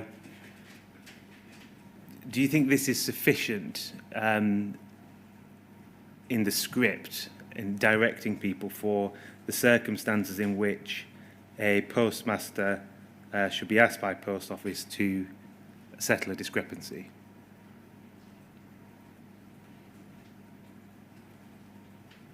I think on review, no, and I think this needs to be included in the work we're doing to give postmasters greater clarity on what their options are and how we will support them with any discrepancy that they may experience as part of their trading period end or outside of that. So I think we definitely have work to do on being clearer. So at the minute this document isn't being reviewed for the issues we discussed before about making it clear the circumstances in which Post Office thinks as postmaster should accept a discrepancy, but your evidence is that you will review this. Absolutely, yes. And similar scripts with similar teams. Absolutely. You also, in the part of your statement I went to, you also referred to a letter, please, a letter that's sent out. Could I look at that? It's Pol 20448197.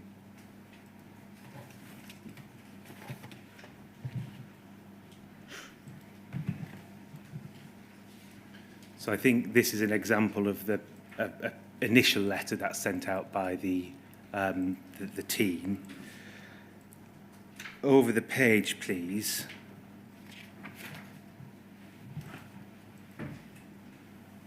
We have accepting the discrepancy. If, however, you understand and accept the discrepancy, please contact my team on, and it goes on from there. Again, is this something that is being reviewed by Post Office at the moment? Absolutely. So discrepancy letter 1 and then the second follow-up have had a complete overhaul. They've been signed off and I believe are currently with Accenture, because these are auto-created as part of our IT systems. So we have to go through Accenture to get them updated and changed. But yes, I appreciate that these aren't as clear or as helpful as they should be, and the new ones are much more helpful, give more information around the reasons and the different categories, and also where to go for support for each of those. I asked this question this morning. Why is it that these letters and scripts aren't explicitly clear on what Post Office expects of postmasters? So I can't talk about historically. I think the work that myself and my team have done to date have probably focused on the bigger initiatives that will improve support to postmasters in order to try and stop discrepancies happening. I think as part of my preparation for this inquiry, looking at these letters, the knowledge articles, the pop-up box that we talked about earlier, it became clear to me that we don't do a good job in talking to postmasters about the circumstances of a discrepancy and what support we have available and how we help them. And as part of that, we're looking at all of these documents and what's available via the training, I think, as Marshall talked earlier, to give better clarity. It's part of our ongoing review and continuous improvement that we should never stop doing. I want to look at another part of this letter which you yourself in your witness statement raise. Sir, for you, we don't need to go there. It's page 81, paragraph 198, if you wish to review it. Can we look at page 3 of the document on screen? So this is appears to be a statement of account. It says it's not a demand for payment at the top, and it gives 4 different types of discrepancy, which I think you acknowledge in your witness statement. These type, the classification and type of discrepancy isn't explained to a postmaster receiving this letter. That's right, yes. And in broad terms, an outstanding discrepancy is a discrepancy that the postmaster has previously received a letter about. That's right. A new discrepancy is a brand new one that's arisen first letter. A previously agreed discrepancy is where the postmaster has agreed that that is a discrepancy for which they are responsible. That's right, yes. And a disputed discrepancy is where there's an ongoing investigation. Or the investigation's been completed and the postmaster has disputed it. And we see at the bottom there's a statement total which says 800, sorry, I can't get my numbers today, £88.13. So it doesn't distinguish, the total doesn't distinguish between different types of discrepancies. But am I right in saying that in Post Office's view, the only one that it would seek for postmasters to pay back is the previously agreed discrepancy? That's right, yes. Now, in your statement, you referred to a review, that this was under review, and you just in your evidence earlier said this is now with Accenture. Can you help us with how this has been corrected in the new form of the letter? Absolutely. So the descriptions that you've just talked about for each of those 4 categories will be written at the side of those. So that will help explain what we mean by each of those. The statement total will be removed because you're right. It shouldn't be on there. It bears no reference to the individual discrepancy categories. And actually, if we scroll up, so we can see the top, we've had feedback previously from, I believe, the NFSP, but a number of postmaster forums that whilst we say this is not a demand for payment, when you open a letter and see demand for payment, that is quite alarming. So what we're also doing is removing that statement from this account. So it will no longer say at all this is not a demand for payment. And we'll talk to what it is in the front covering letters, which we've just talked about. So the front covering letter, will that explain that it isn't a demand for payment? It will absolutely explain that.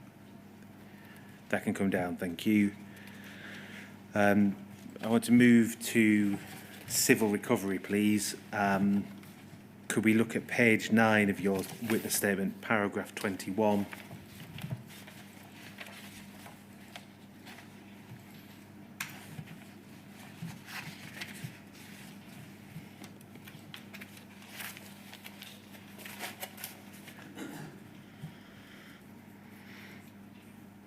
You say that Post Office does not currently have a team or any individuals taking civil enforcement action against postmasters to recover shortfalls shown by Horizon, and for the avoidance of doubt, at present no civil enforcement action relating to any shortfalls is being carried out against sub-postmasters. When was that decision taken? My understanding it was sometime around 2018-19, but I've had to rely on that fact from other people.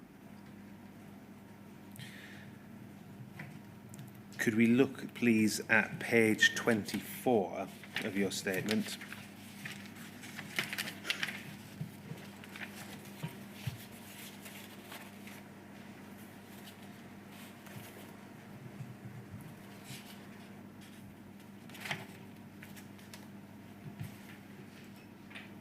Sorry, I've got an incorrect reference there. It might be paragraph 24, my apologies.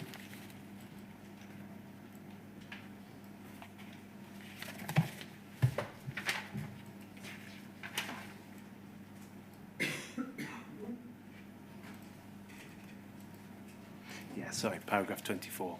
It's page 10. You're answering a question about the number of civil claims pursued by Post Office, and you say you've I think completed this with assistance of people from the Post Office Remediation Unit. You say, I understand owing to the incompleteness of records, changes over the years to relevant teams involved in civil enforcement activity, and the fact that many of those individuals no longer work at Post Office, those informing me have been unable to establish and assure the sources, completeness and accuracy of this data.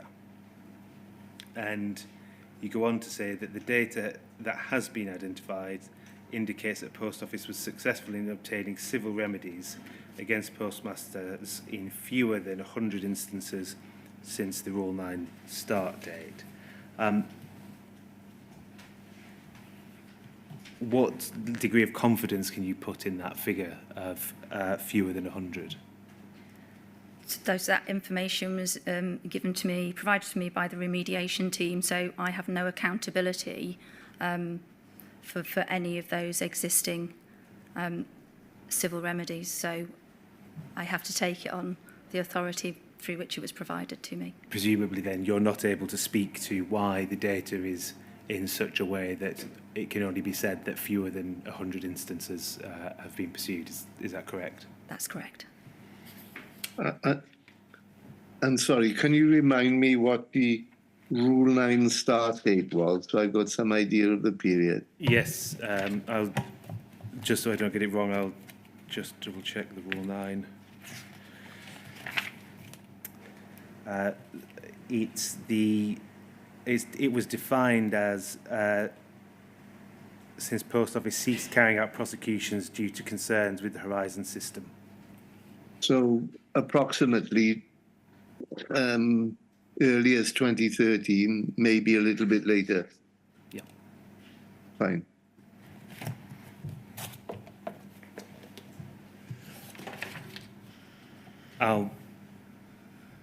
That can come down. Thank you for the time being. Who would be best placed to provide that information then if we wanted to? My understanding is there has been a witness statement to confirm that. Can we look, please, to the future status of civil proceedings? Poll 20448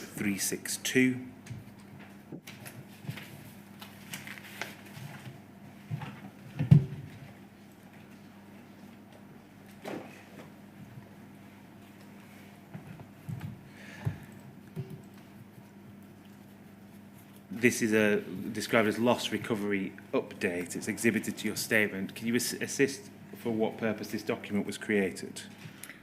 This document was created by our interim CEO to talk to SEG about our current position on loss recovery. So if we turn, please, to page 4.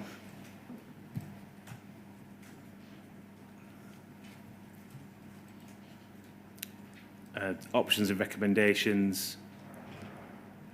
We see there's several options listed. At the top, maintain current position. And if we go down to 4, please. Seek recovery of established losses via a civil means deduction from remuneration following an agreed defined process with an external review board. That will take final recovery decision. And the recommendation there is yes. Is that still a current recommendation?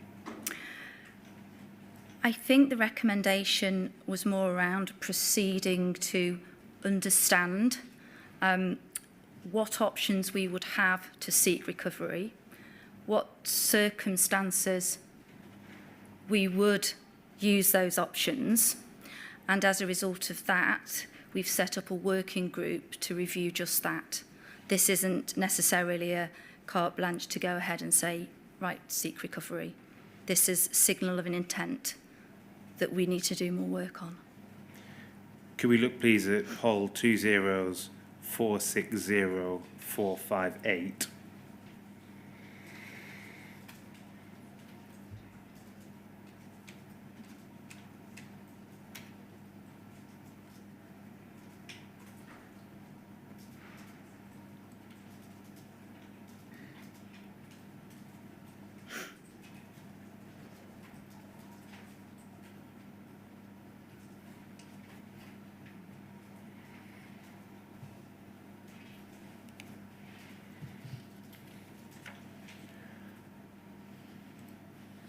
So this is strategic executive group report. I think earlier in your evidence you mentioned SEG. Is that? Yes. Yeah.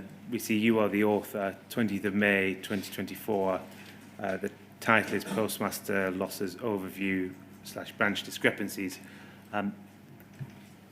Was this the proposal that's led to the working group, or was this a paper that led to a proposal to lead to the working group? This was an earlier paper, so the discussion about the extent of losses on our profit and loss account and how we address those losses has been ongoing since I joined, and this was a paper that I wrote to move that understanding and that discussion on. It wasn't necessarily what drove the conversation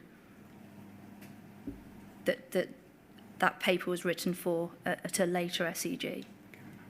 Could we go down, please, to page 2?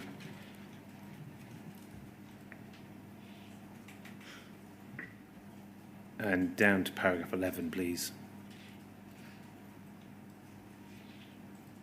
It says the table below summarises the key drivers of loss, what additional activity is required to improve prevention of the loss, and also recommendations on whether Post Office should start recovery activity on any of these losses. And we see loss driver current at the top, current postmaster discrepancies post April 21.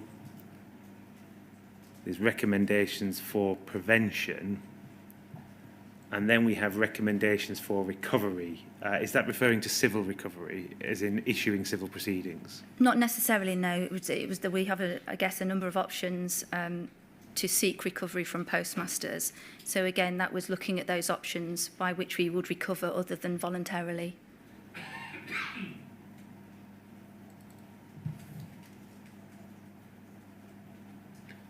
What would, so that would include attachment of earnings, would it? Yes, with an auto deduction from REM, if that was one of the options that we choose to. So it's recovery, but not necessarily civil proceedings, but some form of non-voluntary recovery from the postmaster. Absolutely, and having options to do that. If we can zoom in on that recommendation for recovery part, it says the first bullet point: do not start recovery until. I mean that doesn't actually assist. I don't think. I think leave it zoomed out, please, if we can. It says do not start recovery until clarified horizon data used in discrepancy review process is robust.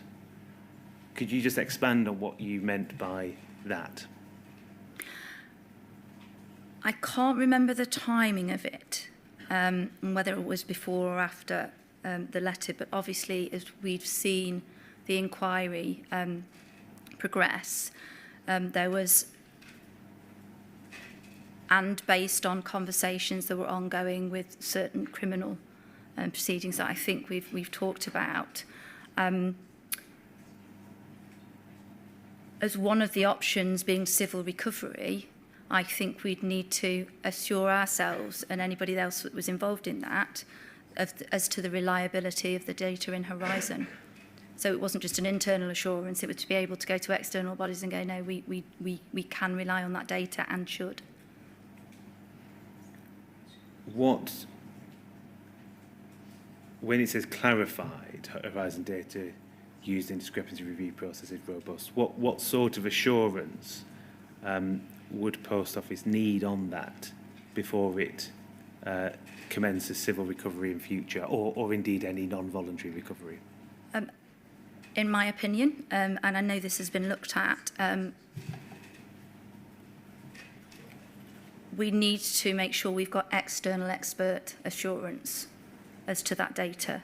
Given where we've been and all of the conversations we've had as part of the inquiry, I think it would be important to get some external expert assurance for everyone.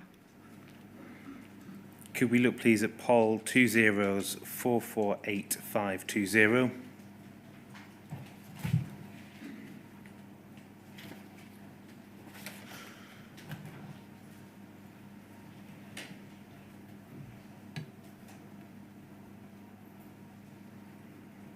So this describes a SEG tactical meeting on the 17th of July 2024. Does that have any special meaning that it's a tactical meeting? I think it was just the different types of strategic executive group meeting. I think they had strategic ones and tactical ones. But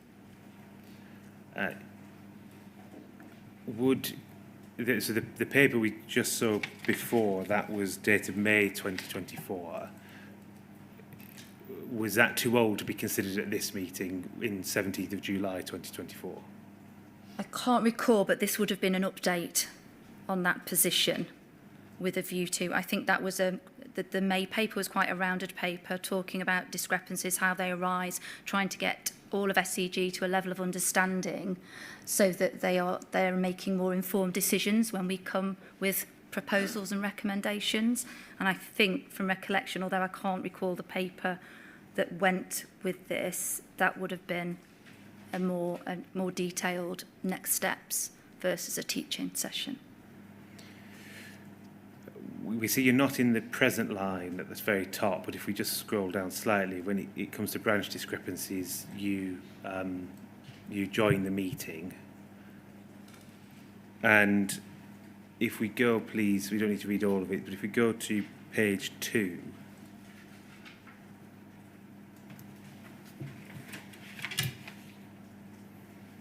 there's a discussion about recovering discrepancies, and towards the bottom of the page it says SEG discussed a number of other alternatives, including some form of losses pool to which all postmasters contributed and from which repayments would be made. Could you just describe what that proposal was? So that was something suggested by one of our legal team, and do you know who in the legal team?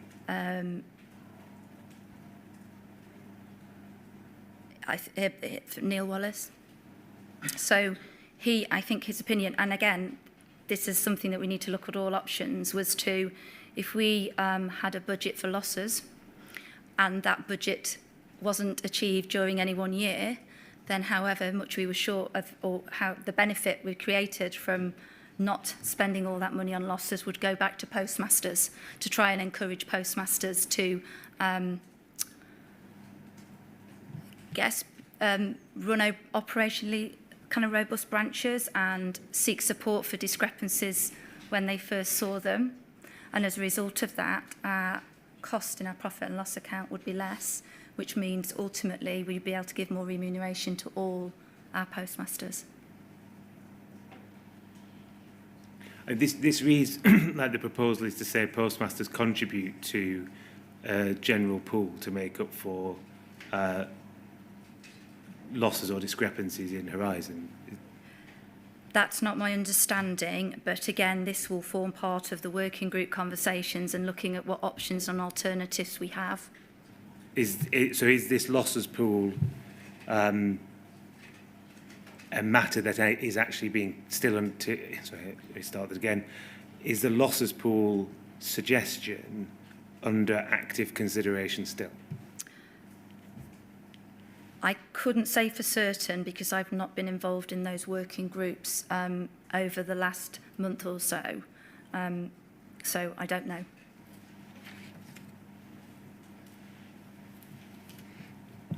And in summary terms, can you assist at all where the working groups got to with next steps in terms of civil recoveries? I can't, no. Sorry, I've not been involved. I will pick up my involvement again over the next couple of weeks.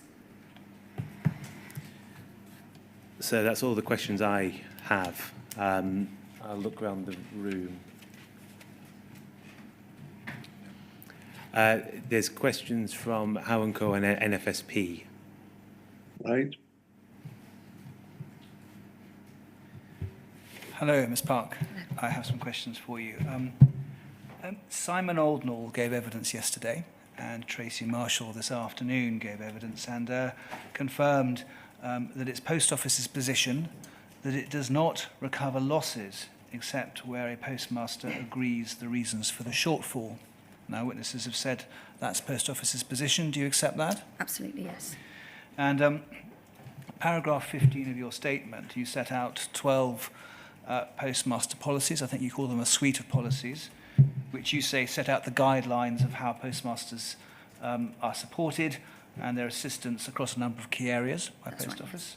And it sets out minimum operating standards for Post Office. And are you familiar with these policies, Ms Park? I'm familiar with all of the policies in general, but more familiar with the ones that sit in my area. Okay. Could we then go very quickly to a section of a policy that Mr Steen took Mr Reid to last week, and it's POL 00448000. This is the Postmaster Account Support Policy, and it's page 8 of 25, section 2.5 of the risk.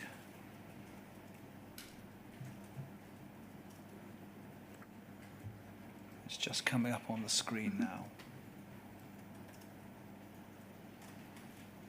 So page 8, please. Just as you, so we can see the second paragraph there, and it says Post Office can recover losses from a postmaster when such losses are caused through negligence, carelessness or error, and Post Office has carried out a reasonable and fair investigation as set out in the Postmaster Accounting Dispute Resolution Policy. And just pausing there, Mr. Stevens took you to that policy earlier on this afternoon, just before 3 o'clock. And this is the Tier 2 investigation, isn't it? And the Tier 3 investigation.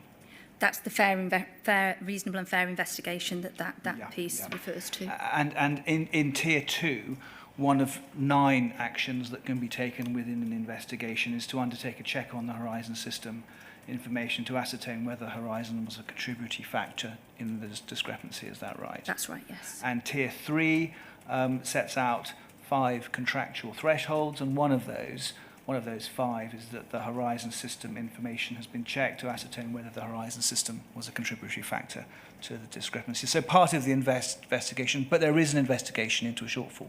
That's correct, yes. So going back to the text of the policy, so Post Office can recover the losses, carry out a reasonable investigation as set out in the other policy, the resolution policy, as to the cause and reason for the loss, and going over the page, whether it was properly attributed to the postmaster, and then postmasters are also responsible for losses caused by their assistants. So, and we can take that off the screen now, thank you. So, do you accept, in principle, there is scope within the policy, this policy, for recovery based on Horizon shortfall? I think that if we're talking about a shortfall, it will be linked that the way a shortfall is identified is by doing a full count of cash and cash equivalents in a branch and comparing that to Horizon data. So if we are, or what Horizon expects the value to be in that branch. So I think if we're talking about shortfalls, they will all be linked back to Horizon because that's the operating system that we check back to. Okay, so you do accept, I think, is your answer that that there can be recovery based on a Horizon shortfall under the policy? Yes. And the concern that our clients have, and we represent some current sub-postmasters as well as many sub-postmasters who were affected by the scandal, and their concern is, and we put this to Ms Marshall earlier, is that the Post Office's policies do not reflect Post Office expressed intent and the evidence that the witnesses have given in this inquiry.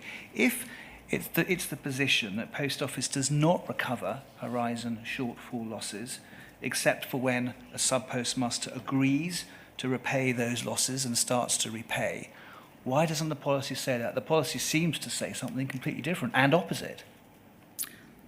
I think my understanding that the policies, as well as the contract, should include the opportunity such that if the circumstances are shown that the shortfall is a result of negligence, carelessness or error, and we do have situations where actually Horizon data isn't involved, where we've spoken to the postmaster and, for example, a safe has been left open, or they haven't been doing regular cash decks and couldn't identify and haven't been running their branches in an operationally, I guess, sound way, where cash has fallen into the bin. So we should have that opportunity in our policies and contracts such that when we're confident that all of the support is in place and we're doing all of the things we should be doing, we're doing the right training, the right interventions, we should have that opportunity.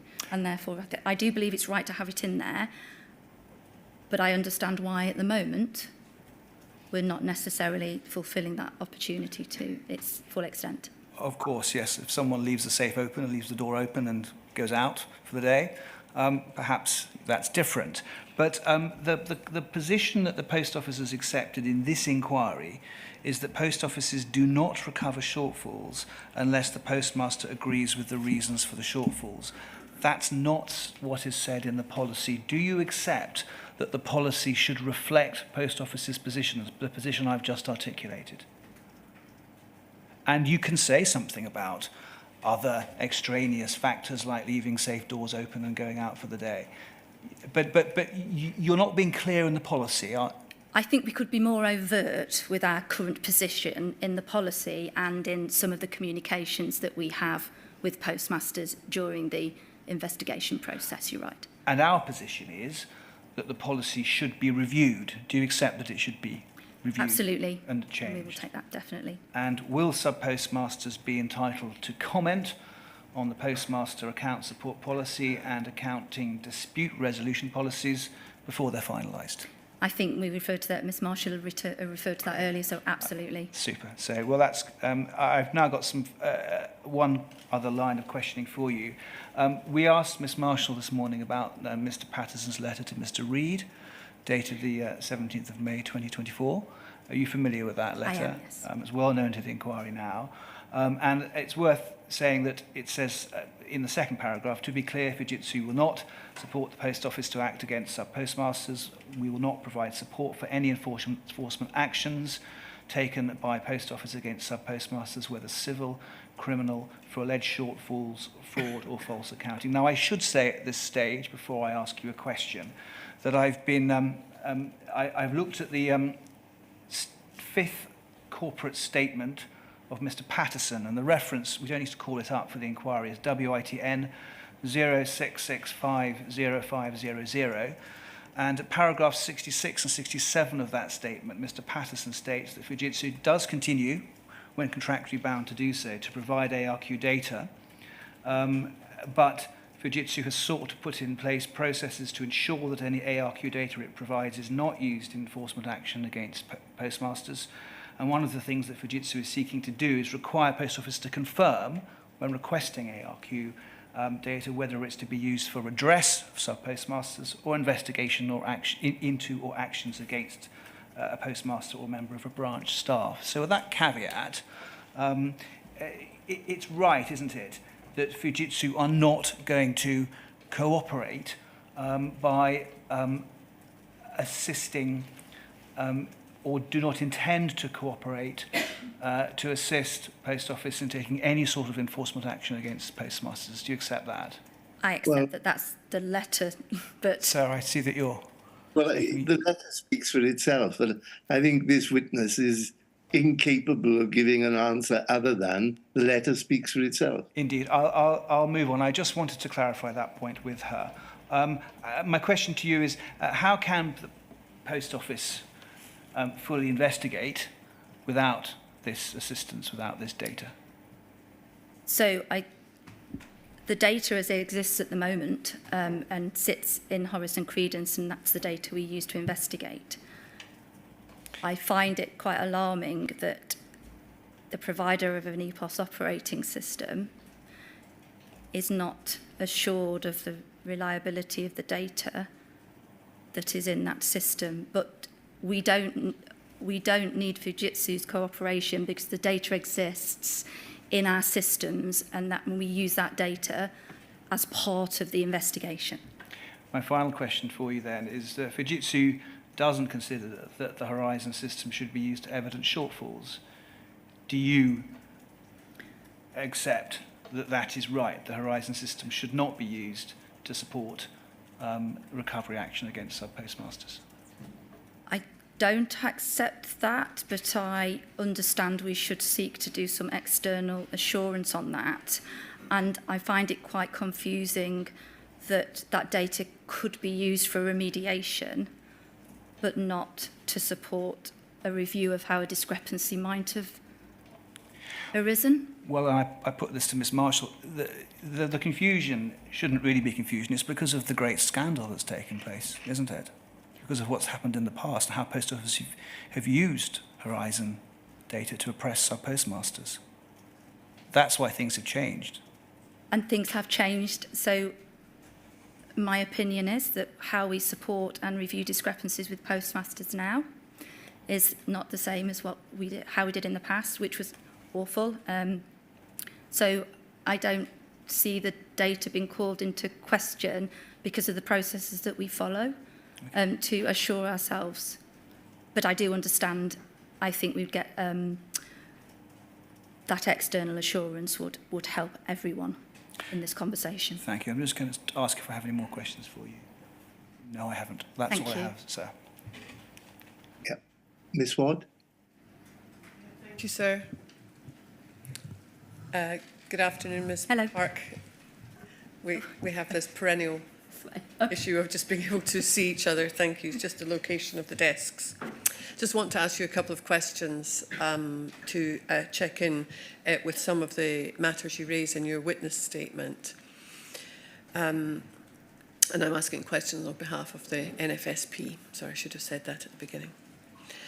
I'm not going to call up these documents. I'm just going to make some general summaries and ask you some questions.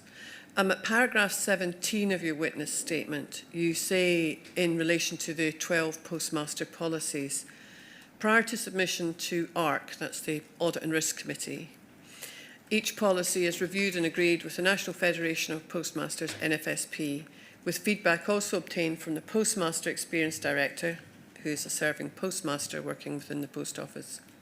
One of Post Office's postmaster non-executive directors will also approve new policies as a core member of ARC. In his witness statement, I'm not calling it up, but for the record, for the inquiry's record, WITN 0037000100, Callum Greenhow of the NFSP says at paragraph 326 that the NFSP raised concerns about the audit reporting script, suggested an alternative script. He also says that the NFSP suggested a checklist for the postmaster and the officer in charge to follow, given the potential stressful situation that may be being dealt with at the time.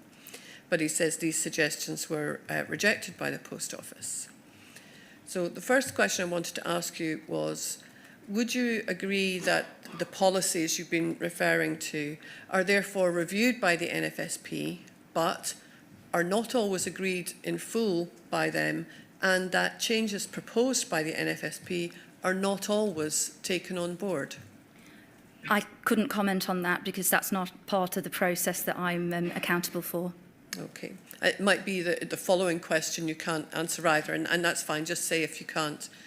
But in that paragraph 17 of your witness statement, where you are setting all of this out, you list 3 potential sources of postmaster feedback on Post Office policies. That's the Postmaster Experience Director, the Postmaster Non-Executive Director, and the NFSP.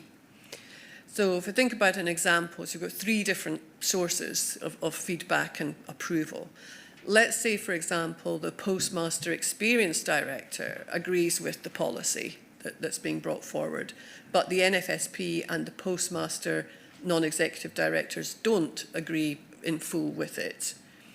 Is it the case that the agreement of the Postmaster Experience Director allows the Post Office to say they've received postmaster feedback and approve the policy? Again, because I'm not accountable for that review process, I'm sorry, I can't comment. Okay. I think just picking up on that, this may also not be, just you can tell me if it's not, but that would you agree that what I've just described actually suggests that the Post Office effectively has a number of bites at the cherry to get the answer it needs on approval? Again, I can't comment. Okay. At paragraph 80 and 81 of your witness statement, you discuss the Operational Excellence Project. Is that something that you are familiar with? That's something I am familiar with, yes. And you say the objective of the policy is to review and improve the operational support provided to postmasters during each stage of their journey with the Post Office. Absolutely. And you have a number of sub-paragraphs in that, but sub-paragraph 81D is about operational excellence incentive to encourage improvements in back-office processes in sub-post office, and you talk about a financial incentive for the sub-postmaster meeting targets on, for example, daily cash declarations and completing monthly trading within a certain period. And that financial incentive is a payment of 5% of the postmaster's total variable remuneration for the month. Now, I wanted to ask if you were aware that the NFSP did not agree that 5% of a postmaster's total variable remuneration was sufficient. So, whilst I have responsibility for the overall operational excellence programme, postmaster remuneration isn't part of my accountabilities, and that sits with a member of the retail leadership team. So you're not aware specifically of the NFSP. However, I think you said earlier you were an accountant, if that's correct. So yes. Perhaps you might be able to comment on my follow-up questions. Would you agree that it is not sufficient when postmasters, 5% of this remuneration is not sufficient when postmasters across the UK report in the NFSP surveys and the postmaster surveys, or the post office surveys and the YouGov survey for this inquiry, that low remuneration is the biggest issue they face, and that 5% of not very much is in fact not very much? I understand the feedback about low remuneration, absolutely. With relation to the operational excellence incentive, my understanding was that 5% wasn't intended to cover the full costs of all of those back office processes. My understanding is there's an element of the admin process fed into each of the individual REM payments for the products. And this was simply a way to encourage postmasters to complete the back office processes that we asked them to do as part of the contract and running their branches. But I understand the feedback about the REM in general. Yeah. Thank you. Those are my questions. Thank you, Ms. Watt. Is that it, Mr. Stevens? Yes, sir, that is it. Well, then, thank you very much, Ms. Park, for making a witness statement on behalf of the Post Office, which is very detailed. And thank you very much for expanding upon it in your oral evidence this afternoon. I'm grateful to you. Thank you, sir. Right, we'll resume again at 10 o'clock tomorrow morning. Yes, sir. Thank you.